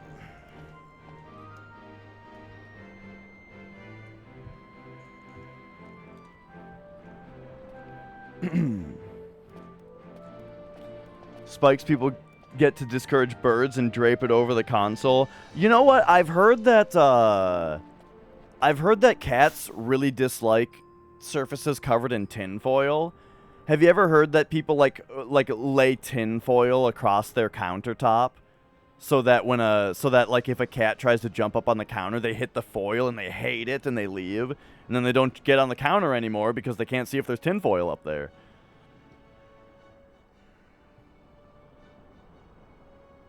Just get you a mister? I don't know.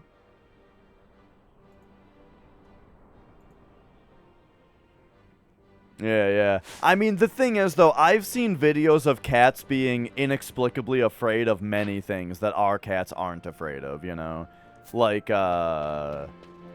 cucumbers. You ever see videos of like, cats getting freaked out by cucumbers or bananas and stuff? Our cats aren't like that. We tried to scare our cats with a cucumber to see. They didn't care. They didn't care.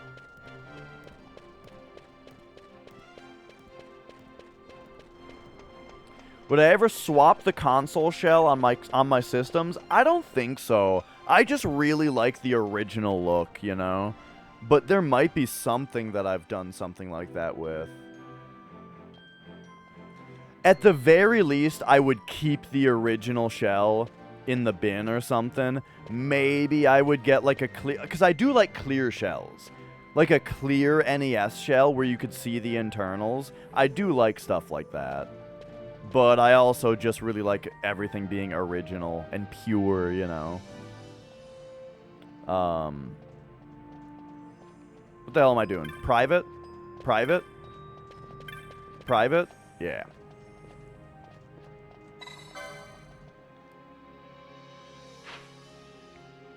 But do I ever dream that I have my old car? No. I don't think I dream about my old car. I haven't had the other dream that I used to always have in a while either. I used to always have a dream where I was working at GameStop again.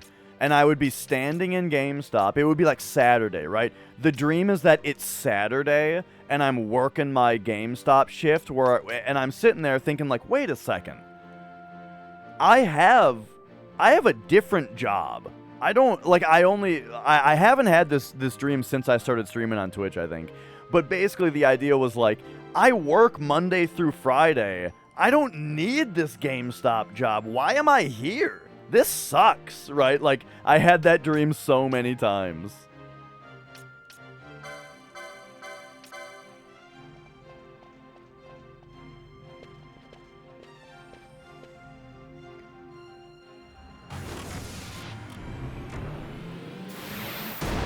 Oh. But yeah, I haven't had like a school dream or a car dream or anything like that. I do have dreams where I'm in a car pretty frequently. And it's always that like the brakes don't work very well. And so I'm just like hoping that nobody noticed that I just like plowed over a mailbox or something, you know? Just like, oh, okay, just get back onto the road and alright, let's just, hope nobody saw that, you know.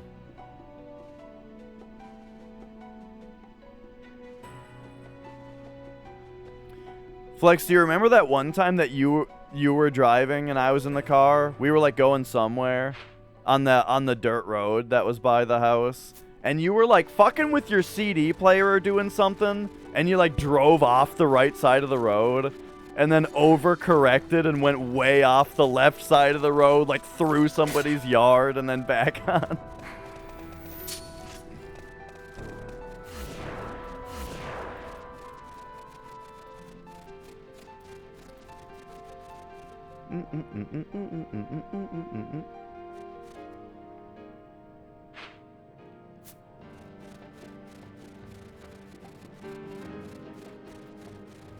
Oh, you're on Zodiac Age now, Scorf? I got you playing it.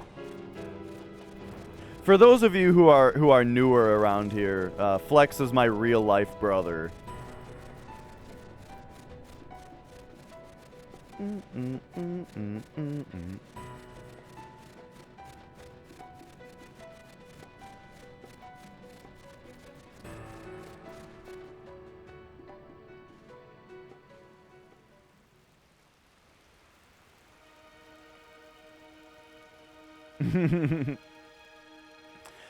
I mean, the thing is, like, that's one of the closest things I've been in to a car accident. It wasn't an accident, right? There was a correction, we got back on the road, you know? But it was close. The only... Oh, right, I flipped a car! Oh, man, right, I flipped a car one time. Yeah, that was a pretty big deal, wasn't it? Probably could have died. I could have died pretty easily in that. I've also been backed into in a parking lot. One time I was driving to work, and I was in a parking lot, right? So I'm going like 10 miles an hour, you know, taking a turn, and a van backed up and hit me. So that happened one time. Anyway, who are we looking for?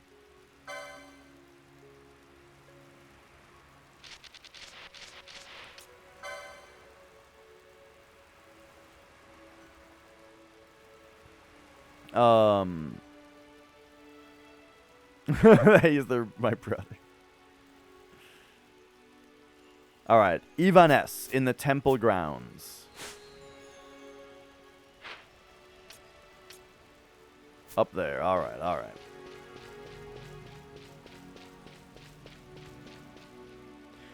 Oh, yeah, so I was just at Micro Center the other day, and they had this setup of, like, they had the setup of, like, the fancy steering wheel with all the pedals and the race car and the 3 monitors, you know, or the race car seat, I mean. The 3 monitor setup, you know, with like that iDriving or iRacing game or whatever setup, you know. They had that at Micro Center, and man, I gotta tell you, the seat needs to rumble or something, because when you're taking a turn, it's just like impossible to figure out whether you're keeping your traction or not. You're just all of a sudden you're just spinning. And you're like, man, I have no feedback here. All this stuff to make it immersive, and it's just, you just get 0 feedback as to like whether you have any traction. But if, you know, if the seat just started to rumble as your tires started to skid, you know, I feel like that's all you would really need. But it made me question whether I would actually like to play a driving game in VR if I didn't also have a rumbling seat. You know what I mean?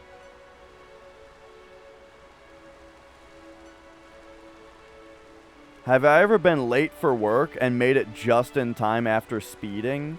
I mean, probably, but it's been a long time since I've had to drive to work. Because before streaming full time, I was working from home for like years.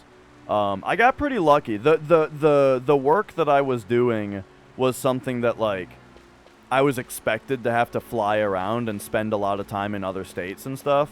But then I got lucky and just got remote contracts instead. So I was able to just work from home. I mean, I had to fly out to do, like, office cutovers and stuff, you know, where it was like you would work on a project for a few months and then you would fly out and do all the physical work over like a weekend, you know. And I'd spend like a week out of town instead, or 2. All right, we have come for the Piscadaemon.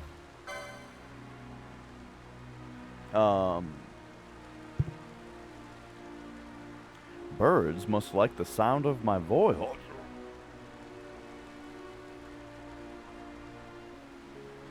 Oh, you know what, though? I do remember a couple times. There was a time where I had like a 45 or 50-minute drive to work. Yeah. I was doing network engineering specifically. There was a time, though, when I worked at a GameStop that was like... It was like a 50-minute drive from where I was living. And that was when I was still driving the old Chevy Cavalier. And I do remember, like, literally flooring it. Like, the whole way. One time. There was one time where there was, like, another car and we were racing, you know? So I was doing, like, 100 the entire way to work. Because this other car was also going, like, 100. And we were basically racing down the highway for the whole drive. That was the only time I did that, though. I'm a very casual driver. I pretty much always just cruise control on the speed limit, not in the fast lane, you know? And I just go, man. I jam to music or whatever, or I just think about drumming or something, you know, while I'm driving. And I'm very casual and lawful, you know? But that one time, I just felt like it. I don't know. I was cruising. Anyway, that which you must slay was one gifted with great magical powers, yet he wanted more, and so fell into darkness. He shares the name Ashcroft. He is my twin. Drunk on his own power, the darkness stole his heart. So did his grace, Anastasis, cast him out. This was 10 years ago. In his wisdom, Anastasis laid a veil upon my brother's memories. Yet, with Anastasis' death, the veil was lifted. My brother began to visit me in dreams, not as he was in life, but as the horrible Piscadaemon wandering the wilds. In my dream, I saw where he wanders. He goes to the forbidden holy land of Giruvegan. He passes the gate of fire. He seeks to consort with the undying. Okay, passes the gate of fire. Gotcha. Please defeat him before it is too late. Save my brother's soul. The gate of fire. Alright.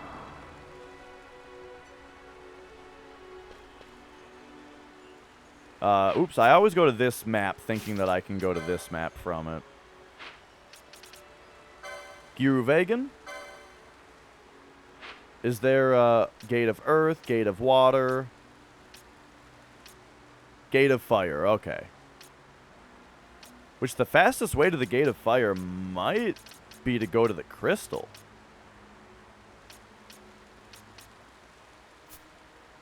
The great crystal, I mean to say.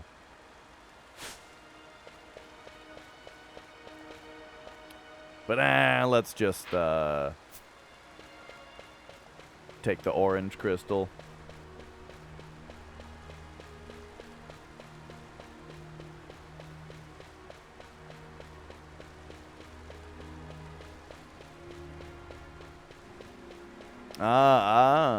Well, yeah, because since you're starting the game, there's going to be a lot of cutscenes and stuff, and so, yeah, the old Game & Watch won't, you'll be too distracted from the game. I know, I've been there. I know what you're talking about.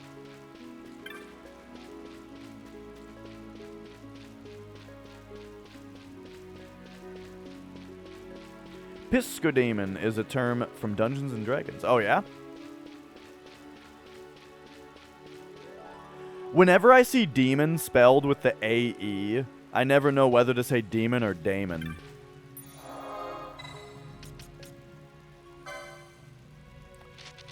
Let's see. Giruvegan. Lobster-like.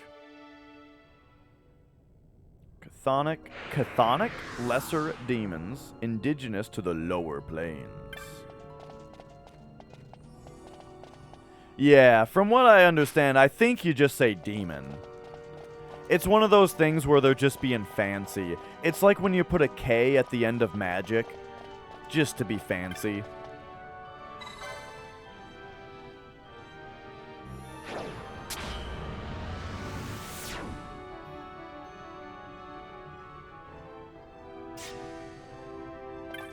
Or when you wear pants, Reuben. Look at Mr. Fancy Pants on stream. Oh man, speaking of like unnecessary fancy talk, I remember someone, a friend of mine, was telling me that like the way that you're supposed to refer to a magic set is to refer to like the block and then the set name. So you would say like it didn't make any sense, right? Like I know everyone who's played Magic would immediately hear that and just come up with all 20 fucking reasons that you don't do that. The first one being that like many sets are named the same thing as the block, so you wouldn't want to just say like, you know, you wouldn't say like what like Tempest was a block, right?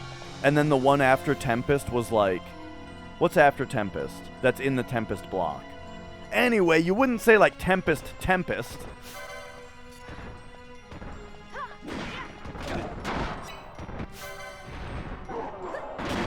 Kamigawa, Champions of Kamigawa. Right, like, anyway. It was just a fun... It's one of those... It's probably the nerdiest argument I've ever been in, right? Like, it's fucking peak nerd talk. But yeah, anyway. Hang on, we have the thief cuffs on, right? Absolute peak nerd talk.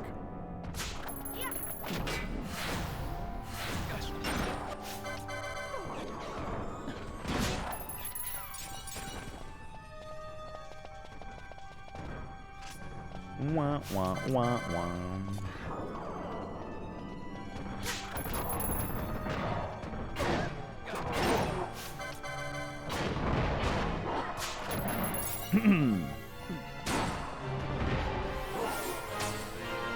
Bum, bum. These guys are worth 2 license points?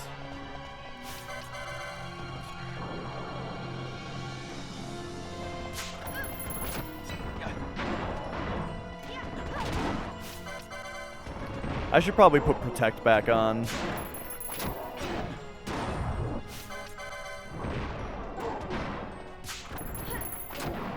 What up, Scorf?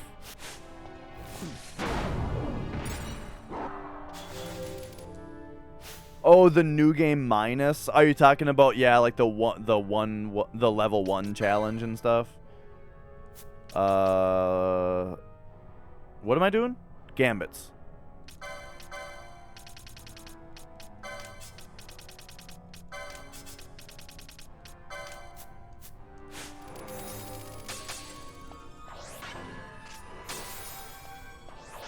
I remember the Tales games, at least Tales of Symphonia, having a really interesting system for New Game Plus, where it's like the different things that you accomplished in one playthrough would give you like a sort of currency that you could use to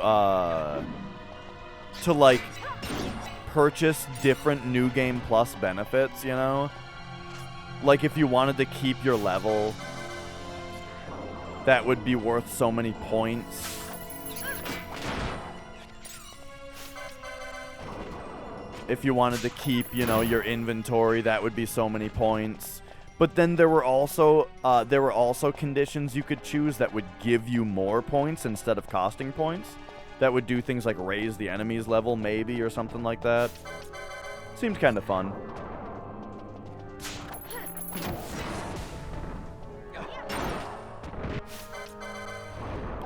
All right, yeah. Sorry about Tales of Symphonia. I mean to say Namco Bandai Tales of Symphonia. What dictates HP in this game? I believe it's your level, your stats, right? Let me check here. If we go status, Ash, we've got 49 vitality. That might be part of it, but I'm not positive. That might just be your that just might. Well, you've also got defense. So I can only imagine it's vitality, right? Or it's just based on your level. I don't know. Oh, also, there are certain things on the license board that give you more HP.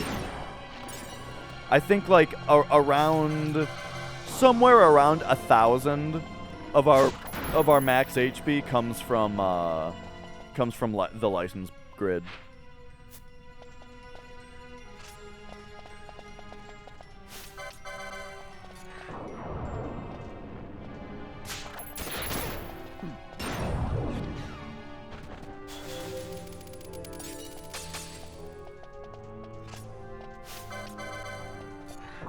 Yeah, I do really like the gambit system in this game. I like how I've got my party set up. It'd be interesting to see how other people set theirs up, though. It'd be interesting to see the speed run set up for it also, you know? Because I can only imagine that the speed run for this game, the fastest way to do it would be to not have ATB wait on, where it freezes the action every time that you menu. And so you probably need to extra rely on gambits because, you know, you don't want to have to be manually selecting inputs, you know. Would I run this? Maybe.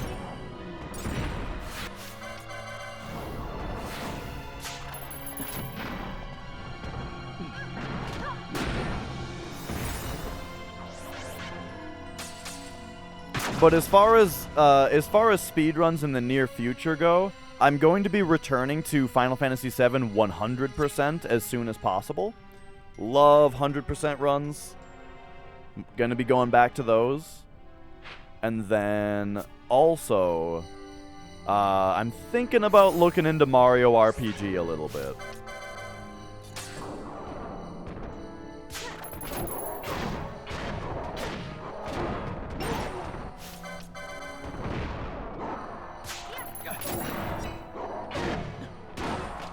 Behemoth steak. I don't know if I want that in my inventory. Oh, hang on. So what are we in right now? Okay, we're getting there.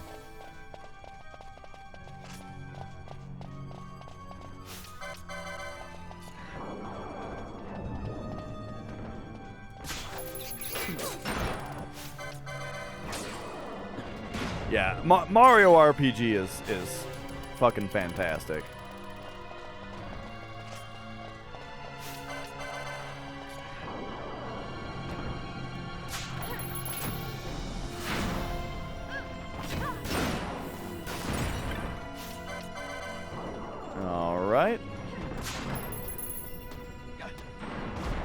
Alright, so which way should we go first here? It looks like it doesn't matter. Let's go this way.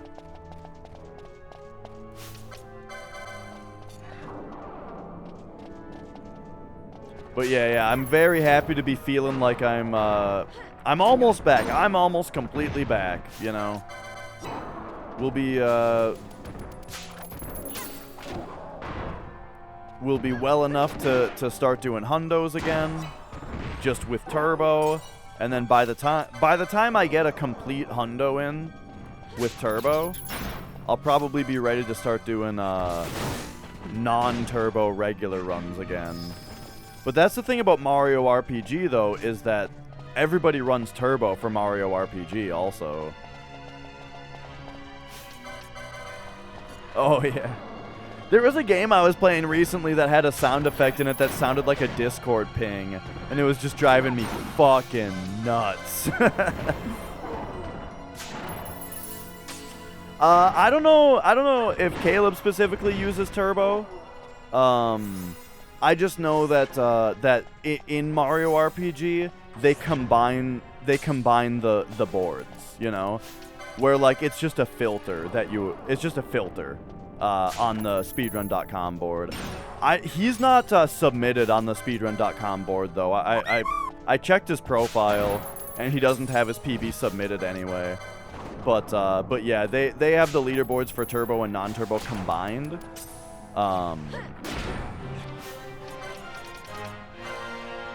And you can just set a filter to turn it on or off. Yeah, that's the one I'm talking about, Popo, the Super Nintendo game. Super Mario RPG Legend of the Seven Stars.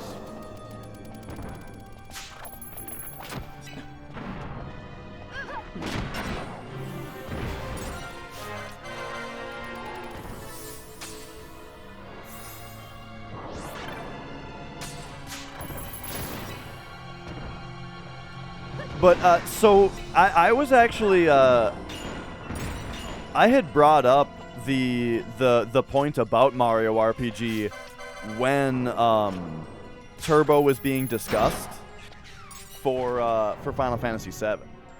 Oh, this is my mother. I can't ignore a phone call from my mother. Hello?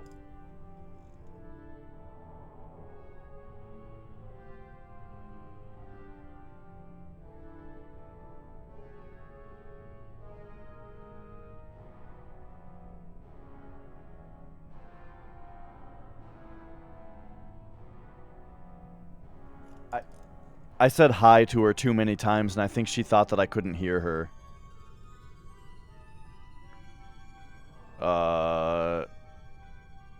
Okay, hang on. I think I have to call her back.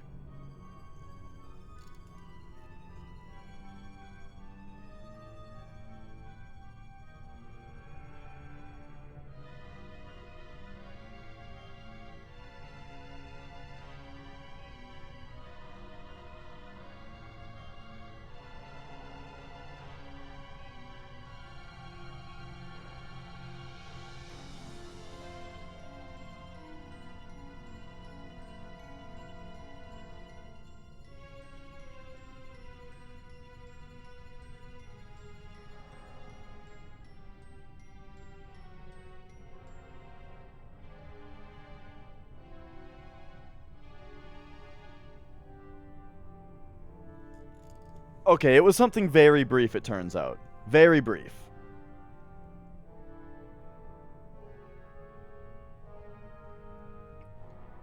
That I also have to update a Discord thing about. 1 second.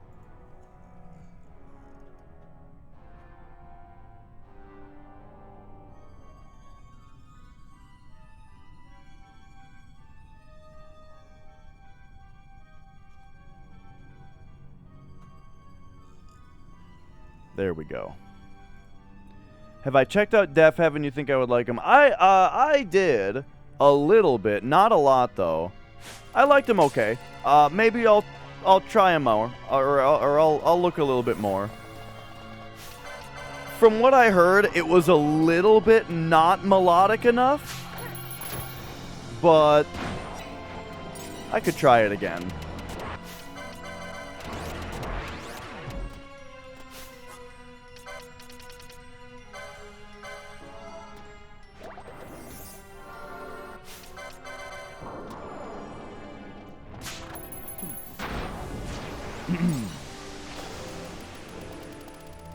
Right, because that's my big thing is I like some riffs, you know?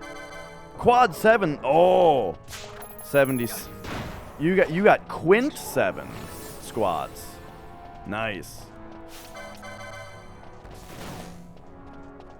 But yeah, I like riffs and I like melody.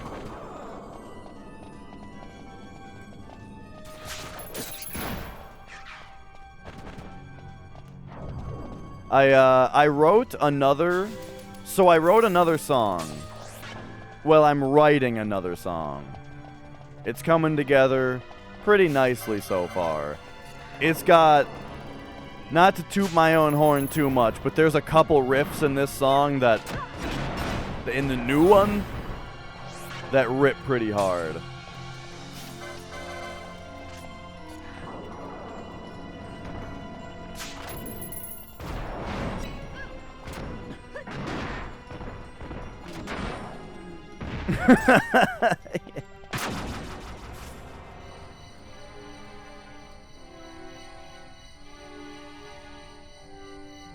Yeah, that kind of thing does drive me nuts.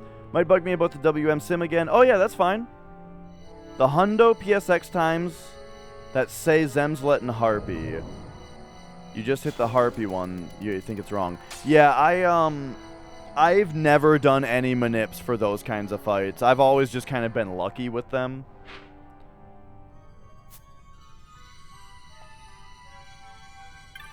I think it definitely would have been faster to go the direction of the,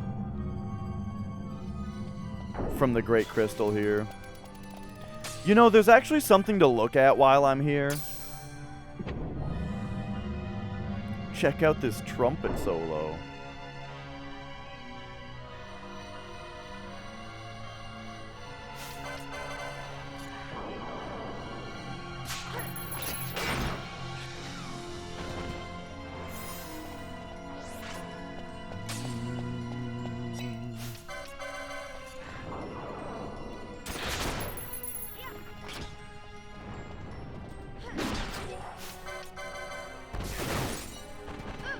Oh boy. New Badman EP? Nice, nice. Oh, anyway, okay, Gate of Fire. This, I believe this is where our hunt is supposed to be. Let's refresh ourselves real quick. Clan Primer. Hunts. Pop down. We're looking for Pisca Demon.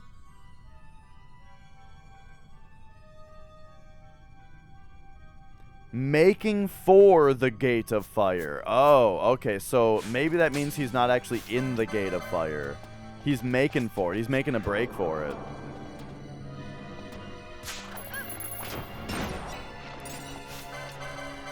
I mean, I'll check out this. We'll check out this spot first.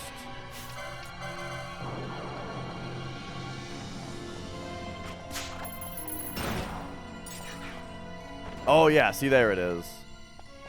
But yeah, as usual with the new song, I've got like a skeleton of the song done, but we big time need to work on like the transitions between parts, you know. That's always kind of the hardest thing for me. Is like I write a bunch of different parts that are all disconnected but cool, and then I have trouble like putting them together.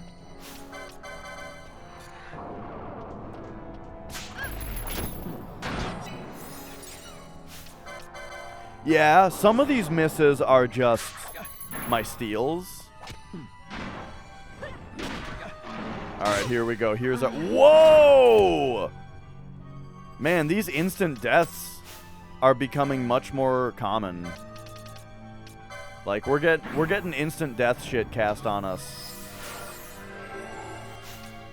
Very often here.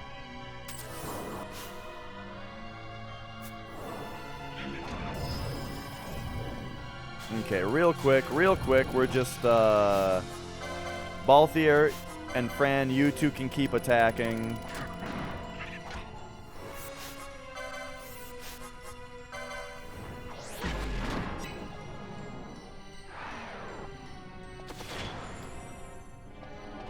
I guess we probably don't need the bubble. Oh!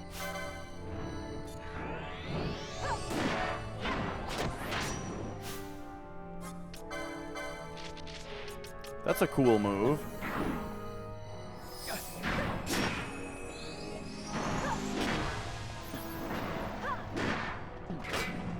Oh boy. Balthier, will you take care of the gargoyle? Thank you.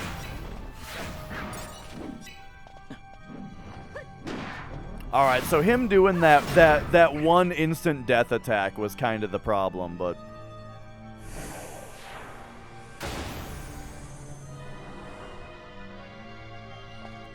Alright. Now, I think we're good on our license grid. Oh yeah, check this out. Oh, there we go. Now all three of our main party members have the entire license board completely filled out. You know what I didn't think of until now? What if I put my, what is it? Again, the golden armlet? Amulet? Golden amulet? Okay, hang on. Could we get double license points on our other party members that aren't in here? Let's see. Golden amulet is this one right here. So I mean, what if we did this? Boom. Boom. Boom.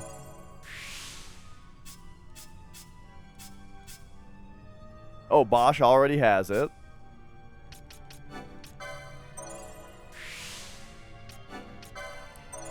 Because, I mean, if, like, I should have done this a long time ago, just for fun.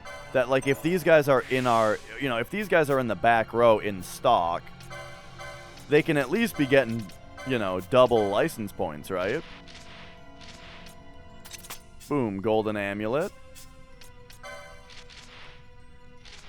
Golden amulet. Golden amulet, there we go. Doing the fake ass, I can't just walk over the mountain thing. Yeah. It was much easier on the way down. Alright, there we go. So now, just in case we ever need to use one of them, we can probably, at the very least, max out their license grid right away, no problem. But there you go. We are now completely free of the grasp of the license grid. We don't have to think at all about the license grid anymore. Our characters are totally maxed. The only thing that might come up is, you know, new espers or something, but, you know, we'll have enough for them at that point when that happens. So now, what's the next thing? What was I doing? I was gonna look at what they have right now. Thief's Cuffs, perfect. Diamond Armlet, Cat Ear Hood. Yeah, that's what I want.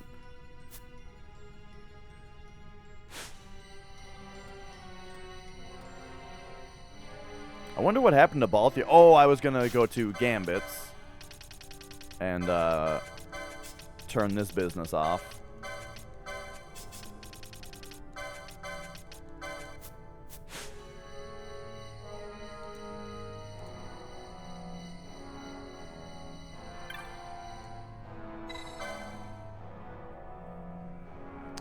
Casually, just like playing through an SMRPG party, I mean, it depends on whether I feel like I need to impose a restriction on Princess. You know? Because normally I would say probably Princess and Bowser are the two. They're the two characters that I like the most, and why am I going to the crystal? Because the orange crystal is closer than backing back out. But there's also a thing here.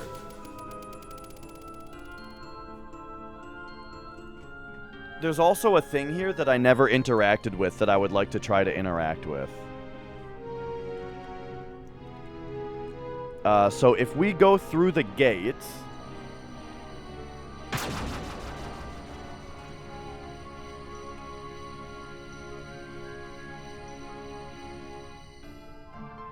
Bum bum bum bum bum bum bum bum bum bum bum bum.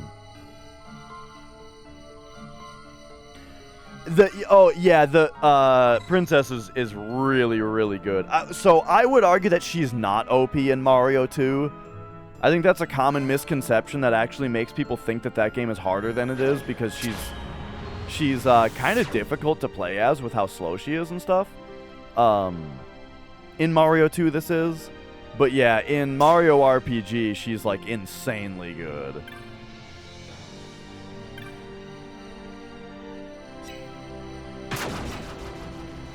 I think Toad and Mario are pretty comparable in Mario 2. I like Toad a little bit more because of how fast he picks stuff up, and how fast he can run when he's holding something heavy. But and then Luigi, and then Princess, but then Luigi is like very difficult to play as. All right. It's time to get my map back out. So I want to find the weird machine again. And so what we do to get there is we take Waystone 20, which brings us to 19.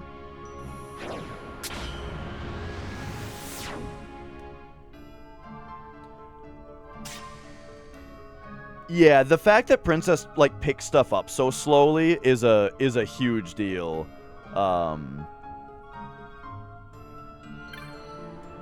And so like she can float, which is neat. It's it's neat that she can float. However, oh no.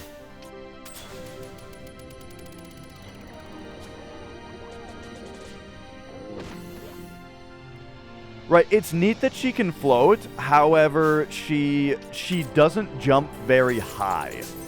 Is where it kind of becomes a problem, you know? So she can go far because of her floating, but she can't jump very high, which like slows you down a lot and is tricky. Okay, so this goes down to a crystal. And then we basically take a left from here to get over here.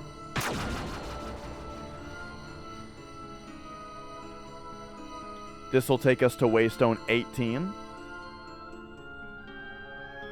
which will teleport us to 17.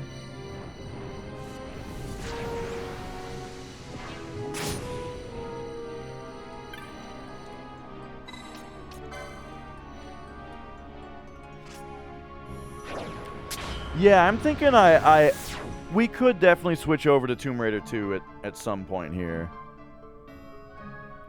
At some point where I've got time, you know.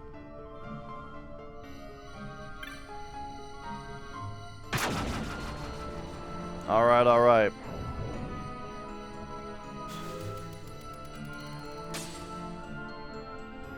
Is this the end? No, this is a dungeon I had a while ago. Or this is a dungeon I was already at a while ago. But there was a thing here that I did not figure out that I just want to come back and look at real quick before we leave. Oh no.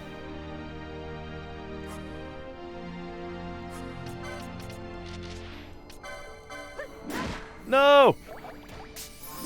No! She got 2 hits off? Jesus Christ! Your best.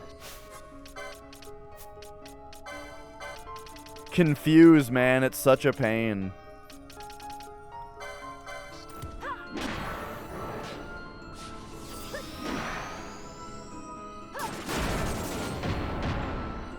What the fuck? I just wanted to fight that guy real quick and 2 party members died. I guess I don't have any of my gambits on. Or like any of my protection on. Here, we need protect. When you're in an area where there are enemies attacking you, you should have protect on.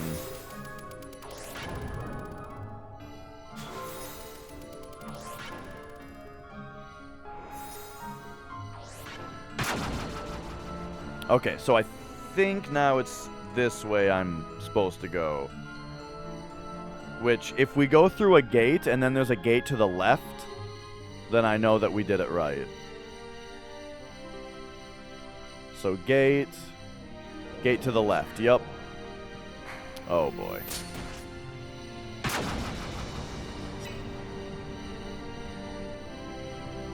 And now we go forward through this one.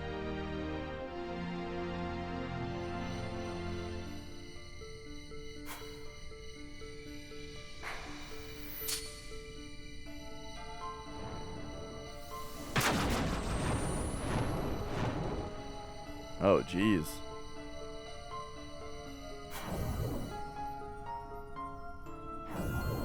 Okay, this will take us to Waystone 21. Now, bear in mind, we are about to come up on something that I am unfamiliar with, and I don't know how to interact with.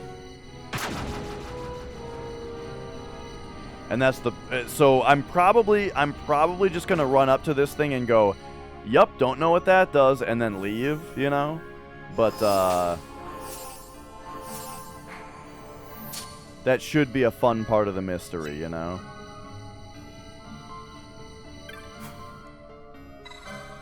Alright, so 21 will take us to 22.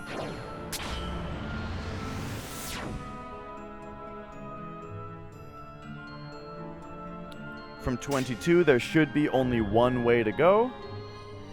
And that'll take us to 23.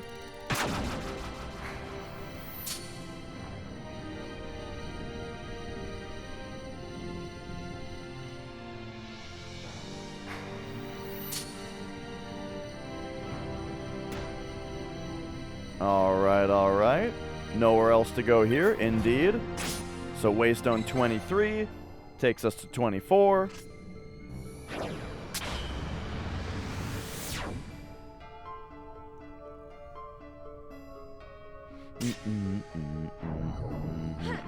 Oh, jeez.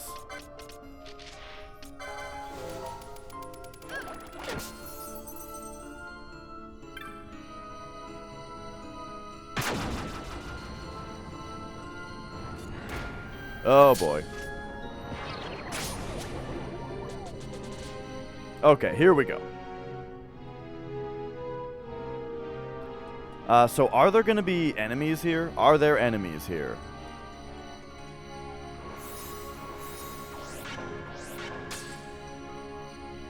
So yeah, here's the thing, by the way.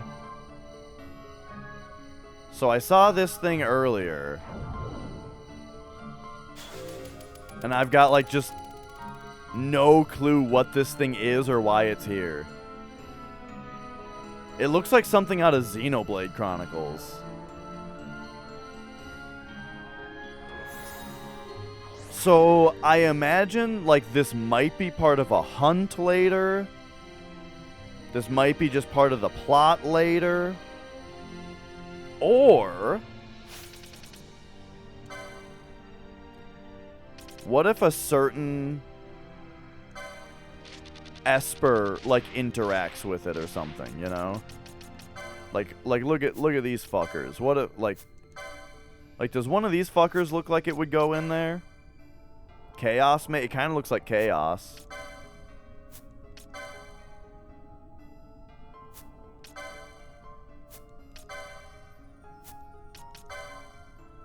Famfrit was Sid's guy. So it might be for him. Alright, let's try a thing or two.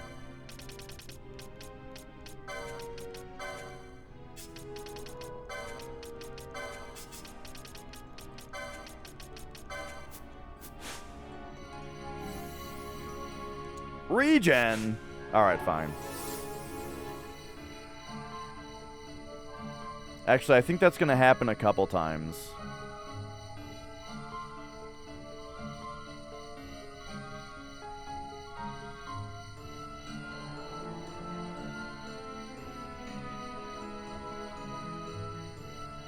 Wait, Balthier? Ooh, nice. Okay, everybody's at their max health now.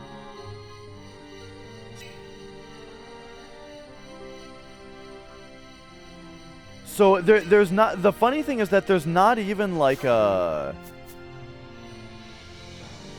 there's not even like a thing. An interaction prompt with this thing whatsoever, you know? So who's got Chaos?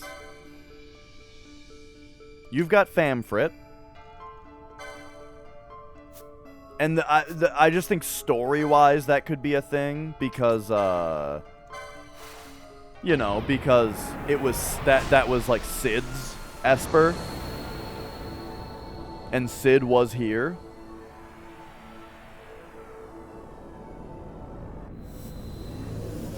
But yeah, this is just a complete shot in the dark to see if anybody has anything to do with this thing.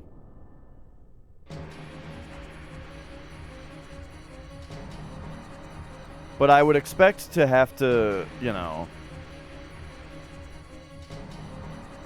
I would expect to also have to interact with this thing somehow.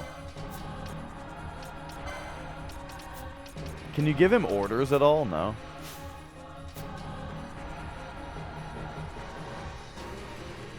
So yeah, anyway, this thing is here.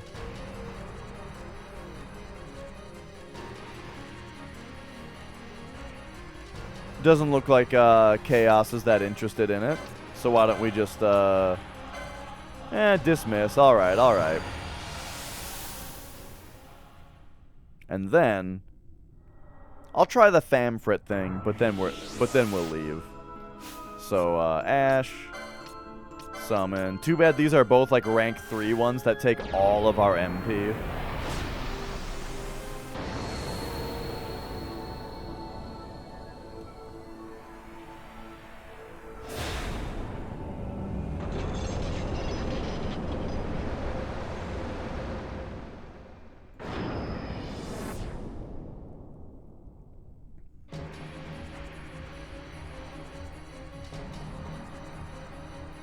Is this yours, Famfrit? Is this your machine here?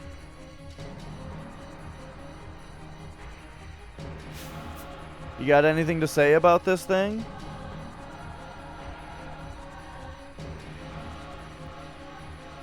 Alright, I think we might be coming back to this thing some other time.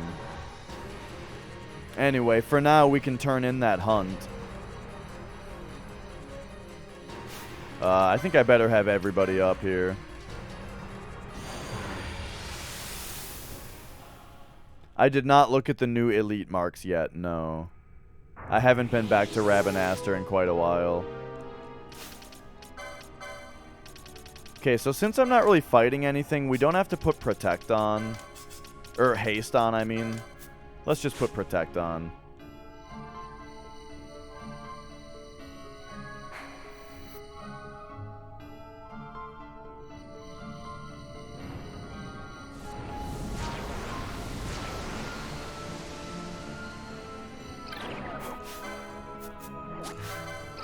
Ay, ay, ay, ay, ay.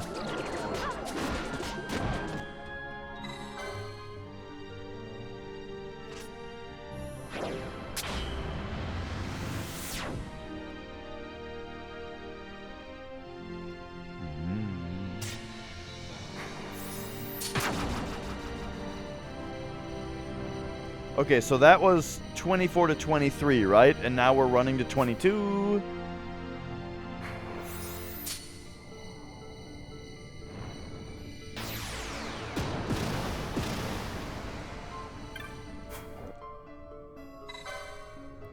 That teleports us to 21.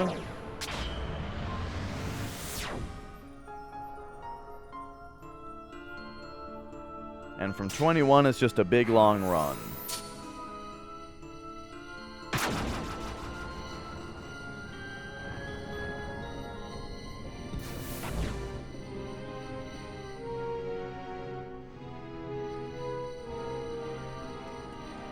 So this one, we just run through.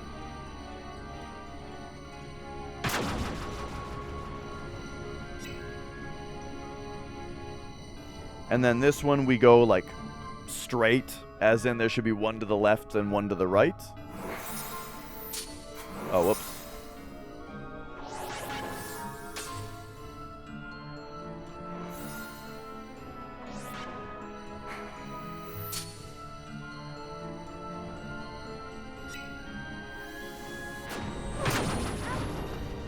Whew.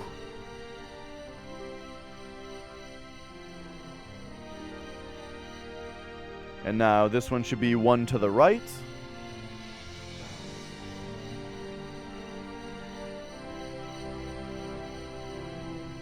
Which I guess is this one. Yep, because it should have been through a gate, and it was.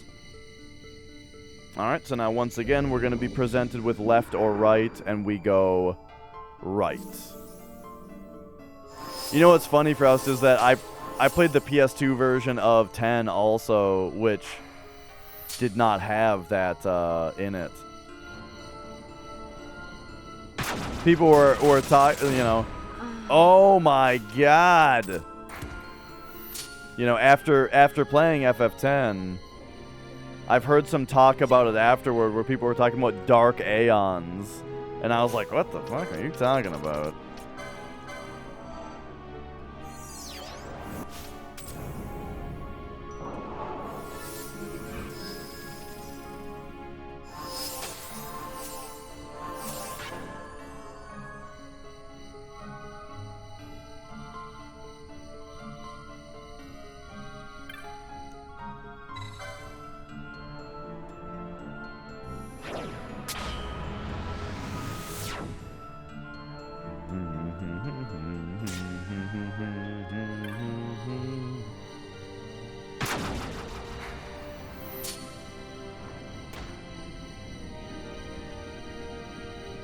Alright, off we go.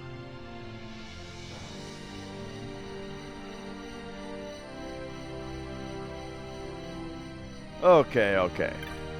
So here's this. And then for some reason I thought that there was an orange crystal in the Great Crystal. I think I lost where that is though.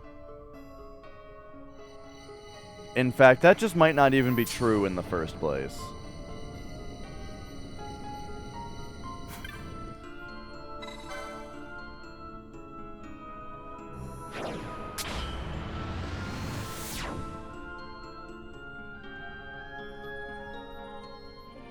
Well, it just doesn't matter.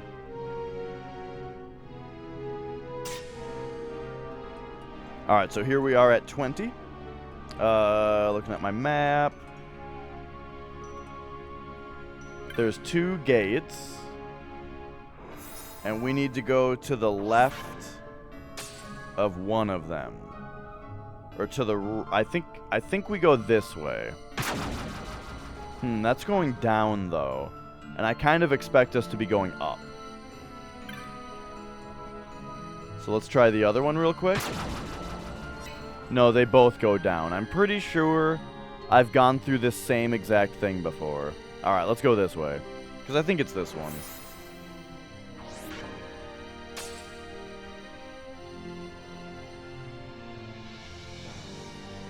Yeah.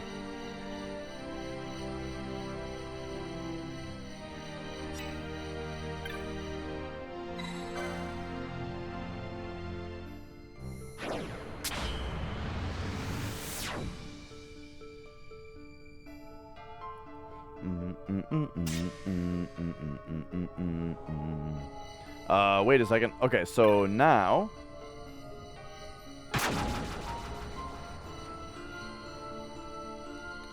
Yeah, I imagine something with hunts might lead me back to that guy.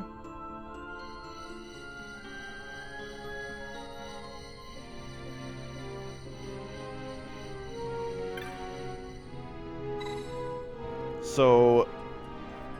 Hang on, I gotta flip back to this map now. So we're at Waystone 8 now? Yeah, this is the one that takes us back to Giruvegan, I think.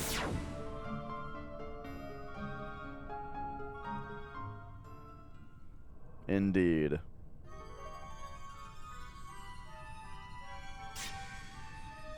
Okay. So, I'll be making my way, or I'll be back in just a minute. I think I gotta feed the cats. Grab some dinner. I'll be right back.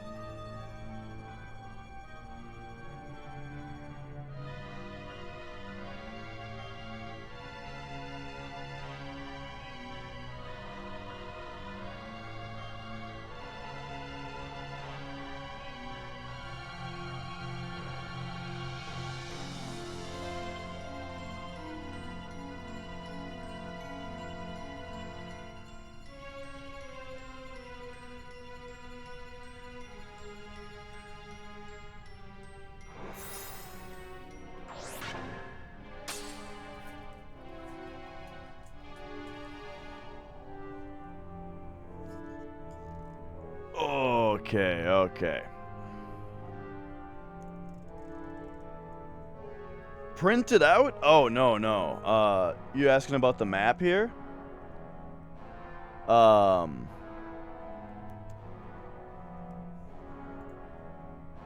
on, hang on. Let me show you.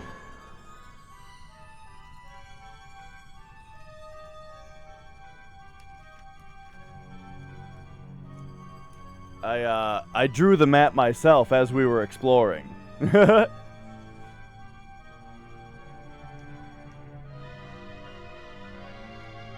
So there's where Ultima is.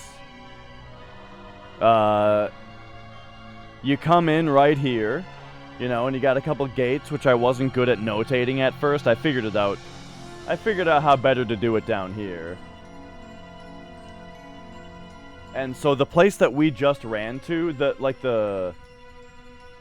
what we just did was we took 20 up here over to right here.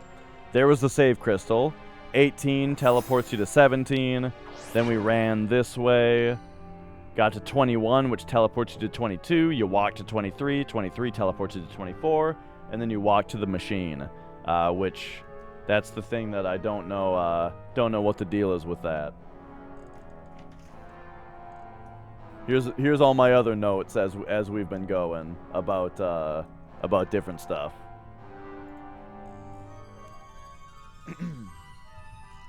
Okay. So we gotta get out of here. The cat's food dish was already full. Or, well, not full, but, like, it's not empty, so I'll just give it a minute here. Wait for him to actually empty it out.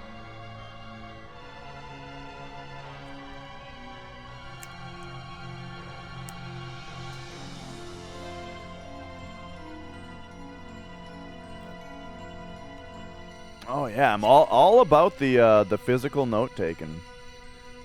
The first game that ever made me take notes to be able to beat it was 999 for DS. Because I don't know if you know the game 999, or particularly if you have played it, if you've seen if it was the PC version. Because the PC version has this like tree of like all of the different choices that you make break out into these different tree paths. And then you can like jump or you can like teleport around the different times of the game to like choose different options to go down different paths. But the DS version didn't have that. It didn't have the tree. You had to actually do New Game Plus and go through the whole game every time that you wanted to like try different stuff, you know? And so yeah, in order to like find everything, I had to take notes. And I loved it. I thought it was incredible. And so ever since then, I've been a lot more into taking notes.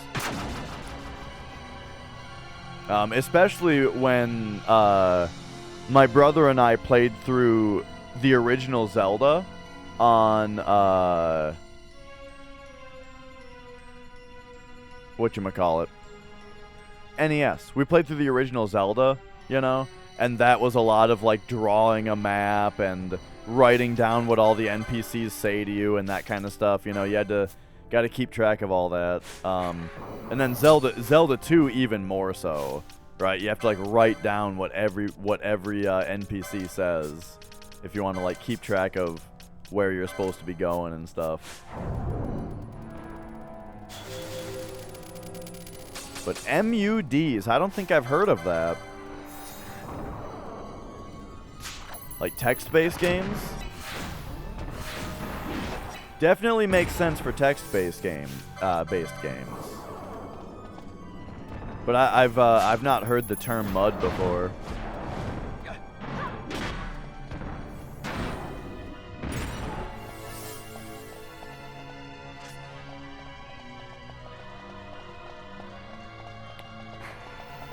Alright, let's speed this up a little bit. I did, oh, I see. Probably still gotta take out the Marlboros, because I don't want to get confused as I run by.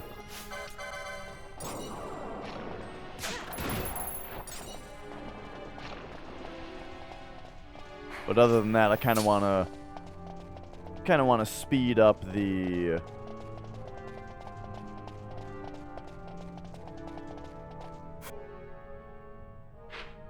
traversal back out of here.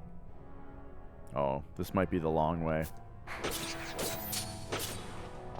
That's right. We don't want to get the Marlboro farts.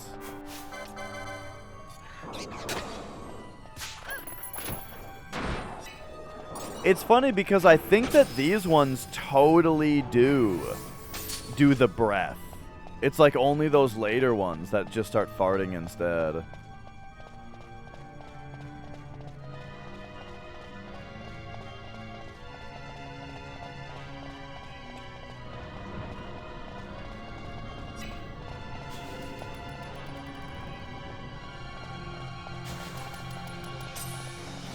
Whew.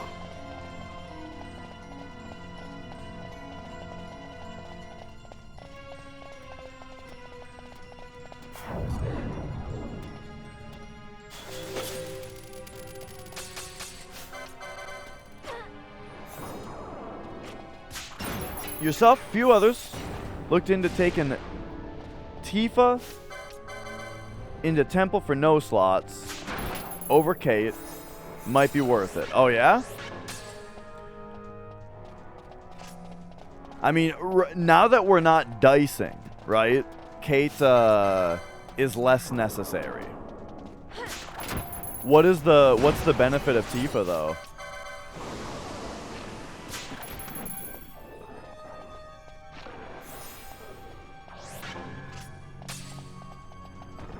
Right, I imagine it would be her getting experience. Would be one thing.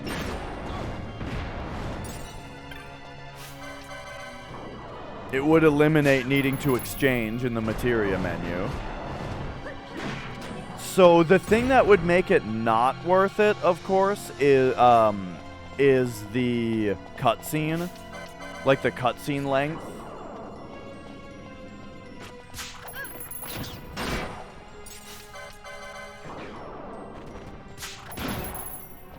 Of where like you have to wait for Kate Sith to like call into the party.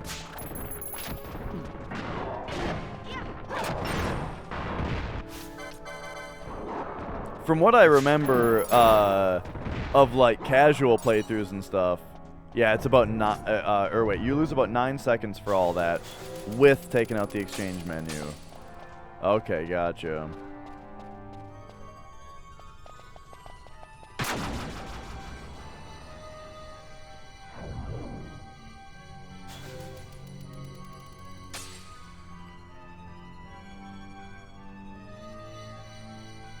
Oh, yeah. I mean, right. Tons of stuff is an option.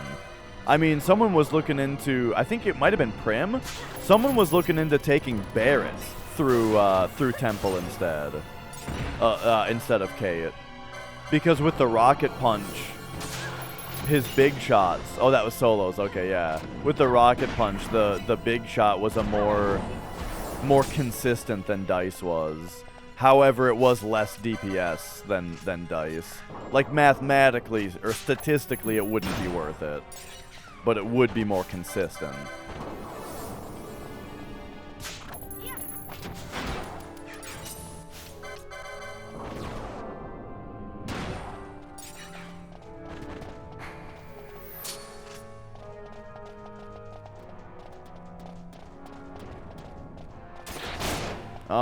Alright. Get us out of here.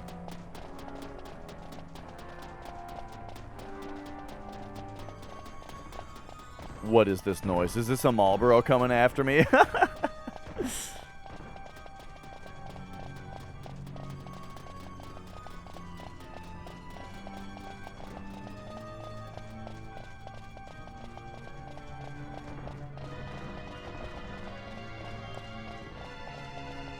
Alright. But, so, as far as Tifa getting more experience goes, what's the actual difference? Like, would she be a higher level for Schizo? Because that would be nice. If you could like eliminate the potential of her under-rolling damage on Schizo, that would be very interesting.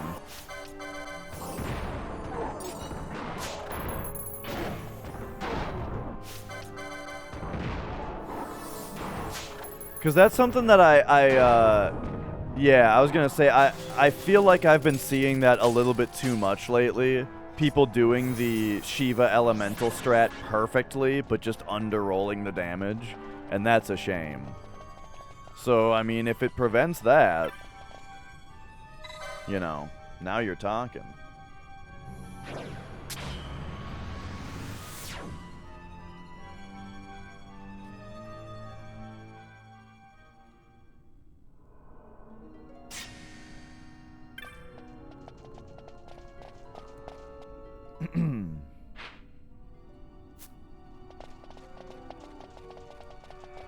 Yeah, I've only had the underroll happen to me once or twice. But there was a day where it happened to me, and then I saw it happen to someone else like that same day. And then there was the race, and it happened to at least one person in the race.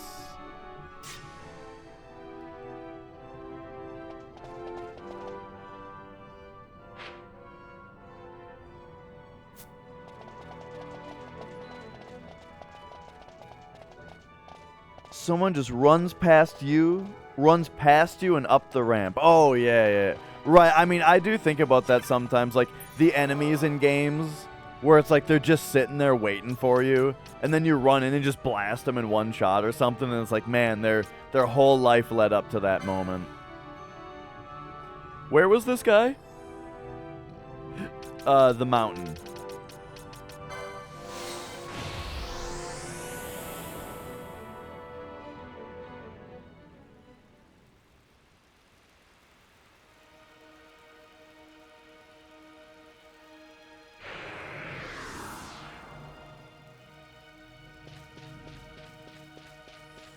Alright, here we go.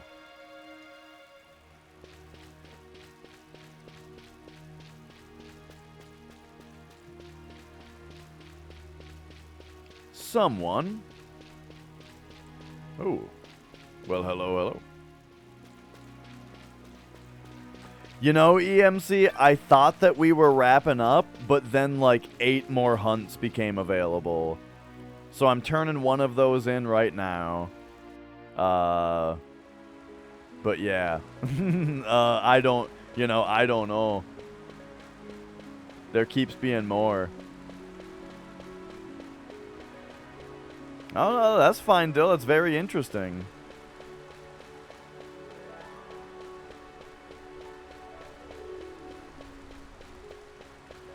This guy? Yeah. So, you have saved the soul of my brother. In his place, I thank you. You are strong indeed, but do not fall victim to your own strength, or your companions will know the same despair as I. Do not become as my brother. Dark shot. Does that do anything besides... Does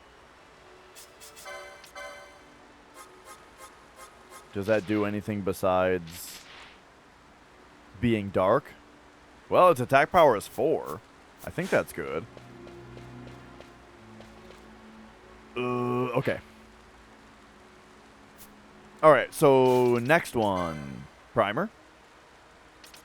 Give me hunts. Bring us down here. Alright. Hunting of a wild Malboro. The petitioner is Reyna in the Spirit Wood of Eryut Village.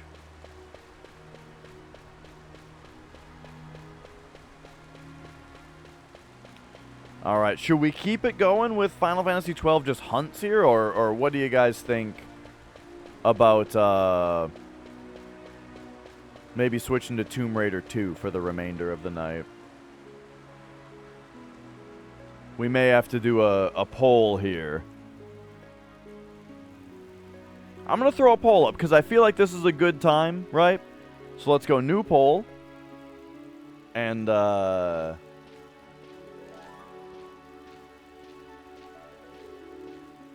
let's see. Continue FF12 or continue Tomb Raider 2 or there will be I've also got an either one option on there. So there you go.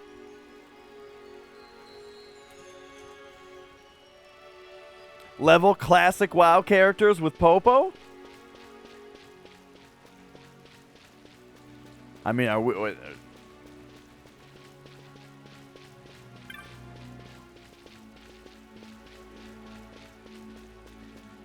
remember our plans to do... Weren't we going to play hardcore Diablo 2? What happened to that? What up, Ducklet Bucket? Alright, boom. Let's shave the jam here real quick.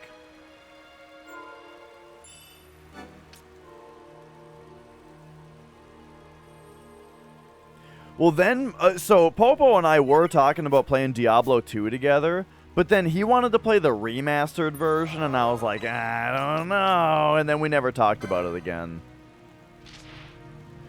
You and I think, need to perhaps, not to sound like a corporate stiff, but take it offline, right? And we need to, like, come up with a schedule, or like a day. We need to agree on a day, you know what I mean? So that we can then we can hype it up too, right? Then we can hype it up. We'll make t-shirts, you know.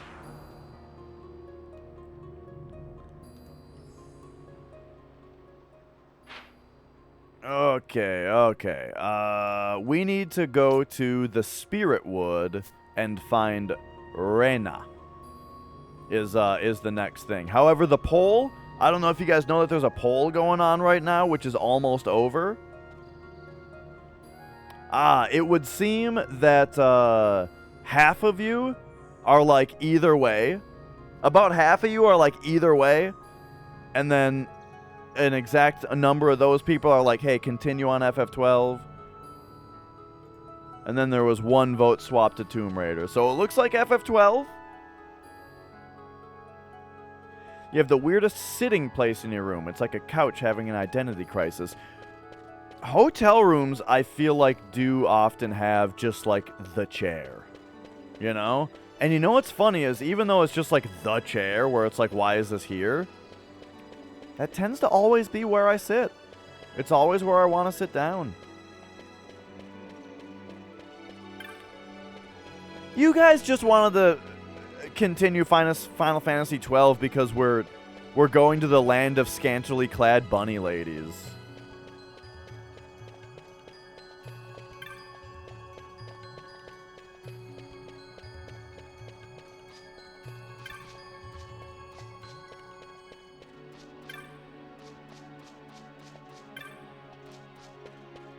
But alright, where's she? The Playboy Mansion Forest.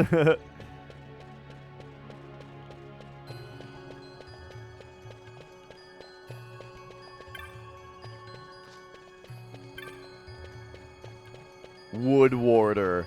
Woodwarder! Tell me about it! Whew! These ladies are cold as ice. Can you feel it? The vileness on the wind, dulling the senses. I would have you vanquish this wild Marlborough. Yeah, sure. Deep in Golmore Jungle, a wild Marlborough has come to the mist-shrouded trails of the Feywood. Okay. Viera are keen of sense. The wild Marlborough is a natural foe to us. Even now the winds carry the stench of one such through the wood. The scouts we have sent return overcome with its foulness. Kiers, one of our wood warders, second only to Rael, has left to destroy this abomination, yet returned as the others, her senses stricken by the filth. We had thought them long extinct, but before the beast claimed her sight, Kier's confirmed our fears. We faced a wild Malboro. We suspect this creature survived within the Feywood, held in check by the fell bloom Rafflesia. With Rafflesia's defeat, it ranges now far abroad.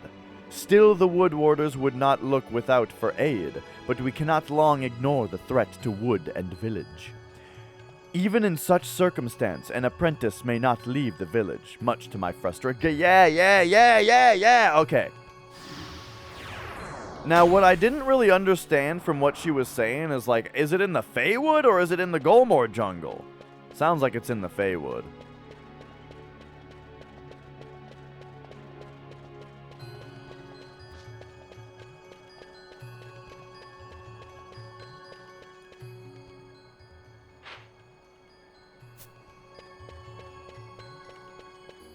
All right.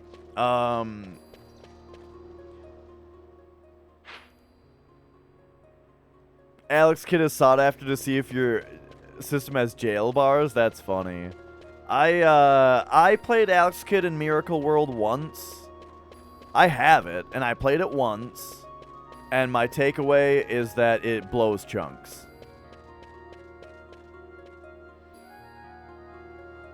It's like the game that all the Master System owners pretend to like when everyone else was playing Super Mario Bros. You know what I mean?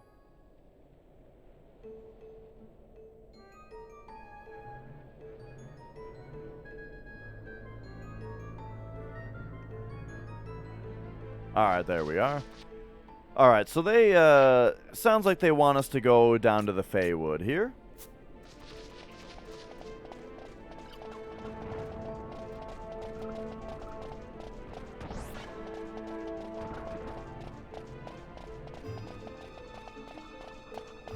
So let's do that.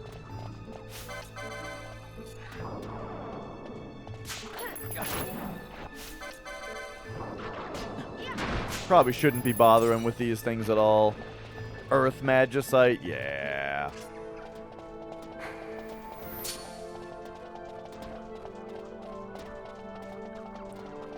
Let's just keep it moving here.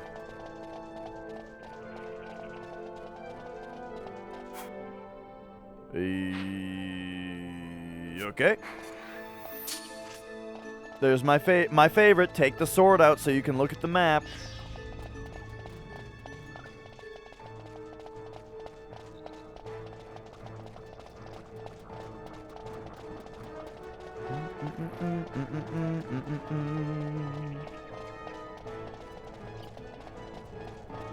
Remember when those hellhounds were the hardest thing in the game? Those were good times. This game's also got that kind of thing going on with it as far as like the MMO feel is the whole thing of like seeing enemies that used to give you trouble.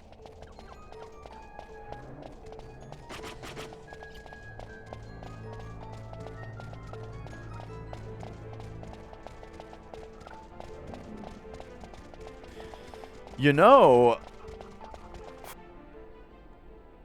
with Nicole being out of town this week, I'm not really going to have anything better to do in the evening than to just want to keep streaming.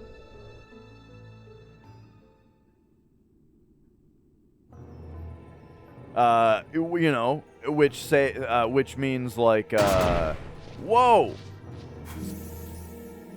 As in to say, like, look at those quad 9 heals. Holy shit.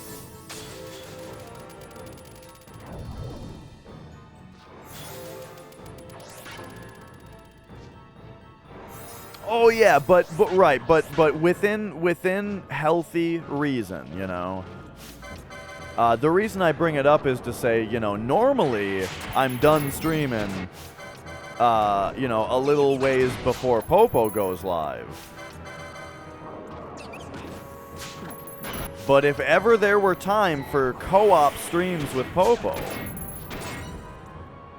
I think I may actually be free for the next few days I may actually be free during those later day hours.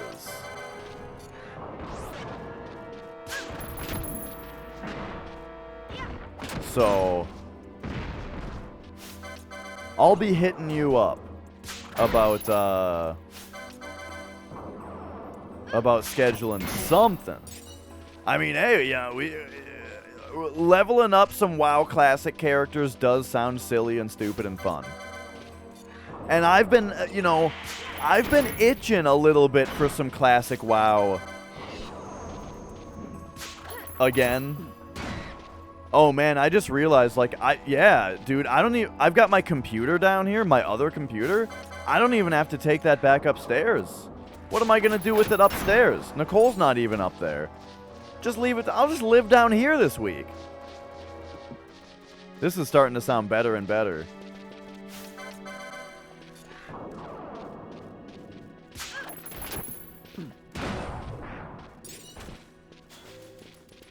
You played WoW recently? I got back into it when Classic released.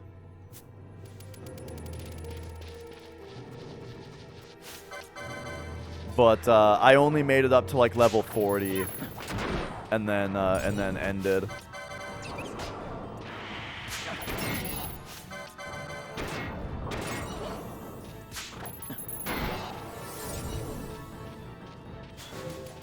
Bum bum bum bum.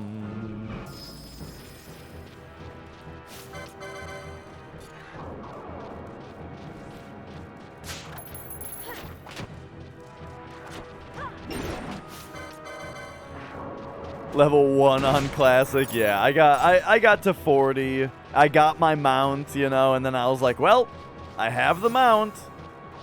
That's about all the nostalgia that I wanted to relive, and I've now relived it. Okay, cool. Oh, you know what? I wonder if this thing is in the deep part of the Feywood. Like down here.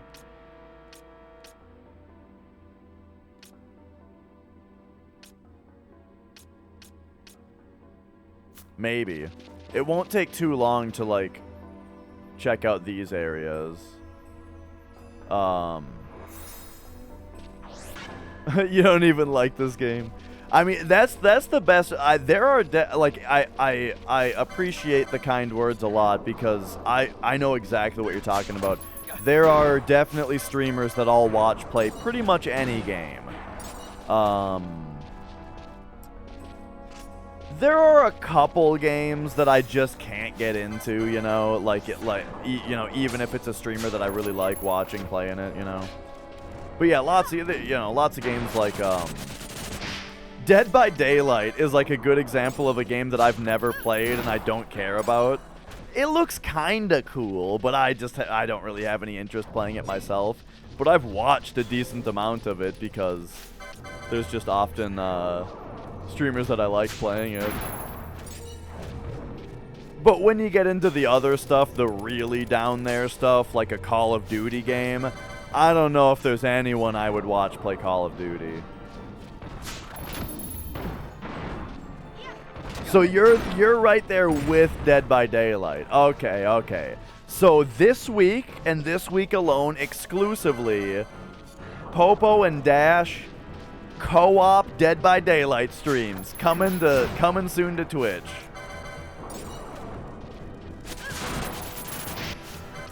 It'll just be several hours of live, constant bitching about the game the whole time.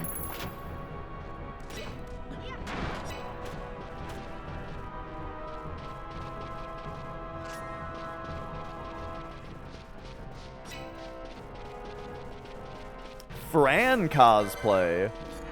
Fran. Oh, Fran! This Fran. Right there. I'm playing this game right now, and still when someone says Fran, the first character that comes to mind is Fran Bow.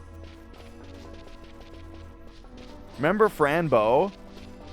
You can be Fran Bow, I'll be Mr. Midnight. Fran.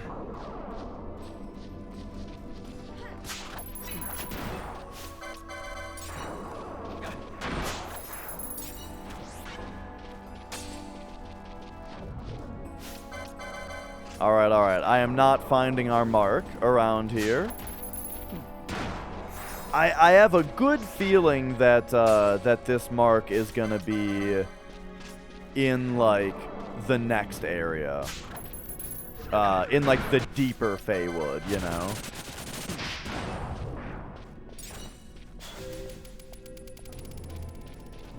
But for our due diligence,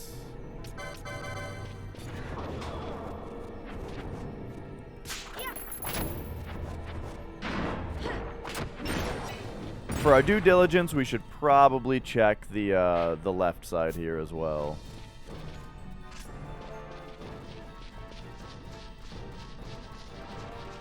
Remember when I solved that hedge maze puzzle in Tomb Raider yesterday? Hot dogs in flour tortillas. I don't know about that. What else? Dry? Just having it dry? Or what else is involved in this recipe here?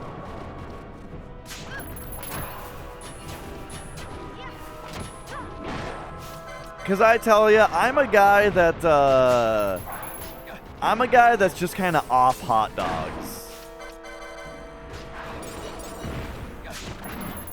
You know, it's one of those things where I'm sure I've told you the same exact thing before, where the thing is, whenever I'm at like an event where there are hot dogs available, 100% of the time there's also burgers available. And I'm just getting a burger 100% of the time when given the choice. You know what I mean? By weight, the most abundant ingredient is mustard. Oh god, whoa, yeah, I did just have one of those throat things. That's like, we might be throwing up if we think about this any more vividly. If the imagination runs any harder, there's gonna be puke.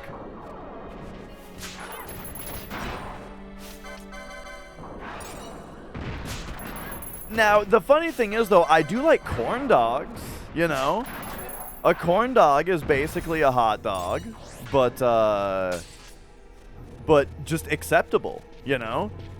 Something about that deep-fried breaded goodness just makes the whole package exceedingly appetizing. I mean, I'll slam a hot dog or a corn dog, you know?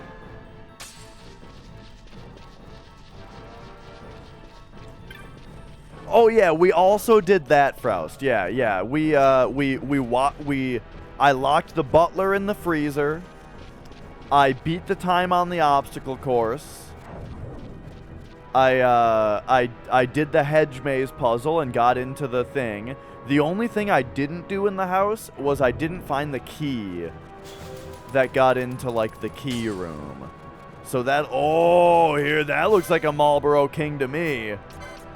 Let's go. Okay, we're probably going to get dumped on by status ailments here. They're not even fighting back? This is sad. Hang on, they're not even fighting back.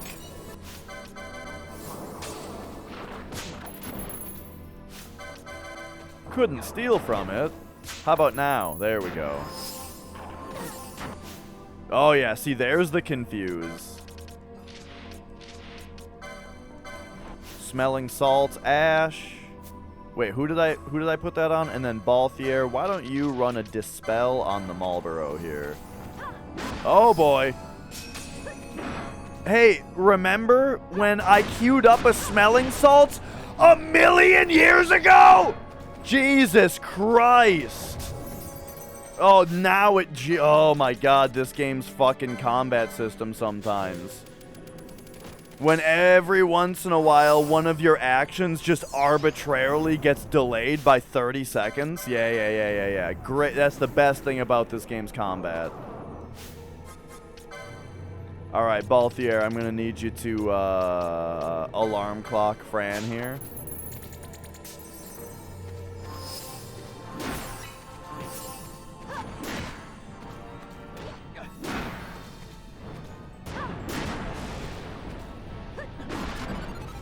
It's Well, super we- unlucky. It's really unlucky that you're doing that right there. It's really unlucky. We got him.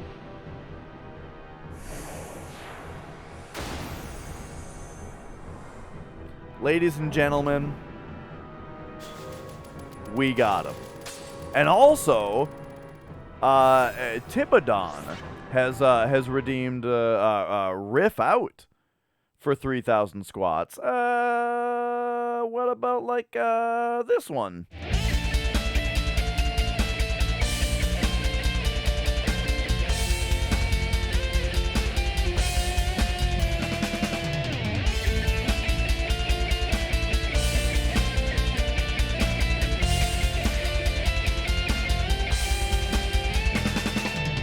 Oh, you just thought of Little Misfortune? Oh, yikes forever. All right. Well, here we are. Do we have ourselves an orange crystal? Yeah, look at that.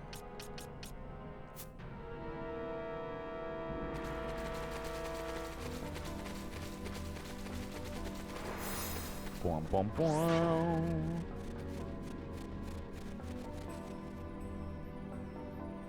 A restaurant in Portugal that made homemade hot dogs with homemade bread and sausages and chili meat. Okay, chili meat.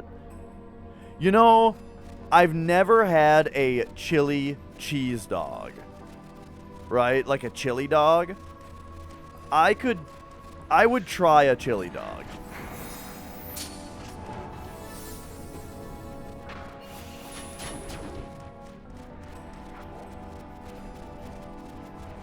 I might try, but the thing is, I could also just have chili cheese fries instead, and I would just rather have that. For me, like a cookout menu, that's a good question. I mean, I love burgers, right? Give me some burgers, you know, cheddar jack cheese. I really enjoy, or pepper jack. I meant to say, I like pepper jack cheese on a burger, right? But I'm also real big into some steaks, you know? I like a good steak. I like ribs. I mean, I just love barbecue, cookout kind of stuff. I mean, I'm kind of into all kinds of different stuff. Love ribs.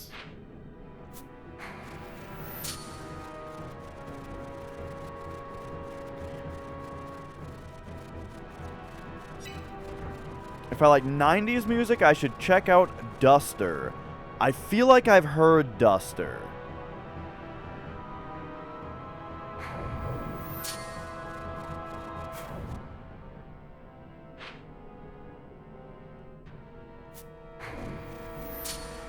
Steak.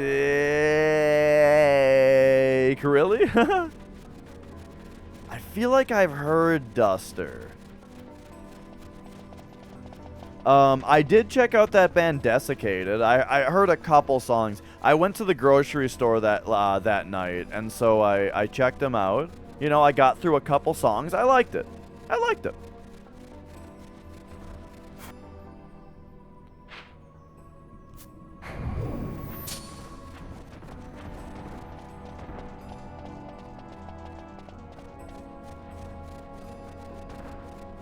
Bum bum bum. Bum bum bum.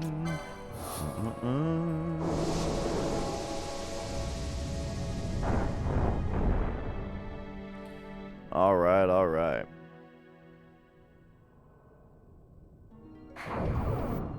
Oh.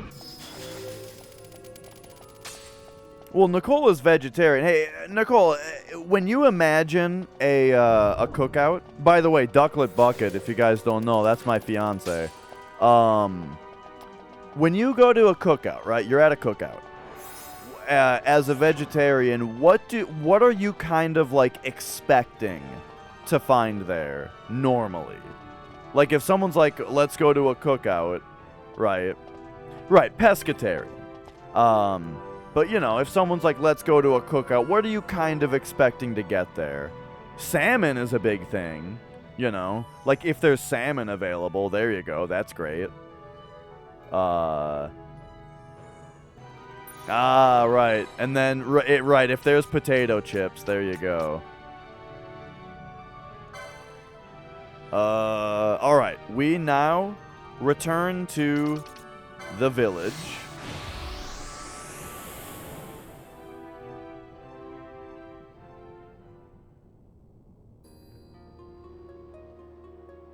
So, hang on though. This is kind of a funny thing to be asking my fiance. You know, as if I don't even know her, but do you prefer to not be called a vegetarian? Do you prefer to be called a pescatarian from the get-go? Is this a thing?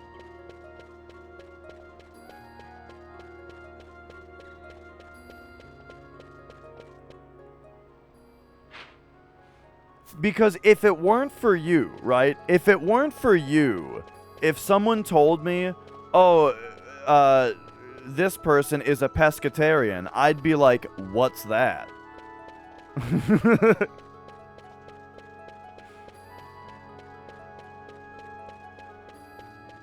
But maybe most people already know.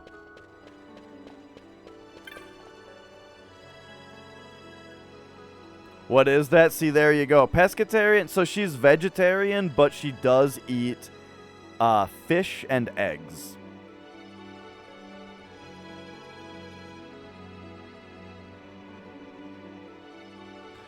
Wait, but what I'm asking is, I said vegetarian, and then you corrected me to pescatarian, which makes me wonder if, like, if I was supposed to say that from the start.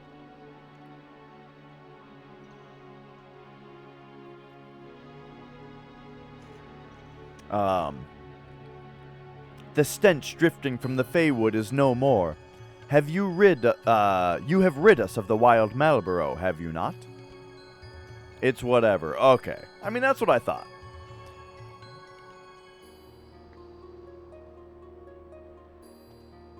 I don't cook any meals. No, 100% of my cooking is, like, you take the box...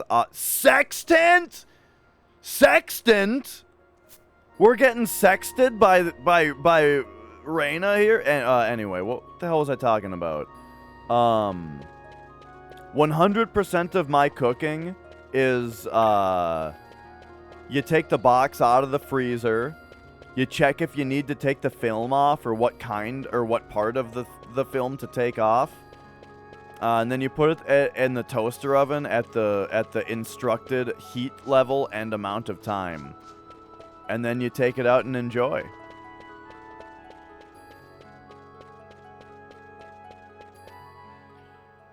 My favorite box meal is Marie Callender's has a Salisbury steak and roast potatoes meal. Pretty good. It's got mac and cheese in there as well. There used to be, Banquet used to have a mega meat, or mega meal. I can never remember which one it is. Anyway, they used to have one that was Nashville hot fried chicken, and it was the best shit. It was so fucking good.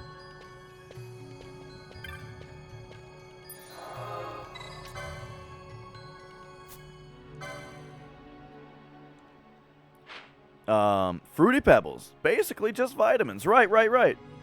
You know, you have the Flintstones vitamins. The Flintstones are on the Fruity Pebble box. You know, the Flintstones are representing some vitamins.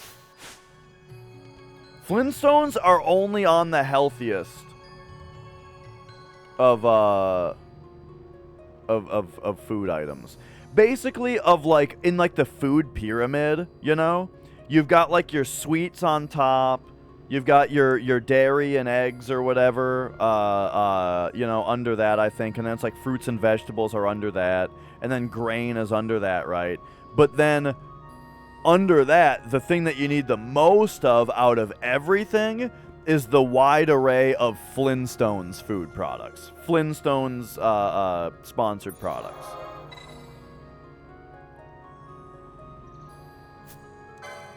Where are we going next here?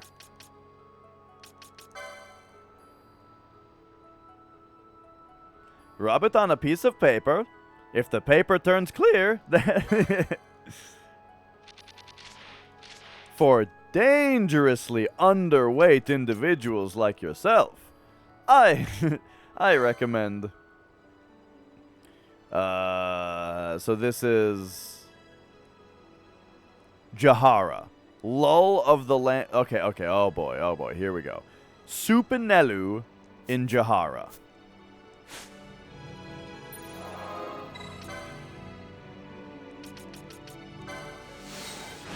The neglected food groups, there we go.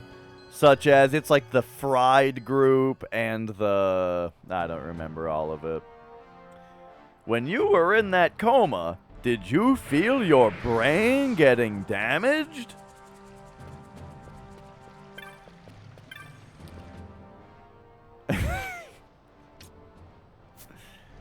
Alright, we gotta find Supinelu in here. But first, oh my god. It is time for a random game review, I hear. I hear it's random game review time for Nintendo 64. I will be right back.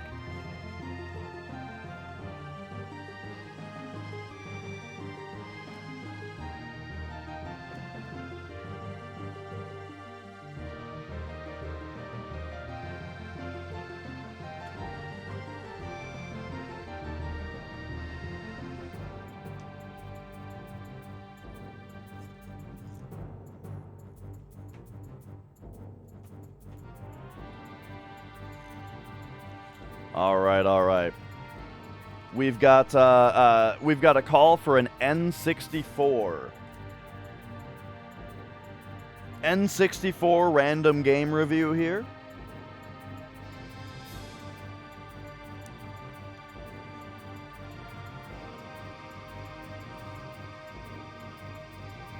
And so this one's pretty basic. I went over. Oh yeah, I had to go get a random game. We have a random game review for N64 was redeemed. So here you go. I went over. I picked up a random game off the N64 part of the shelf. And we have Super Mario 64. I mean, it's pretty basic, but look, it's like the best N64 game. So let's talk about it for a minute. Super Mario 64 is one of the best games ever made. It's one of, I would say that my favorite games in the world, my two favorite games on the planet are Final Fantasy VII and Super Mario 64. This is just my other favorite. It's crazy, this game. The thing that's nuts about this game is the fact that it's a 3D platformer, and it was like one of the first 3D platformers, you know? Maybe even the first 3D platformer, but like, in this game where video games leaped into the next generation with this game of like, boom! Well, it's not the first 3D platformer. I'm not crazy, but look. When 3D platformers were new, this game came out, and Nintendo showed everyone how it's done.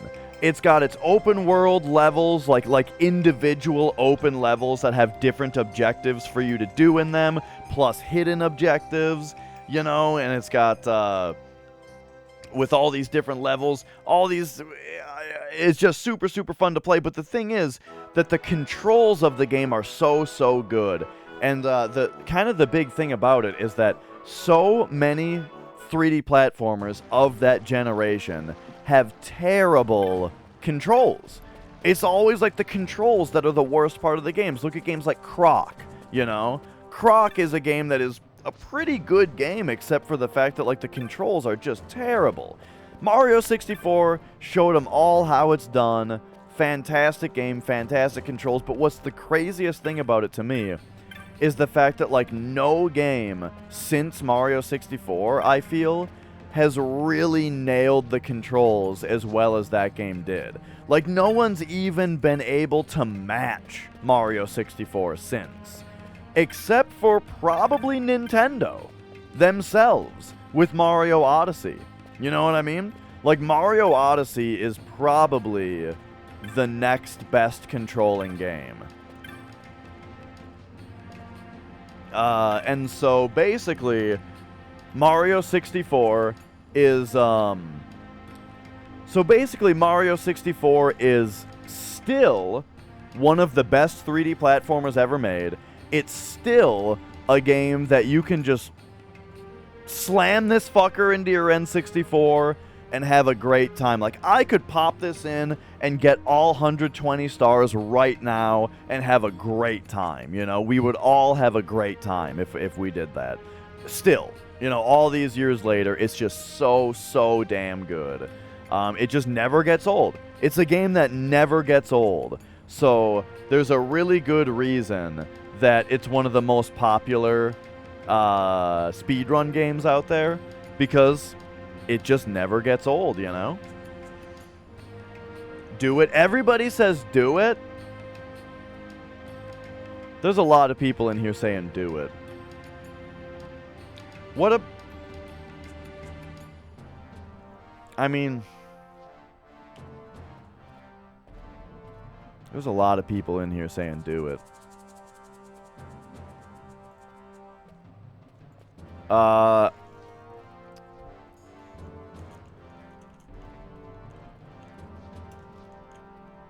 Here you go. Okay, there's a poll for you. The poll is, do it. All right. Are we gonna derail? Are we derailing the whole stream here? Is this random game review gonna end up derailing the entire stream? Is that what you guys are telling me? Because right now, yes is winning by a landslide. You remember telling everyone in church that you got another star in Mario. That's so awesome. I love that. But yeah, totally, dude. That's what it was like. I remember talking to kids in school and stuff about, like, the stars that you found and that kind of thing. Yes. It's so good. So if anybody wants us to continue playing Final Fantasy 12, you better get your no votes in. Because if yes continues to win by the landslide that it's winning right now, then we're just abruptly switching over to Mario 64, I guess. So the question is... No. The question is, are we just switching to Mario 64 right now? Yes. I'm afraid Tomb Raider 2 already lost the vote earlier. Yes. And now the vote is for, do we abruptly change to Mario 64? And there's not very much time left on it. There's not very much time left here. Yes. Look, okay, so the poll is ending. And, but there are a couple last-minute votes coming in. Alright, so here we go. So yes has won. So yes has won 8-5 here. I feel like I need to make the... I feel like... And here's the deal. Let me tell you guys something about streaming video games on Twitch as your job, right? No. Mega, hang on a second. Listen to me for a second. Let me tell you something about streaming video games on Twitch and trying to keep somewhat of a healthy audience happening.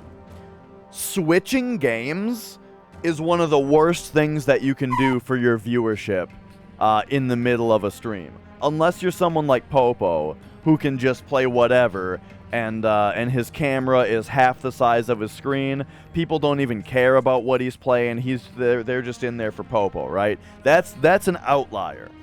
Switching games in the middle of a stream is one of the worst things you can do for your viewership. It's super unlucky. It's really unlucky that you're doing that right there. It's really unlucky. And so I kind of feel like a 62% I think is not enough. It might be the majority, but my electoral vote is going to say that it's not enough of a majority to warrant an entire derailing of the stream. We're going to talk to Supinello right here. You have seen my bill. To think you would come, surely the fates have willed this. However, This desert is stupid. however, here's the deal. Maybe we're down for a Super Mario 6. What the fuck indeed? Wait, what the fuck? Hang on now a second. That's 10,000 bits. That's a lot of bits. That's 10,000 of them. Holy shit. That's a lot. Froust, you've already done so much today. You've already done so much for the stream today. That is a hell of a bit drop as well. That might be the first time that we've heard that alert. I think that's the first time that alert has actually gone off. That's a new one. I need to start making new stuff for those types of things, because I feel like that's not even enough of a celebration. But all the poggings in chat, there you go. That's pretty good. I mean, hey, you know what? We can at the very least do one of these, right?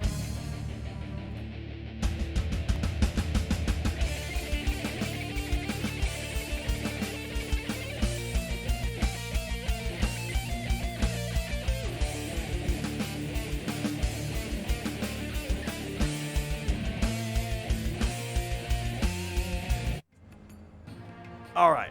But my executive decision is that here's what we'll do. I see the enthusiasm for the Mario 64, and that's great. Let's add a Mario 64 playthrough into the docket for this week. Maybe tomorrow. Something like that. We'll do all 120 stars. It'll be a great time, and then we'll play Tomb Raider 2. But for now, we got this happening. Okay. Yes. Let's go here. Let's go. And then Blood Level 4 Bloodborne. Yeah. I do actually want to do Blood Level 4 Bloodborne. Oh, there's a lot to do. We got Tomb Raider 2. We got now apparently we need to play through Mario 64 again, but also finishing Final Fantasy 12. I need to get back into Hundo for Final Fantasy 7, and then Blood Level 4 Bloodborne. Probably gonna happen at some point. Ooh, Blood Level 4 Bloodborne. Ooh, that's gonna be good. All right. I feel like Bloodborne, I need to do another off-cast playthrough of Bloodborne casually before I go into a challenge. But all right. In the deepest reaches of the Zertanen Caverns, in a valley where sandfall flows, lurks the demon Catablipus. Many brave warriors of the Gareth have gone to the Zertanen Caverns to fight it, yet none have triumphed. Many already have lost their lives to the foul beast. My brother, his life was spared, yet so wounded was he that he shall never battle again. It is for this that I must see the Catablipus dead, even should I perish in the fight. My request is this: observe my fight with the Catablipus that there might be witnesses, and retrieve my body when it is done.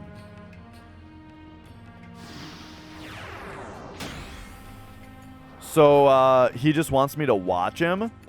This guy's got like this weird kink where he needs someone to be watching him. Alright, well here's the Zertanen Caverns. What is the fastest way in here? He said it's where there's like falling sand, and this place is called the Sand Falls. So maybe we'll just hit up the Wester Sand to get to this guy.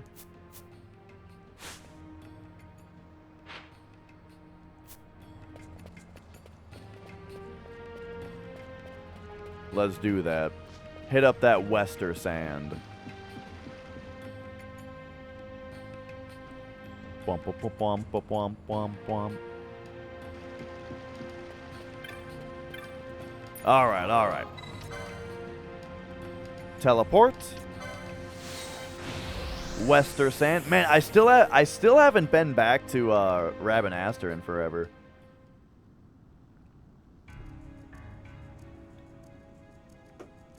But yeah, as far as Mario 64 goes also, I mean, I've told you guys a million times, that was the next game that I planned on learning for a speedrun. But now I am a little bit more interested in Mario 64 just because I think it'll be a little bit of a more casual game on the hands, especially since people run Turbo for that game. But who knows? We'll see. I am still interested in learning to speedrun Mario 64, for sure. That's like one of the... Oh, shit, I read this wrong. This is a little bit further away than I thought it was. I wish the Flea was just a toggle in this game. Like that you would hit a button to initiate Flea, and you would hit a button to cancel it.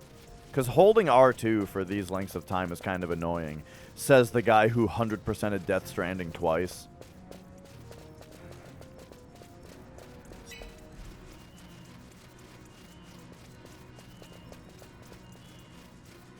All right.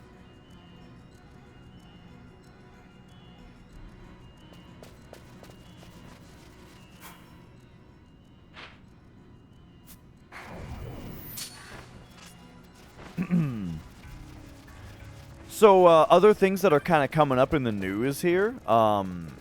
There is going to be a no major skips FF7 race this month. Sometime, one of the weekends this month. Wait, this looks like a... Yo, look at this monster.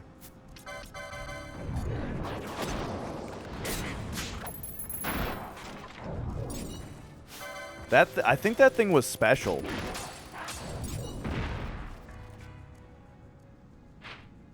Mont Blanc is gonna pop off when we tell him we defeated that thing. Original. We're talking the speed run.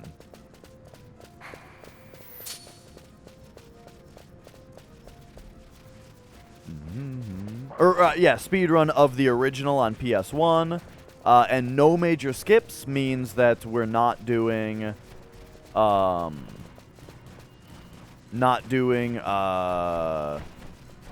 skip, guard skip, Midgar raid skip, or Cosmo Canyon skip. And there's a couple other things that they're not allowed to do also.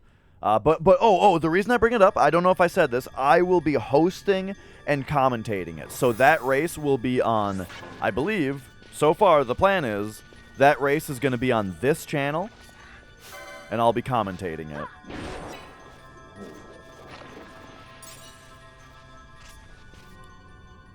Very, very similar to the, to me commentating the any percent race that was done a little while ago.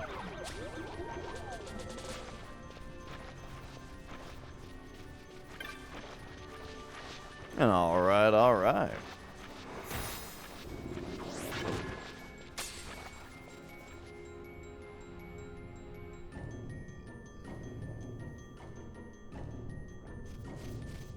Hot damn. Okay, okay. So this is the area called the Sand Falls. I swear he said something about Sand Falls. But hey, maybe he meant Hourglass Basin down here. It sounds like the guy is gonna appear. Like whenever, well, like once we get into the room that the monster is in, I think the guy is gonna appear and be like, "Watch me fight it," you know. And he said he only wants us to watch him fight. So, I mean, I guess I'll do that.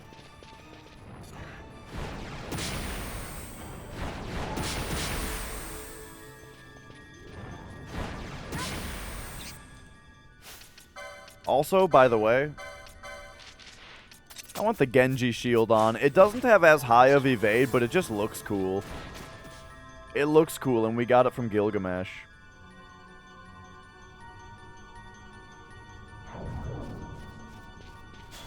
Gotta find that catfish, man.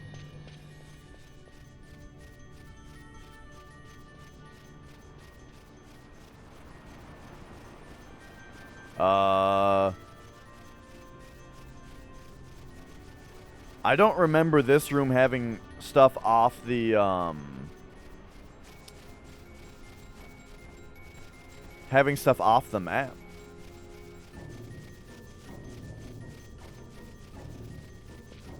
Yeah, I've had my eye out for the Genji stuff the whole time because of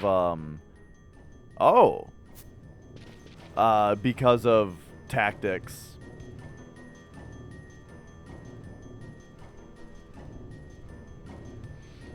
Remember playing FF7 with your friend back in the day? Oh yeah, here we go. Okay, I would defeat it whatever the cost. See that we do not fail. You know, I was gonna just like watch this guy, but that made it sound less like that's his plan. Do you have the diamond armlet on? Are we back to diamond armlet? Yes. Okay. Yeah, we needed it for that knot of rust. Yeah, my brother asked for it for Christmas. I like had no idea what it was.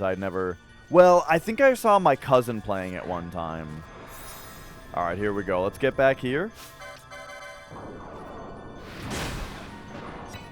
Let's get a steal on this guy as well as a dispel.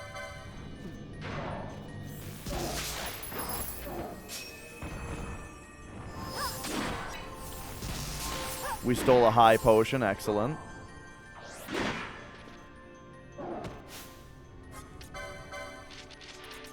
But yeah, my brother got it for Christmas, and it was, man, the game just blew my mind. I played it so much as a kid, but I didn't actually beat it until I was a bit older. But then ever since then, it was always a game that I had like a, you know, some kind of playthrough of it going. All right. Seek the village. Okay. Nice. So I'm glad I just ran straight to the correct place here.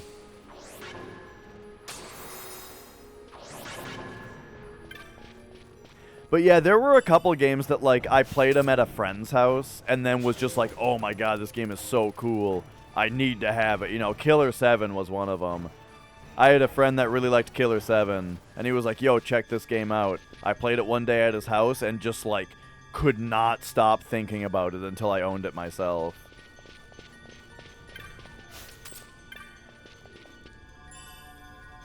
But I wasn't 17 yet, so I couldn't buy it myself, and my parents wouldn't buy me M-rated games. So what I ended up doing for Killer 7 was I did some kind of chore for my sister. It was like I did some kind of work for my sister, who was, you know, 19 or 20 at the time. And then she bought it for me as thanks. Twisted Metal, the first one, we had that, so when we first got a PlayStation when we were kids, it was Twisted Metal and Test Drive Off-Road were the two games that we got with it. Test Drive Off-Road. I played a decent amount. Played a decent amount of Test Drive Off-Road, but Twisted Metal was really the one that got a lot more play out of those two. And yeah, those were like the first days of having the PlayStation. Was that game. We later went on to get Vigilante 8. If you liked Twisted Metal a lot, did you ever play Vigilante 8? Because in my opinion, especially if you go back and play the games now, Vigilante 8 holds up a lot better. I think Twisted Metal is kind of hard to play nowadays. Like, it's just, it's rough. Twisted Metal is rough nowadays. But Vigilante 8, oh man, that game totally holds up. And I could play it right now. I could load up Vigilante 8 and play it right now.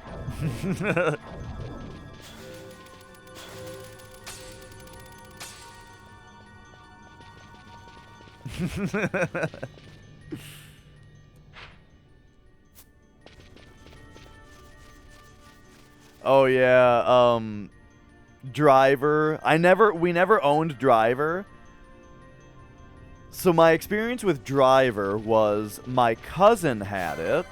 I remember playing Driver at my cousin's house, except I needed him to do the tutorial for me.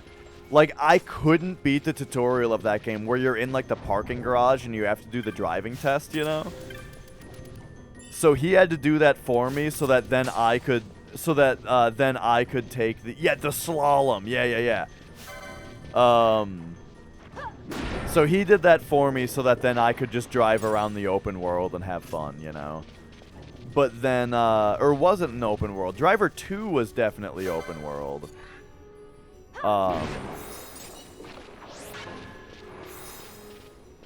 Oh, yeah. Get some of that soundtrack going.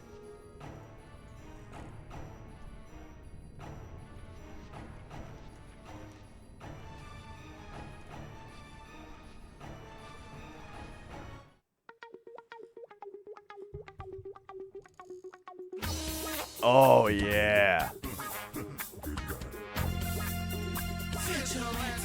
Second offense. Woo. Oh, woo, hoo, hoo, hoo.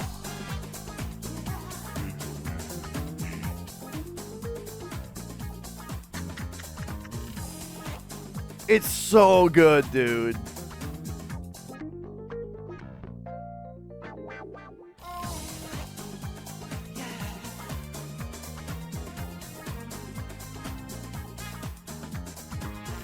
Oh god, I got put to sleep. Oh, there we go. If you popped in the first game while playing a match, it would unlock all the old levels?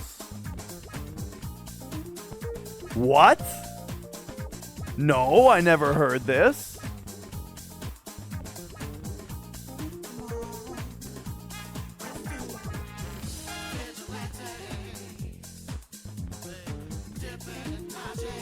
Swerving and curving, fighting for what's right, or trying to stay alive. Vigilante. Yeah. Ooh. Yeah. Yeah. Ow. Ow.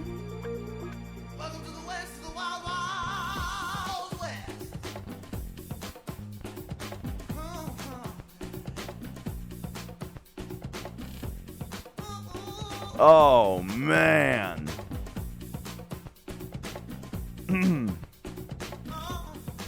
So, yeah, anyway, Vigilante 8. Great games. Remember memorizing the cheats as a kid. Are you talking... Which one we talking now? Because I don't remember Vigilante 8 having cheats, but, like, Twisted Metal had the... Like, the freeze spell and stuff. Oh, unless you just mean the combo. In Twisted Metal, yeah. Do you mean like the freeze shot and stuff? Yeah, I mean, I think that those were just supposed to be part of the strategy. You know, I never really considered those cheats. I thought they were just like hidden abilities, you know what I mean? Especially in Twisted Metal 2. In Twisted Metal 2, didn't you even have like a bar, like a cooldown bar on them? But yeah, like the best thing about Vigilante 8 was that also had like the button combos that you would do. Like every different weapon had different oh, like infinite ultimate attack and stuff. Oh, okay, yeah. See, I don't remember ever doing those. All right. This. Oh, there we go. We got it. Yeah, at the end there. Oh man, what a soundtrack.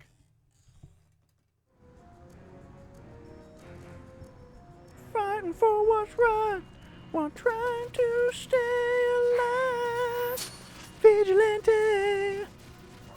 That wasn't in the right key. I got off key at the end there, but you know.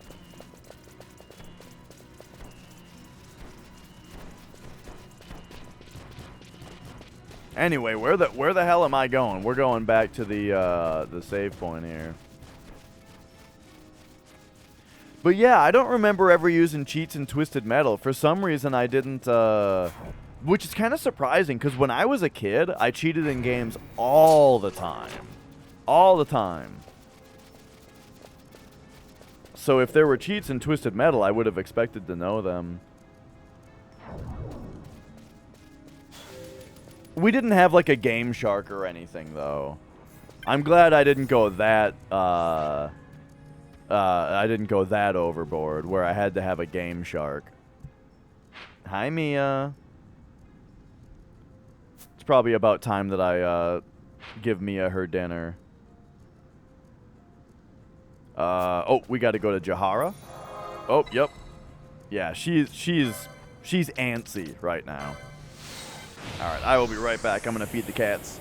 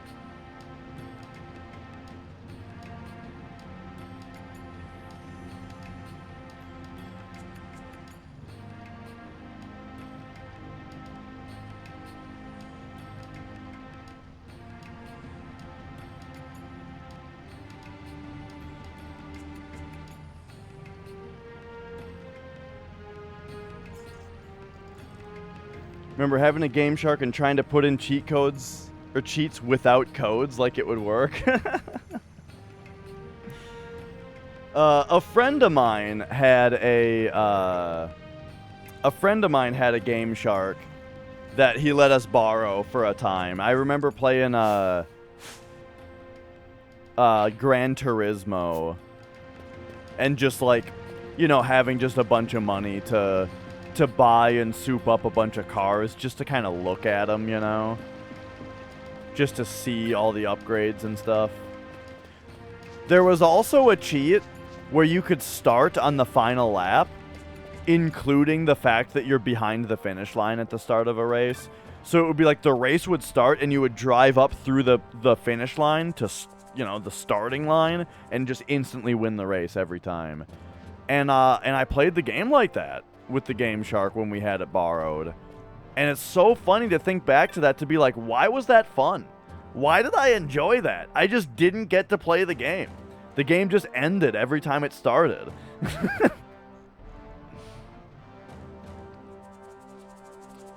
I was still but a warrior of the village. My brother Kadalu was war chief in those days. He was a great warrior, commanding the respect of all. Yet secretly I believed I was his better in battle. Thinking to show the strength of my sword arm to the entire village, I ventured into Zertanen caverns alone to slay the dreaded Katablipis. Yet, I was unable to withstand its attacks. It was my brother who saved me that day, though he bore grave injury in the fight. His leg beyond healing, my brother threw down his sword that day. He had to. The one to receive the title of war chief in his place was I. It was a punishment, you see, or so I thought at the time. I threw my spirits into bettering myself as a warrior. Daily I swung my sword in preparation for the day I would defeat the Katablipis. Only then I thought I would be forgiven. Yet now I know I was mistaken. I believed I was fighting for my brother, for his honor. Yet all along I fought only for myself. It was only as I challenged the beast today with you at my side that I realized these things. I thank you again.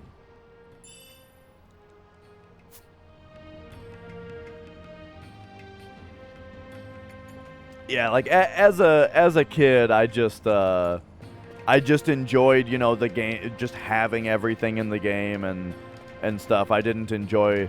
Well, I mean, I enjoyed the journey, right? But like, as a kid, I was fine taking the shortcuts, you know.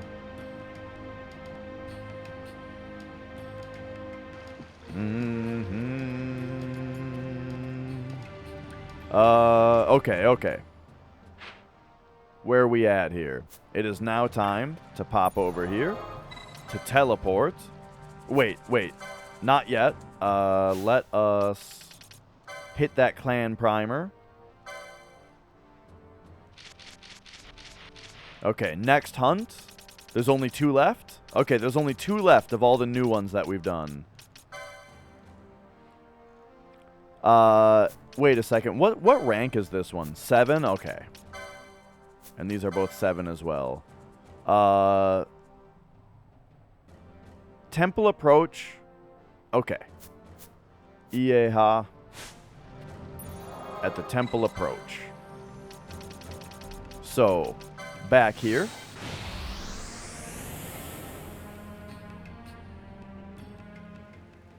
But yeah, like nowadays I couldn't be further from it.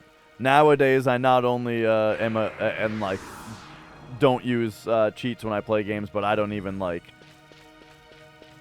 want the faintest hints to come from an outside source, right? It's all about me versus game, which that's kind of the that's like the retro mentality that I have around here. There's something I kind of say a lot about like how retro gaming is not just about like what era are the games from that you play. You can still have a very retro mindset with a brand new game, which is the idea of like you sit down, you pop it in, you play it, you know, and you don't look shit up or anything like that, and you beat the game that way.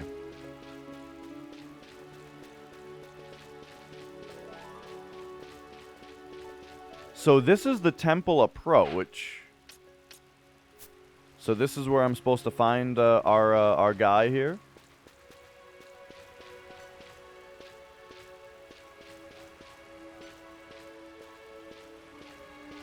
Oh yeah. Yeah, it's funny. We were definitely held back from playing a lot of stuff.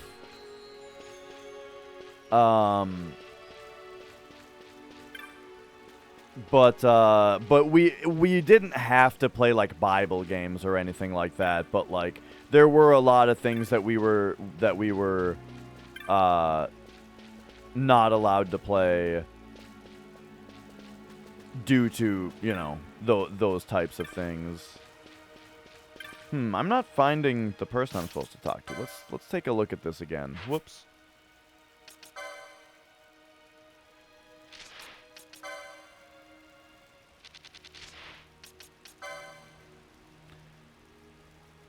The temple approach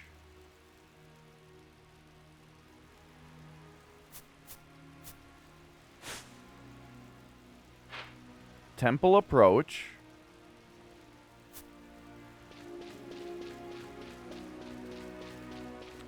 Is this person not here? I guess I just gotta talk to everybody, huh?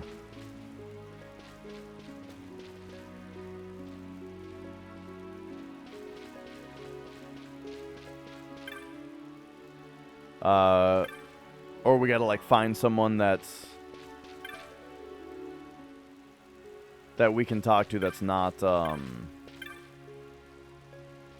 necessarily right on the path? Like, is there somebody over a thing we gotta talk to? But yeah, I remember, like, things like Resident Evil, right? But, like, not... Oh, here we go.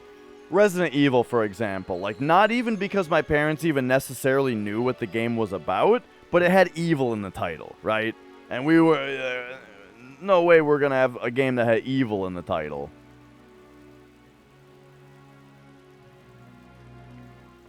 I mean to say, like, even when I was old enough to buy the game, it would be something that that just wasn't allowed to be in the house. You know what I mean? But you know, there was a lot of stuff though that that my parents kind of groaned about, but didn't necessarily enforce. You know, like my mom, for example. I remember one time I was buying a game. I was like 16, and I was buying a game at Target or something. And my mom was like, "Is it rated E for everyone?" And I was like, "Mom, I'm 16. In 1 year, I'll be able to buy M-rated games."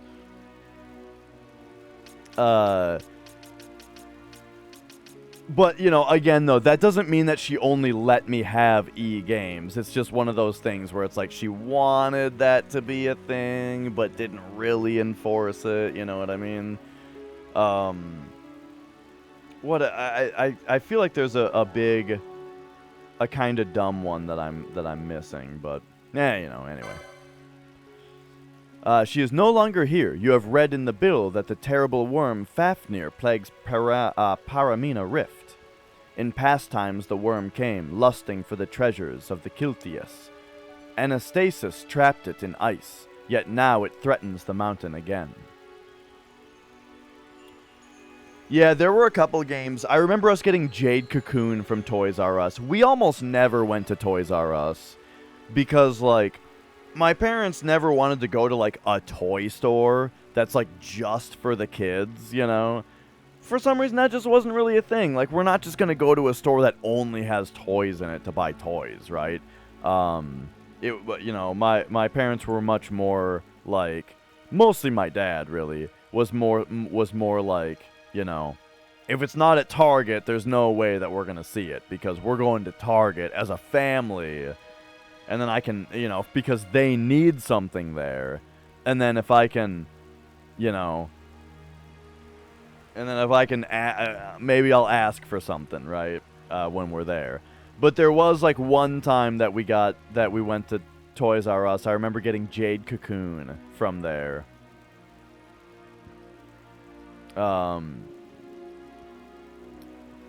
Ieha has led the Kiltias to defeat it once again, or so he said. I believe he has merely fled. Humes are this way. Be that as it may, it is no matter to me. Ieha is gone, so I have told you of the worm in his place. Do as you wish.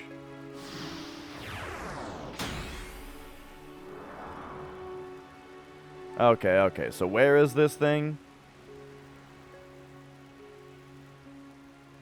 At Silver Flow's End in the Paramina Rift.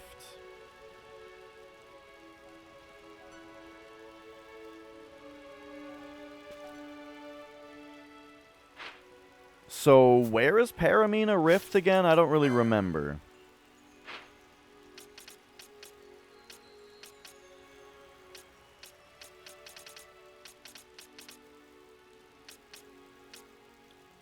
Ah, here we go.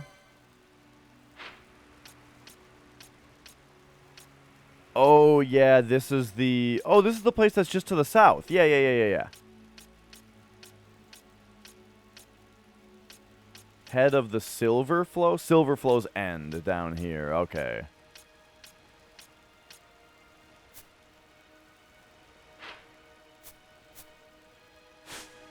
Alright, well, let's start out just heading south.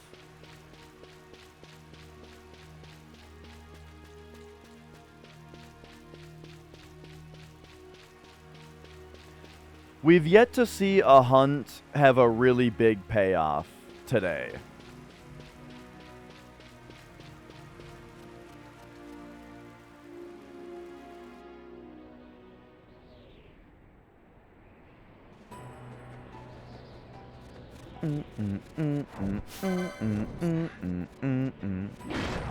Right, this place has this music.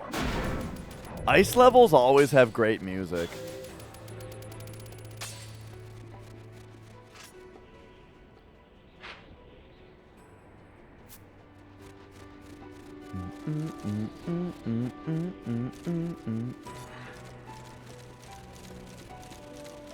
Hey, buddy.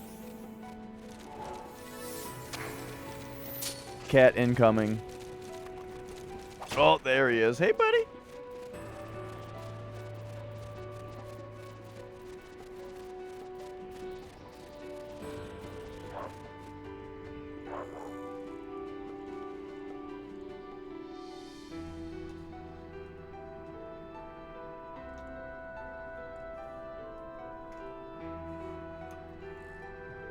Make sure to get a spot ready for him on the table in front of me.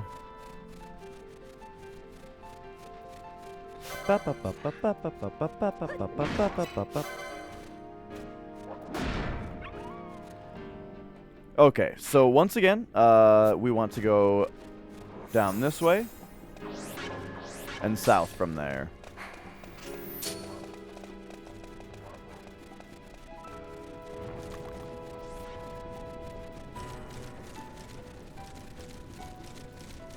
Your end game.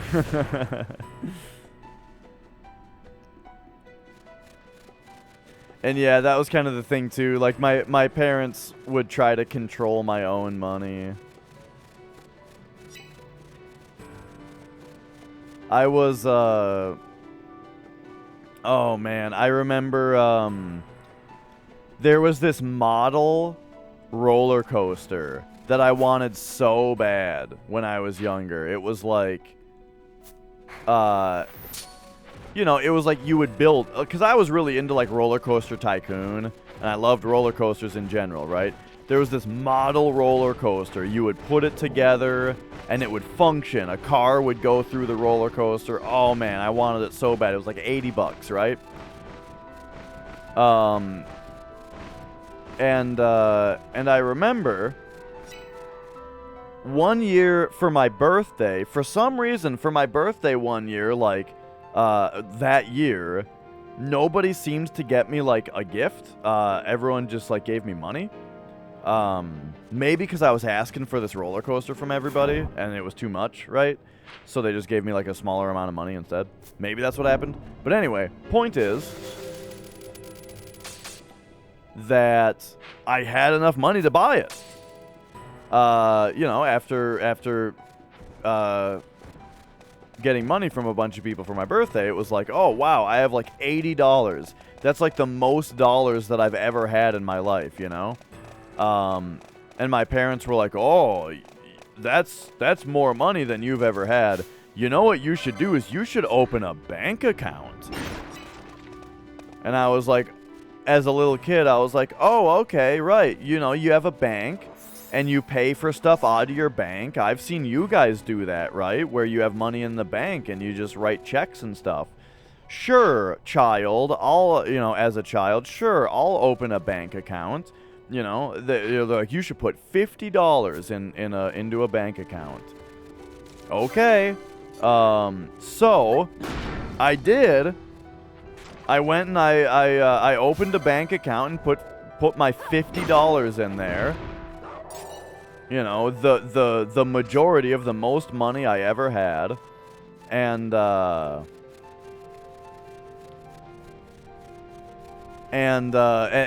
it turned out I was fucking tricked. 'Cause it turned out that when I put money into the bank account, the purpose wasn't for me to just have a bank account and then spend the money out of it. No, the purpose was to put money in there so that I could never touch it again. And to have a savings account for no reason.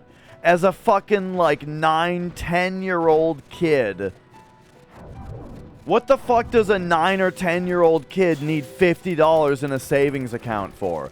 But that's what I was supposed to... Apparently that was the plan the whole time, is for me to just put money in the bank so that I could never touch it again. Just give it away to the bank. And that was it. That was that. I never got the roller coaster set because instead I just gave that $50 to the bank, where it sat in a savings account for the next several years and accrued maybe 9 cents of interest. I think I might have gotten a healthy 9 cents in interest off of that.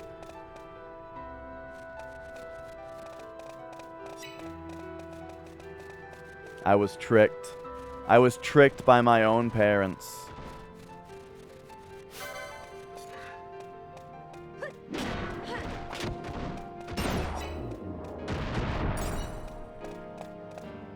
Okay, so I can't help but notice that this area...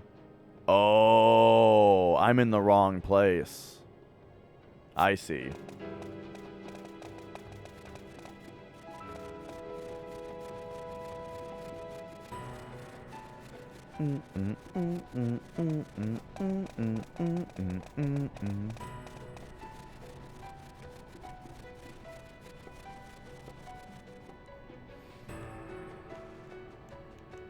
So yeah, you know what happened to that $50 actually is, it sat in savings, never to be touched, until years and years later, when I was an adult, and I got a debit card, and I accidentally overdrafted my debit card, and then Wells Fargo just took that $50 out of the savings to pay for the overdraft fee.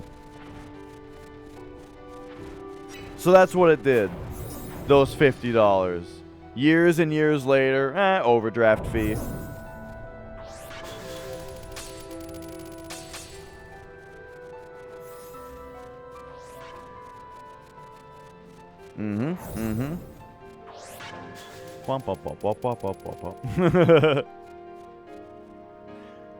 But, like, at that point, I had a job, you know, so, like, the $50 wasn't even a huge deal. I mean, it's $50, don't get me wrong, but, like, you know, it's not like when I got it, when it was the most money I ever had, you know, and I wanted this toy, essentially, that I never wanted anything more than my life then.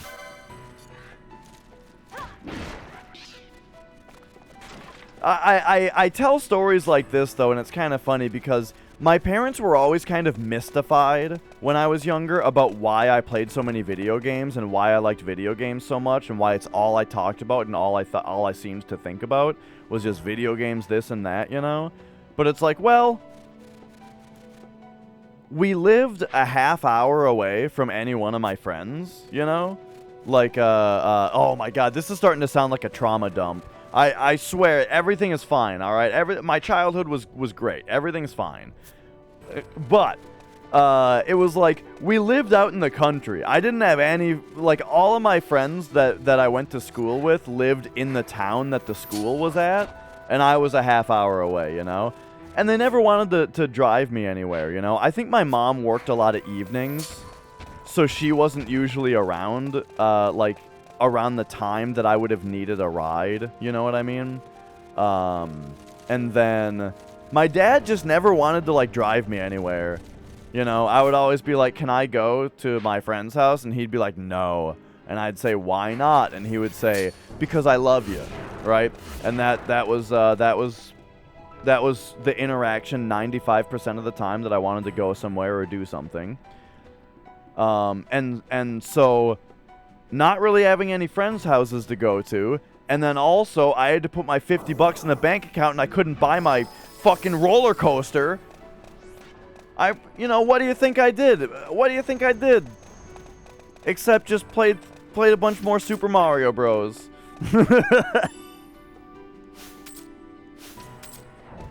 No, I'm joking about the trauma dump thing, of course. But yeah, I mean, the thing, I just always thought it was kind of funny growing up that it was like, my parents didn't want me to play so many video games, you know? They complained to me a lot. Again, like I'm saying, it was the pattern of my parents generally just kind of groaning about things, but not really actually stopping me. You know, they complained that I played a lot of video games, but never actually stopped me. But I was always annoyed that, like, they acted so, like, confused that I was so into video games when I felt like I didn't really have the option to do anything else, you know? It was just like, that's what I could do at home.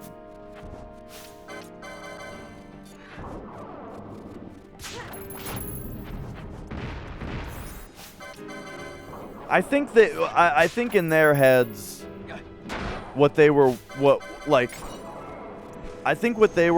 wanting out of me, like out of kids and stuff in general, is I think they were expecting me to be like reading the Bible all the time, like just sitting around reading the Bible and praying, right?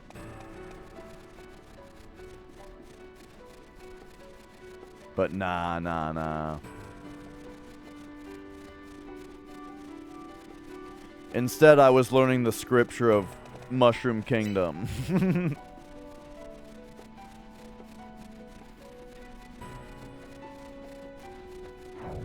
Yeah, I never had any growing up in a Catholic household and going to Catholic churches and being an altar boy and stuff. I never had anything even close to an experience like that. Which maybe is a lucky thing, but, you know, from how people talk about it, but, like, yeah, that anything like that was never a thing. I think, though, that we did I want to say,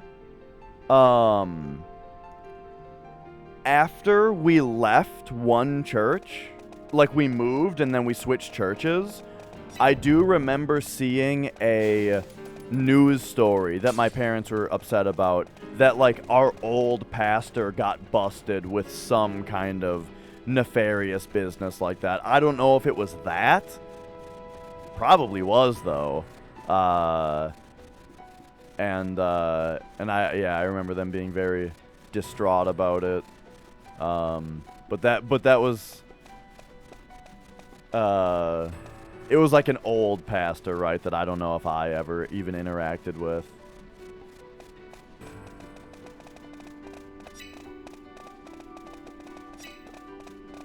But yeah, you know, I did the whole altar boy thing as well. I enjoyed it. You know what's kind of funny, though, is I remember doing a lot of the altar boy stuff with my dad. Which is kind of funny now to think about it. The fact that it was like at the mass, here's the priest doing the mass thing at the altar, and he's got his couple altar boys, except one of them was like a 30-year-old, like a mid-30s dude. Because it was my dad. I think back to that, and it just seems so funny to just imagine what that looked like to everybody, you know, of like the altar boys up there with also the 30-year-old dude.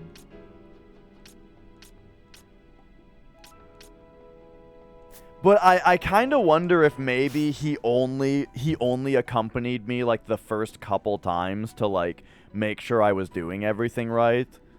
And I just only remember those times, so it feels like it was all the time. I don't know.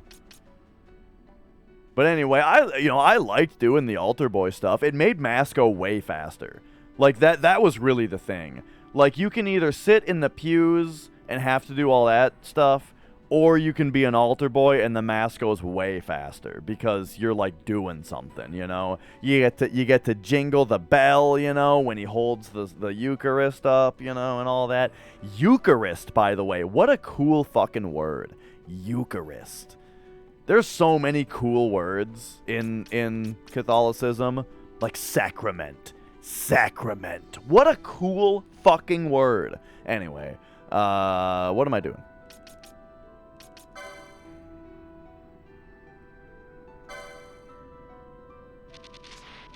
I need a little refresher as to what's going on here.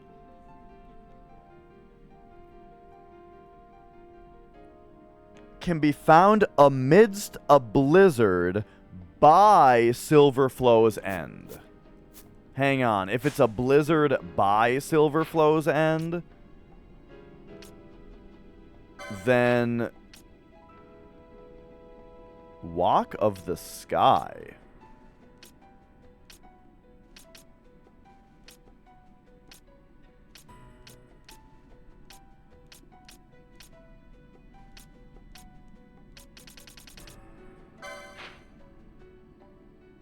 Still Shrine of Miriam? I don't even remember this.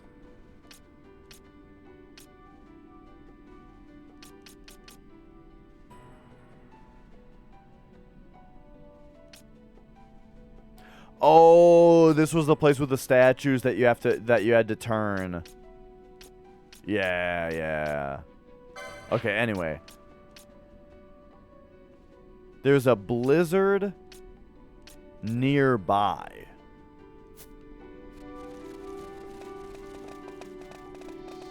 Well, that could mean anything.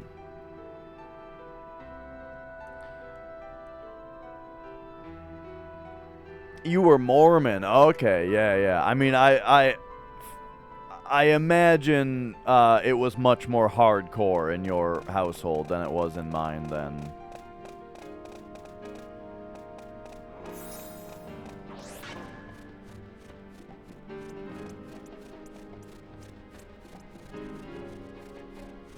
A blizzard, huh? A blizzard near this area.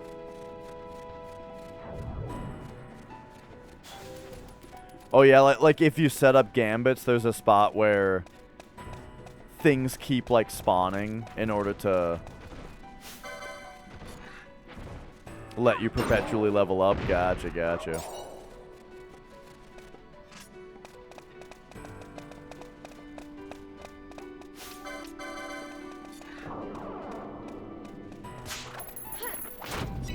Oh, yeah, okay.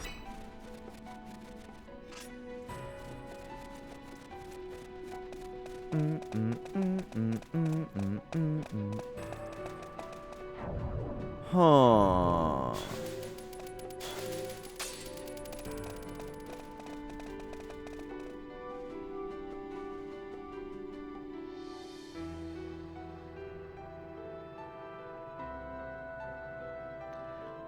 Yeah. I mean, I can just imagine how it would work, right?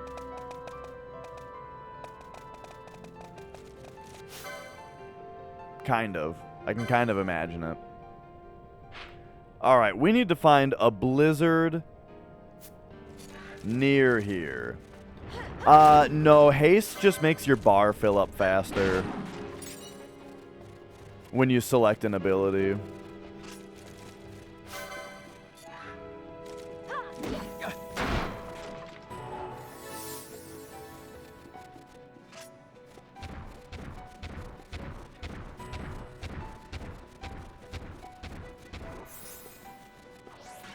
So I wonder if it's actually just in one of these surrounding areas.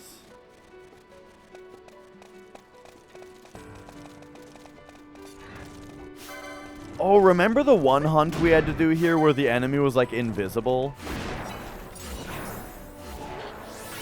That was cool. I also wonder if we have to cast Blizzard in that area.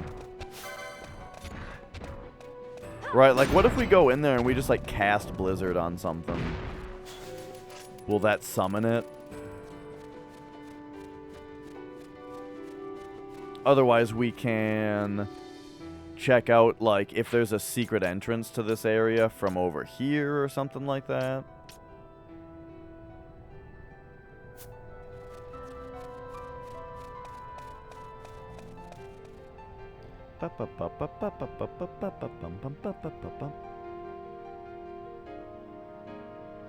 All right, 2 hours left.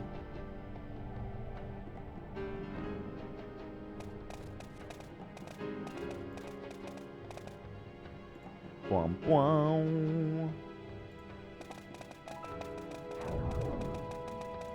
All right, how about you? Let's do it. We're casting a blizzard. Yeah.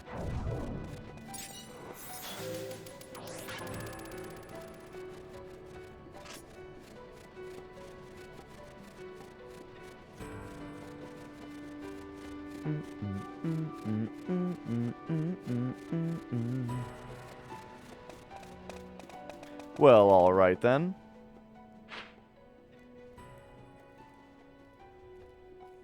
I'm gonna try going the other way. To that other room, like I was saying. Maybe there's some kind of secret exit.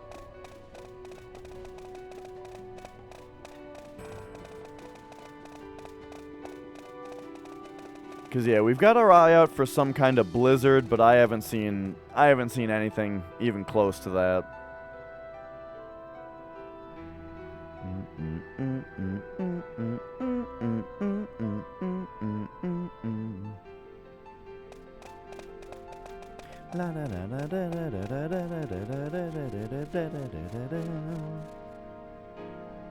So tomorrow, we're back to starting out the stream with a Final Fantasy VII speed run.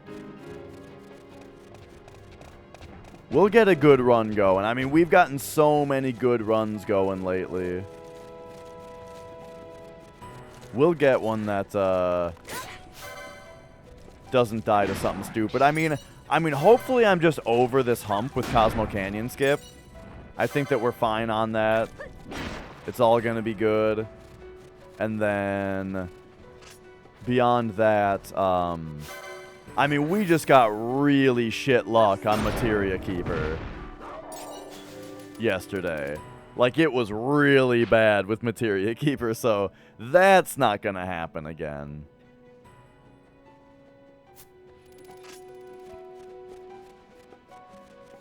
I feel like I gotta go talk to the quest giver again.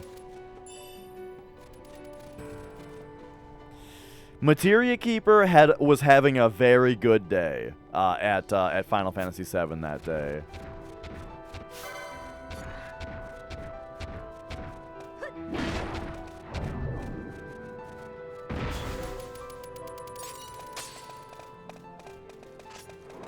Oh yeah. So when so FF7 speedruns are played on a 90K PS2. Because it has the best load times. I've heard a 77K PS2 is the same, or maybe even technically ever so slightly faster.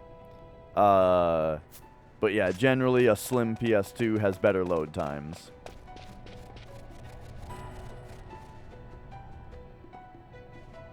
But yep, the skips are the skips are great. They're some of the best parts. It's kind of it's the old thing with a lot of the time with speed runs, if there's too much skipping, it can be a little bit like, well, you're not even playing the game anymore, you know.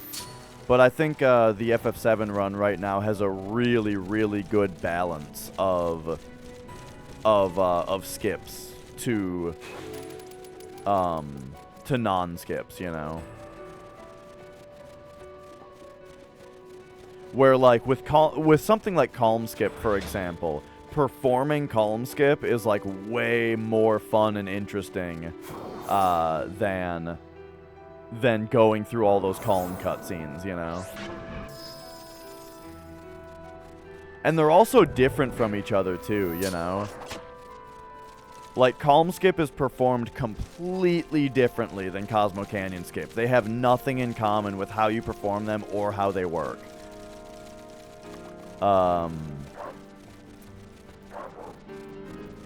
Except that they both involve fuckery on the world map. That's the only, like, similarity, you know? The raid on Midgar skip also performed completely differently. And then the other one is guard skip. Yup, also completely different. Like, those are the big 4 skips, right? Those are the 4 major skips. And, yeah, they're all completely different from each other. Which, I love that, too.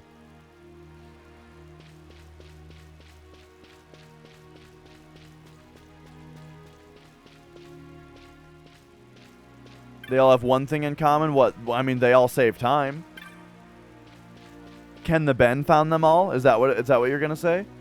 Oh, they all require specific movement. I mean, I would... Okay.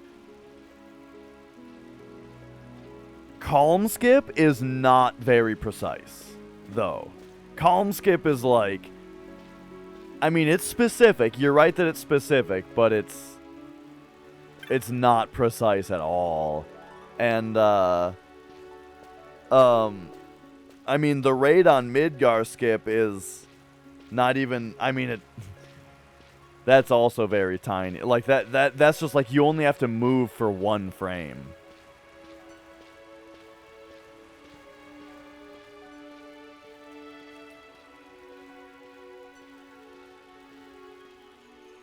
Trapped it in ice. Now it threatens the mountain again.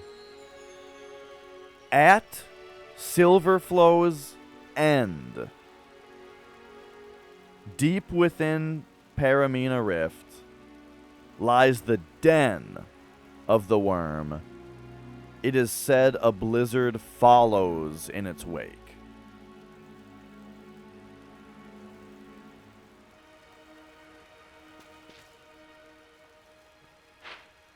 What up, MC? Oh, and what up, Zeal? There's not much difference between CC skip and guard skip and how you do it. But one is on the world map and one is on a field. That part of it's different. And also all of like the non-diagonal movement. I mean, that's kind of, guard skip technically has that as well, except it's a single right angle. And also with guard skip, you're squeezing between 2 things instead of doing whatever the fuck you do with the triangles or whatever on Cosmo Canyon skip. I mean, it's...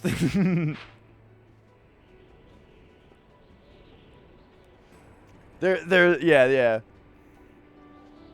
There's a whole level of argument to be made in either way. Right. Like, well, I mean, they're all really exactly the same because you perform them all using the controller while playing Final Fantasy VII, right? So it's all basically the same thing. You know, you just got to put in the correct inputs on your controller and it happens.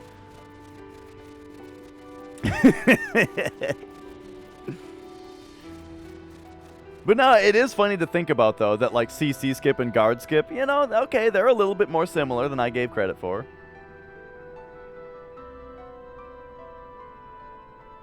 But still, I just think, like, the way that you have to set it up with a bump into only going straight, into the, like, get out, get back in, triggering a thing that lets you go past.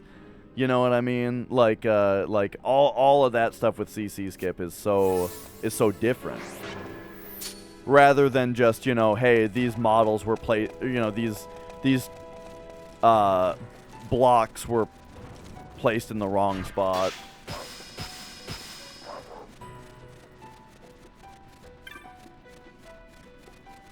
Because, like, guard skip, you're just trying to squeeze through something. You're just trying to get past something, right? While with Cosmo Canyon skip, you're trying to deactivate a trigger that you can then go straight over it without triggering it. You know what I mean?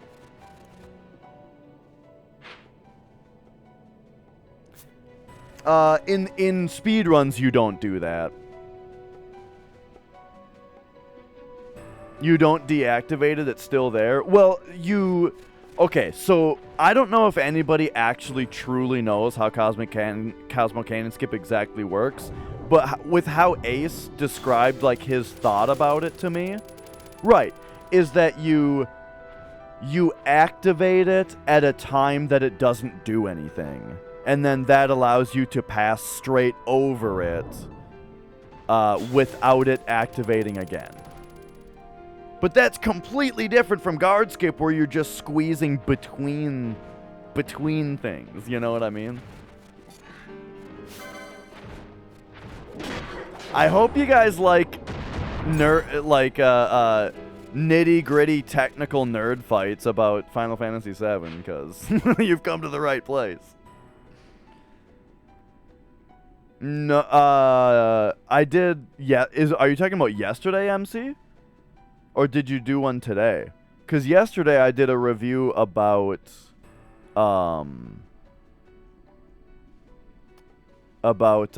Golden Sun. Said I love how you do all the skips differently, and they're so different from each other. Well, those two you perform in a different way, but they are still so different from each other. It's it's everything about it. Okay, maybe I misspoke. Maybe I misspoke with the exact things. But my point is that the 4 major skips are very different from each other. Both in how they work and in how you execute them. And I still think that the actual execution of CC Skip is pretty significantly different from Guard Skip. Don't get me wrong, you make an interesting and valid point that they are more similar than I first gave credit for. But at the same time,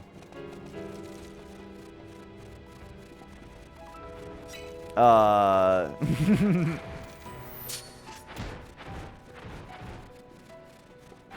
think it's just that, CC Skip is just a lot more complicated to actually do. Speaking of CC Skip, I don't know if you know, Zeal, that I failed CC Skip like fucking 4 runs in a row. But I got it on the last run. Hopefully my CC Skip mental block is over, and we're all good. But what happened on my last run was we made it past. I did CC Skip. Awesome. We're all happy to go do the rest of the game, right? Wrong. Materia Keeper. Oh boy, I got he opened with Trine, which was fine though, because I Trine openers are fine. They shouldn't. They're not as big of a deal as they sound, if you just react to it properly. And I did. I actually got the big guard off before Trine went off. So it was a big guarded Trine, not that big of a deal. But then into what his next move was, while I sat there with bios not poisoning him, he crit hell comboed Tifa and killed her. And then right after I got her back up, he went and killed her again. I got her back up. And then I think someone died again, at which point I didn't have any Phoenix downs. But I did end up finishing the fight anyway. I did finish the fight. I was like a minute behind then, so then it was like a minute behind after. But that's fine, we kept going because it's been so long since I finished a run that I was like, let's just keep going with this. And then Demon's Gate opened with Petrify. It wasn't meant to be. But hey, my Midgars have been really good lately. And so, I'm excited to get to my next run tomorrow.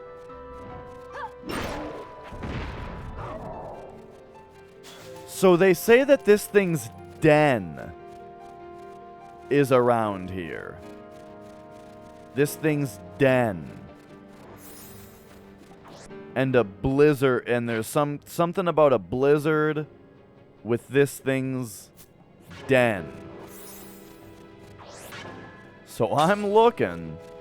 This is the first hunt in a little while that I haven't just immediately found the monster. So I'm happy enough with that.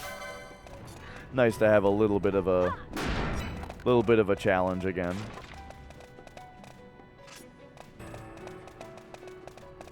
And we get to enjoy this music a little bit longer.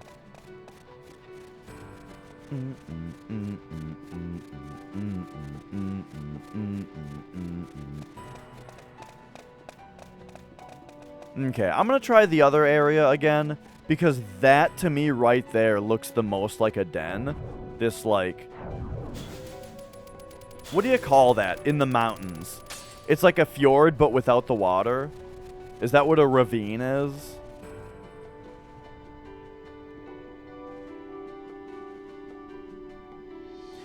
Fjord is one of the most fun words to say in the world, I think.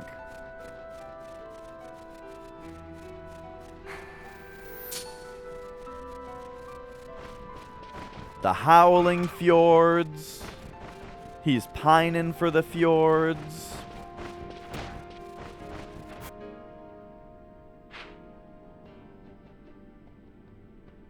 Alright, give me... Oh, wait, what am I doing here?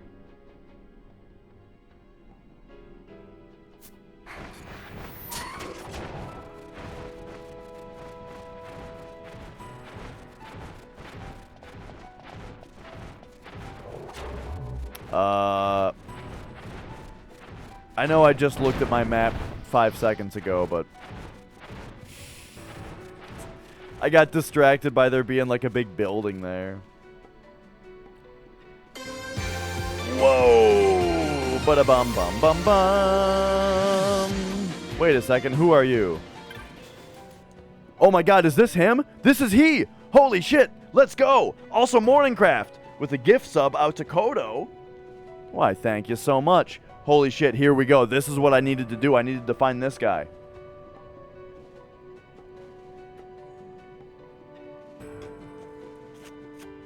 The fell worm Fafnir, buried for long millennia beneath the snows, has returned in a furious blizzard by Silverflow's end. A group of Kiltias went to face it, but I'm afraid their attacks were met with fierce resistance by the creature. Even their leader, brave Ieha, was powerless. I could only watch from the opposite side, cursing my lack of strength as ne'er before. I could only watch from the opposite side, he said. I think that definitely implies that we're supposed to be on the other side. Okay, so we found him. Maybe there's another guy to talk to.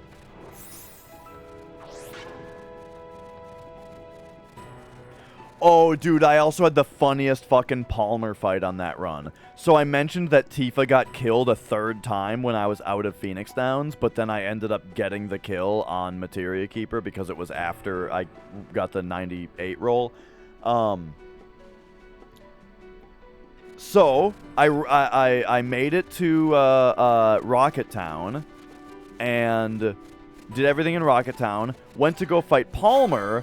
When the Palmer fight started, I had forgotten to revive Tifa after buying the Phoenix Downs. So I started out the Palmer fight with Tifa dead. And I had the Phoenix Downer in the middle of the fight. But yet, besides that though, I got like actually perfect RNG on that fight. First try poison. It was first try poison with bio, and then he Mako gunned Kate with fire like every single turn. He was just wasting all of his turns with fire attacks on Kate. And so, oh man, it would have been perfect if it weren't for the slow start.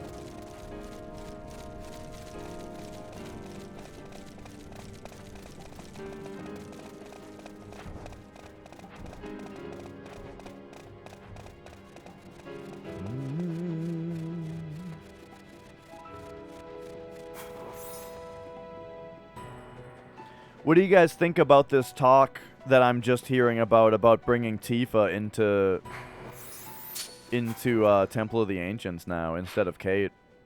To make her... She'll be a level higher for Schizo if you do that. And won't underroll, you know, which probably means that she won't she'll like never underroll the first head.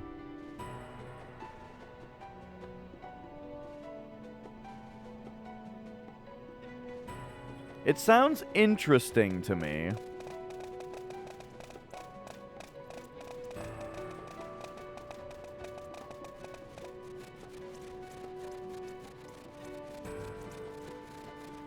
Come to think of it, I could even put Steel in a spot. Like, because I usually equip Steel on Kate for Demon's Gate, so that he'll have enough dexterity to not have that thing where his ATB freezes at, like, you know, 65,534, you know?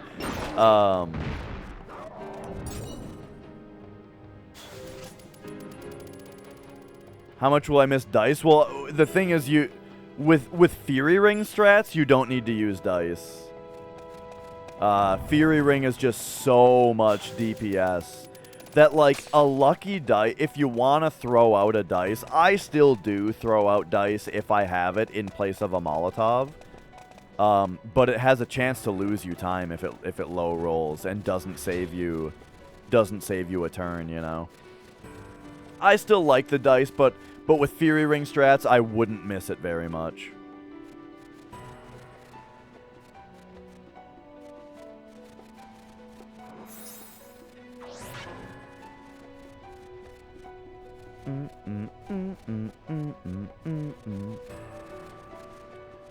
Okay, so the Beast's Den. He said something about a blizzard. He could only watch from the other side. I mean, what if I'm supposed to, like, watch from the other side until I see a blizzard and then run over or something? Probably nothing like that. But, like, how much time am I supposed to... I wonder if I'm supposed to run around and find more wounded Kiltius and talk to them? But I also just feel like it's coming out of this thing, you know?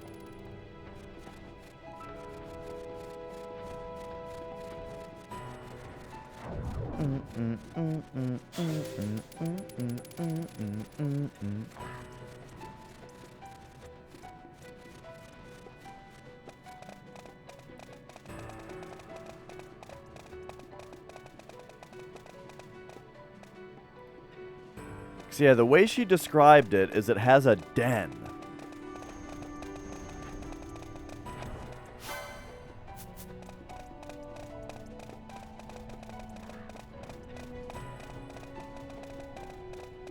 The blizzard follows in its wake. Or perhaps it is the blizzard.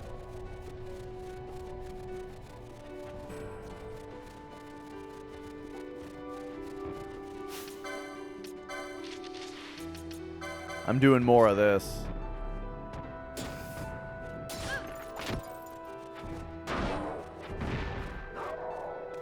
Cast blizzards to spawn it.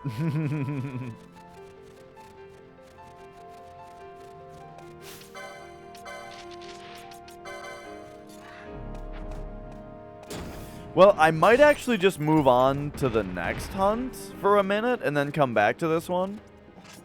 So I don't really feel like running around this area very much more for now. I think it might be better to just move on to something else for a minute.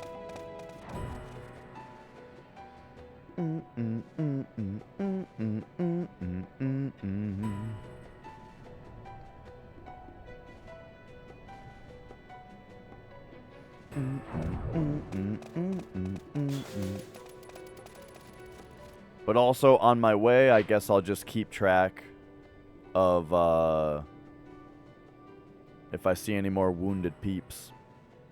Maybe I'll go this way. Go this way just to see if I can see any more NPCs.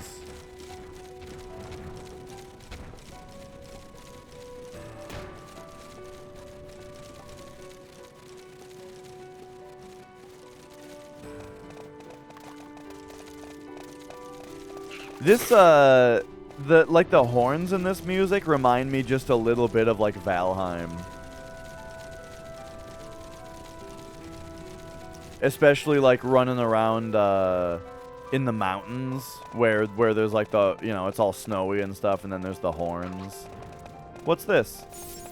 Oh, a rejuvenation trap.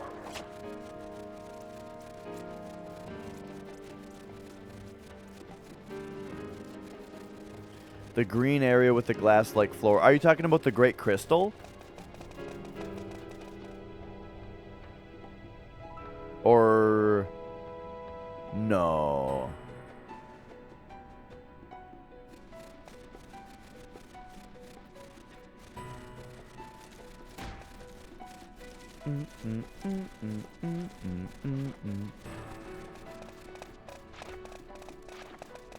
Oh, yes, yes. Giruvegan.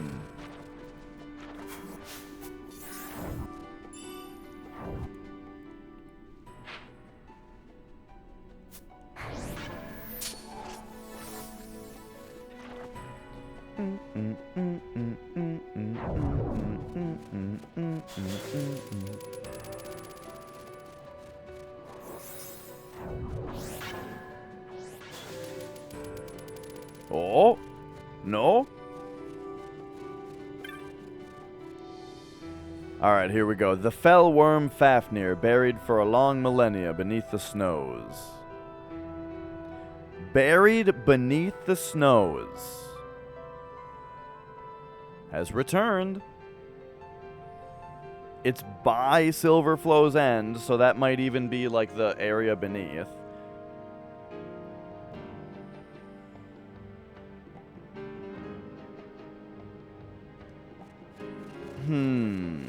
Alright, well, let's move on to the next one for now.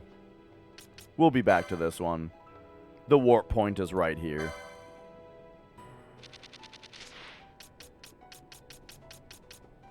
Alright, so what's this one? The Pile Raster. Balfenheim, okay. Sachio Lane in Balfenheim. Whoops.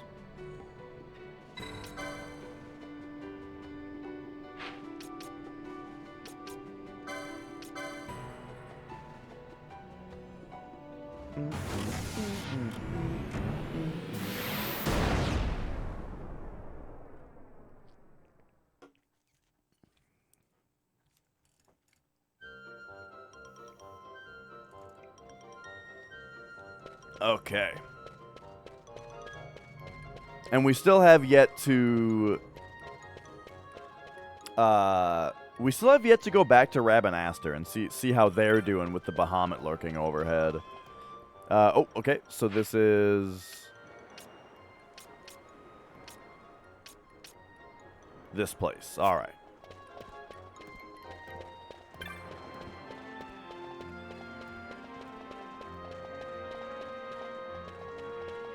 Man, this game looks insanely good for PS2. Just graphically. This game is crazy.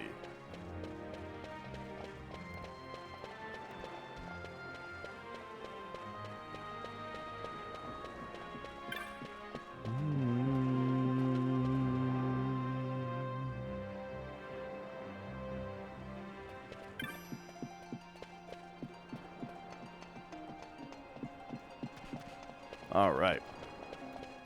And I know I was just saying this a second ago and I'm just bringing up the same thing again, but like, I'm very excited for tomorrow's speedrun.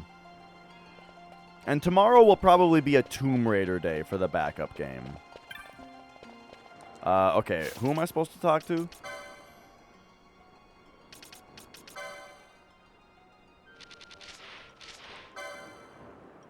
Riken.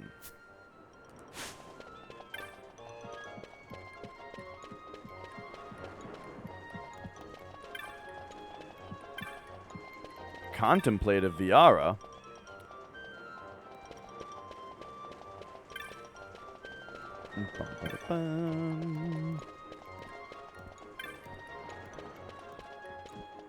Resting fisherman? What if you sold me your fishing rod? Oh, there he is. Alright, alright. The only way to fight the Bahamut is to attack it by airship. I'm counting on you. Sink that monster and make Redis proud. Yeah, but I'm here about the other thing. Eh? You're the face of the man with questions. And you can ask them after a bit of sport. Alright, alright. Let the Tier 1 race begin. Wait, what? Oh, we're gonna crush this. Alright.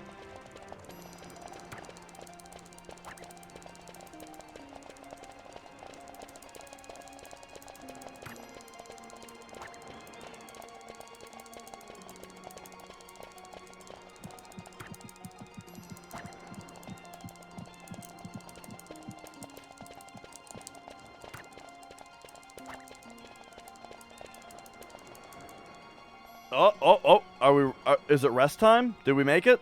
Ah, alright, very nice. First place. Here's your prize. Oh, great. Saw my bill, did you? Wait, we got a potion? Alright. What? What I want to find out is simple enough. I know me, Elza, and Roz are the fastest around. But who's the strongest, And what better way to prove one's strength than to felling a terrible beast of legend, am I right? You shall promise, who knows? There's only one problem. I don't have the slightest idea where to find this beast. I'm sure when you find it, you'll know. What do you say? Will you give it a try? I guess so. You listening? The creature you're after is called Pile Raster. As I said, I don't know where to find it, but you'll know when you do. Great. Okay. Pile Raster. Well,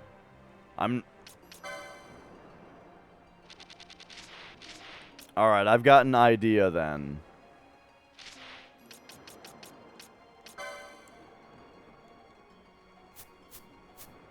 I think what it sounds like to me is we better go back to Rabanastor here. And get to the clan hall and get a little bit of direction as well as see if there's any more elite hunts.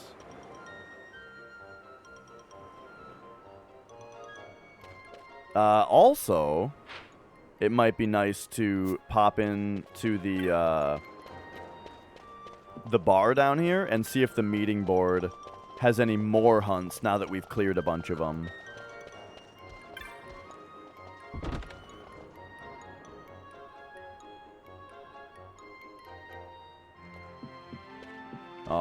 All right. Okay, yep, we're all good.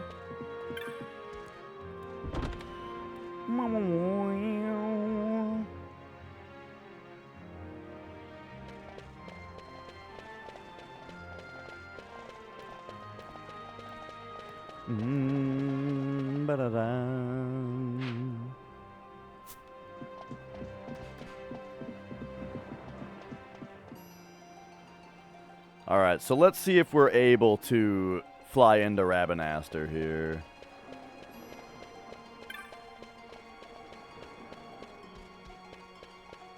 I'm not sure if the Bahamut is preventing passage. Even the cold stone itself seems bent on preventing passage. Oh, whoops. I did the thing again. Well, I guess we'll just take the orange crystal then. Because I did the thing again.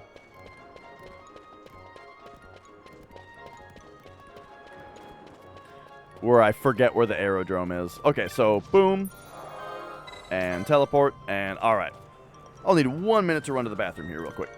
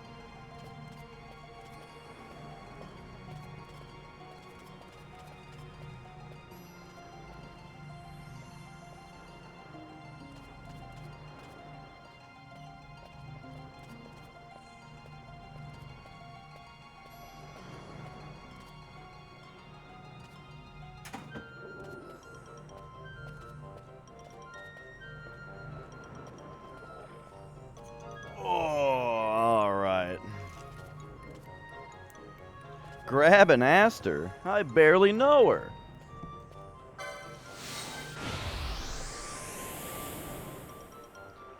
Here we go. So for all I know, there's going to be like a bunch of stuff to find here.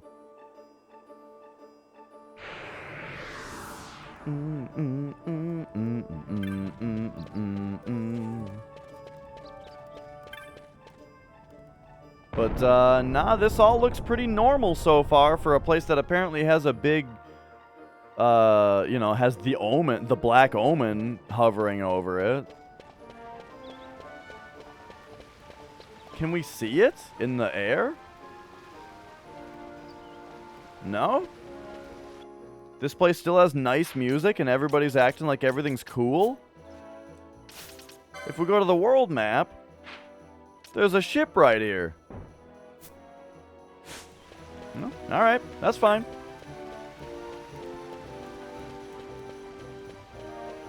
Right, yeah, I'm just reminded of the Black Omen by the Bahamut here.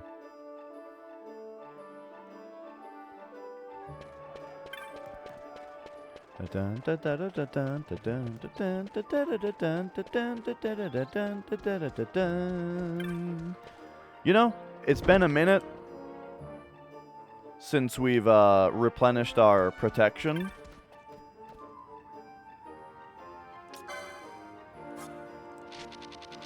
So real quick, let's do some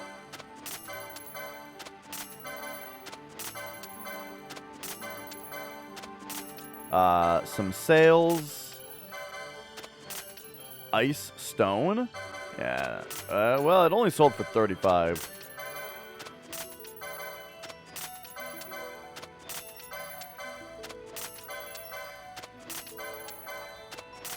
Ooh, quality lumber.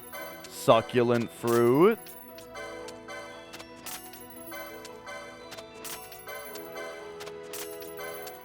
Ooh, yeah.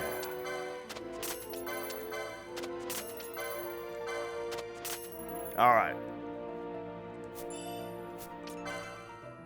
We are loaded here. X potion pack. Here's the deal about X potion pack is we already have 99 X potions, but like, oh, it says it contains 10 X potions. All right, so check this out. We're gonna sell 10 X potions, and then we're gonna buy the X potion pack. Just because you gotta buy the stuff out of here, you know. Feathered boots. Oh, hang on. I wanted to actually see what's for sale here. All right, what do you got? Anything new? No, this is still the best stuff you got? Okay. We're out of here.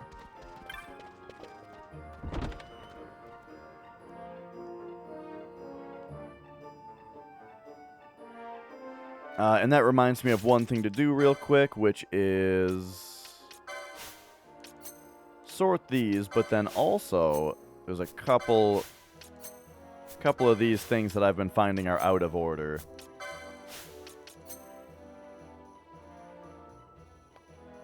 OBS disconnected, powered cycle the router, and it did it again 44 minutes in. Oh, weird.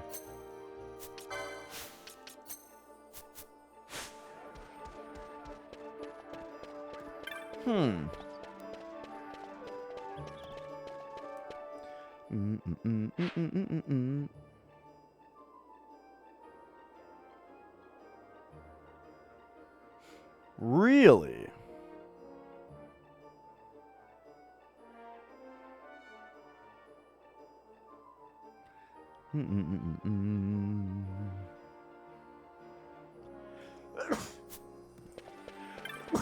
Oh. That's very interesting.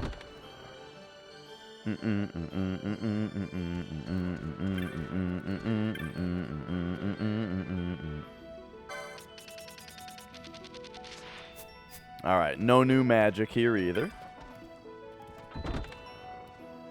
I still gotta check the technics also, just to make sure that we're not gonna finally get telekinesis.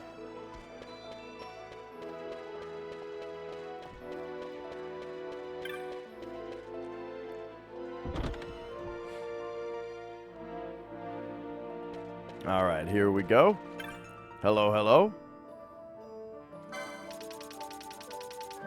Dang. Bum bum bum bum ba da bum. Alright, well, let's go talk to Mont Blanc then. See if there's a new elite hunt. And we'll also talk to the Numo. See what he says.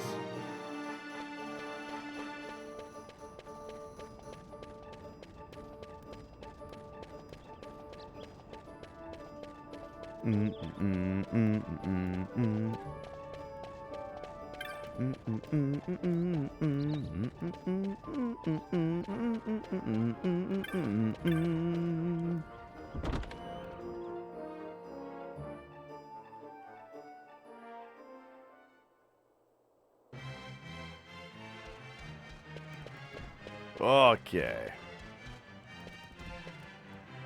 Here's Mont Blanc. How fares your hunt, Kupo? You defeated Hydro. Impressive. Okay, yep.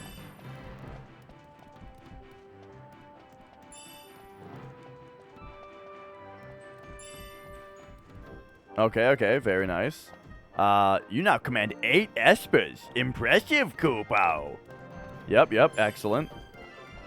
A nugget of gem steel. Ooh, look at this. These are only level 6? Well, alright, yeah, let's do them. It's so weird the order that you get stuff in this game. Oh, absolutely, MC. I don't remember what was funny about it, though.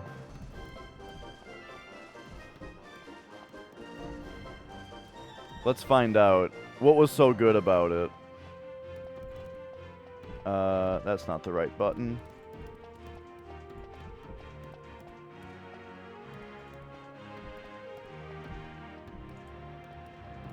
I've got shit set up for this now. Check this out. This should work. Kind of. It's pre-cropped. Yeah, pre-cropped for Twitch. Oh, hang on. I don't need to be right back, though. There we go.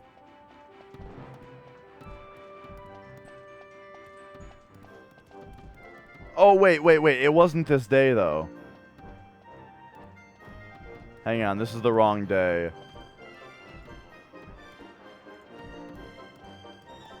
Oh, wait. And then this is the day that we... Oh, yeah. That's... Okay, that's when I came back. This was the day that we had double... double calm skip failure. So it would have been this day.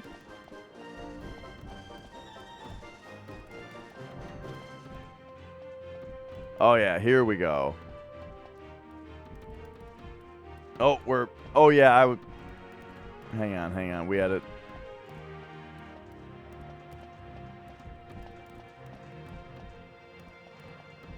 Or wait, is it... Oh, this was me practicing. Fuck.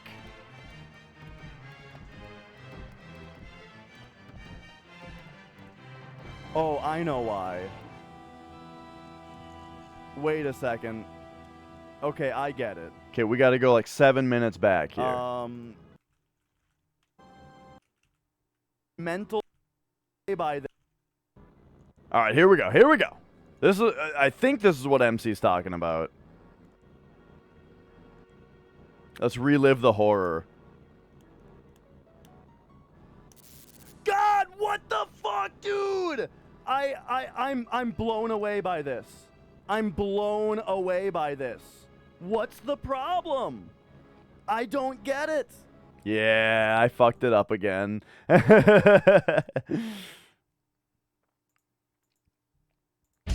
Oh, geez.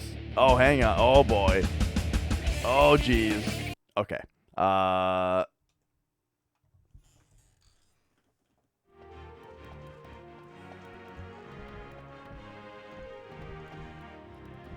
Only level 6, forgetting that they're way harder? Yeah, but the last one we did was 7.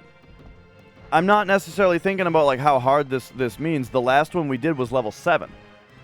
We've already done an elite mark that was level 7. And now there's 2 level 6s available. Okay.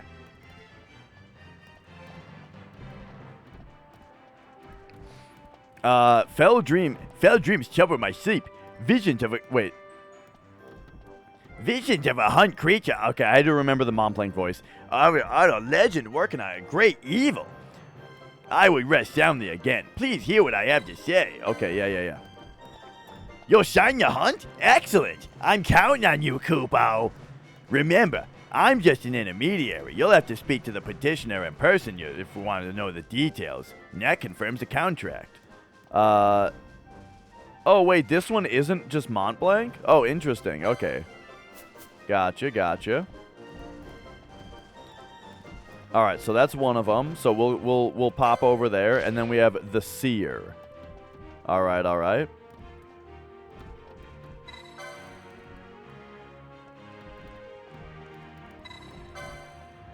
We face a terrible creature that strikes fear into the hearts of men, the Seer. And you can be sure it's plotting trouble for all of Evilis, Kupo. It has yet to see its plans in motion, but I smell trouble, Kupo. We must strike now before it's too late. Kupo! You must get... Yeah. You are very brave, Kupo. I can see you took careful stock of your fears before contracting for this hunt. This creature and its minions hide within the Pharos and Ridorana, Kupo. The very fact that it could enter such a place speaks much of its powers. That should be enough to find the Seer and snuff it out.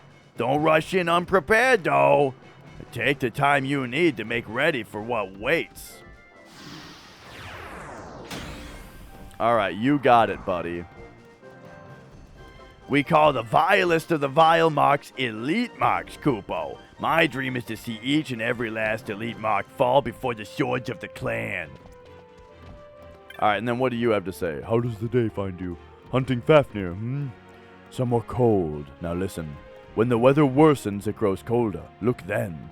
Okay, I was thinking that we might have to, like, wait for the weather to get worse. So yeah, I guess the Fafnir is just a waiting game. Which means I should probably go there as often as possible. But, you know, until we have this one solved. Alright. So I'm thinking for the last hour of the stream today, we should do a Guess the Game. Because, Guess the Game usually ends up taking an hour.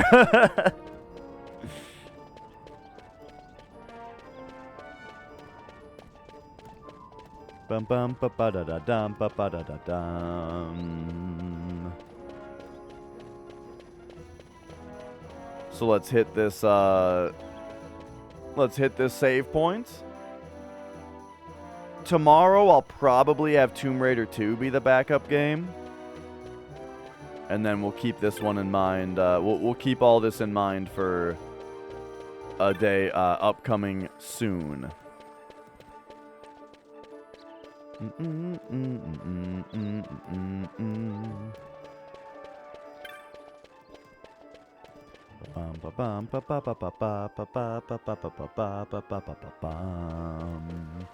Man, have you guys seen the like teaser for what's coming up in Destiny 2, where like they're gonna have they're gonna have a new faction where they're finally bringing the pyramid ships into the active story, and it's like the Witnesses or something are those who are in there. I gotta say, for a series that I think has really, really incredibly good visual design on everything, like the monsters in Destiny all look really, really cool, and all the ships and shit look really cool. These Witness guys look fucking stupid. They look like they're out of a Pixar movie, I feel like. Oh, I'm worried about it. Even though I haven't played Destiny in forever, and I'm probably not going to play until Destiny 3 comes out. Oh, boy. They look dumb. Have I seen the game Alyssa? Alyssa? Alright. But right now, I think it's time for a Guess the Game.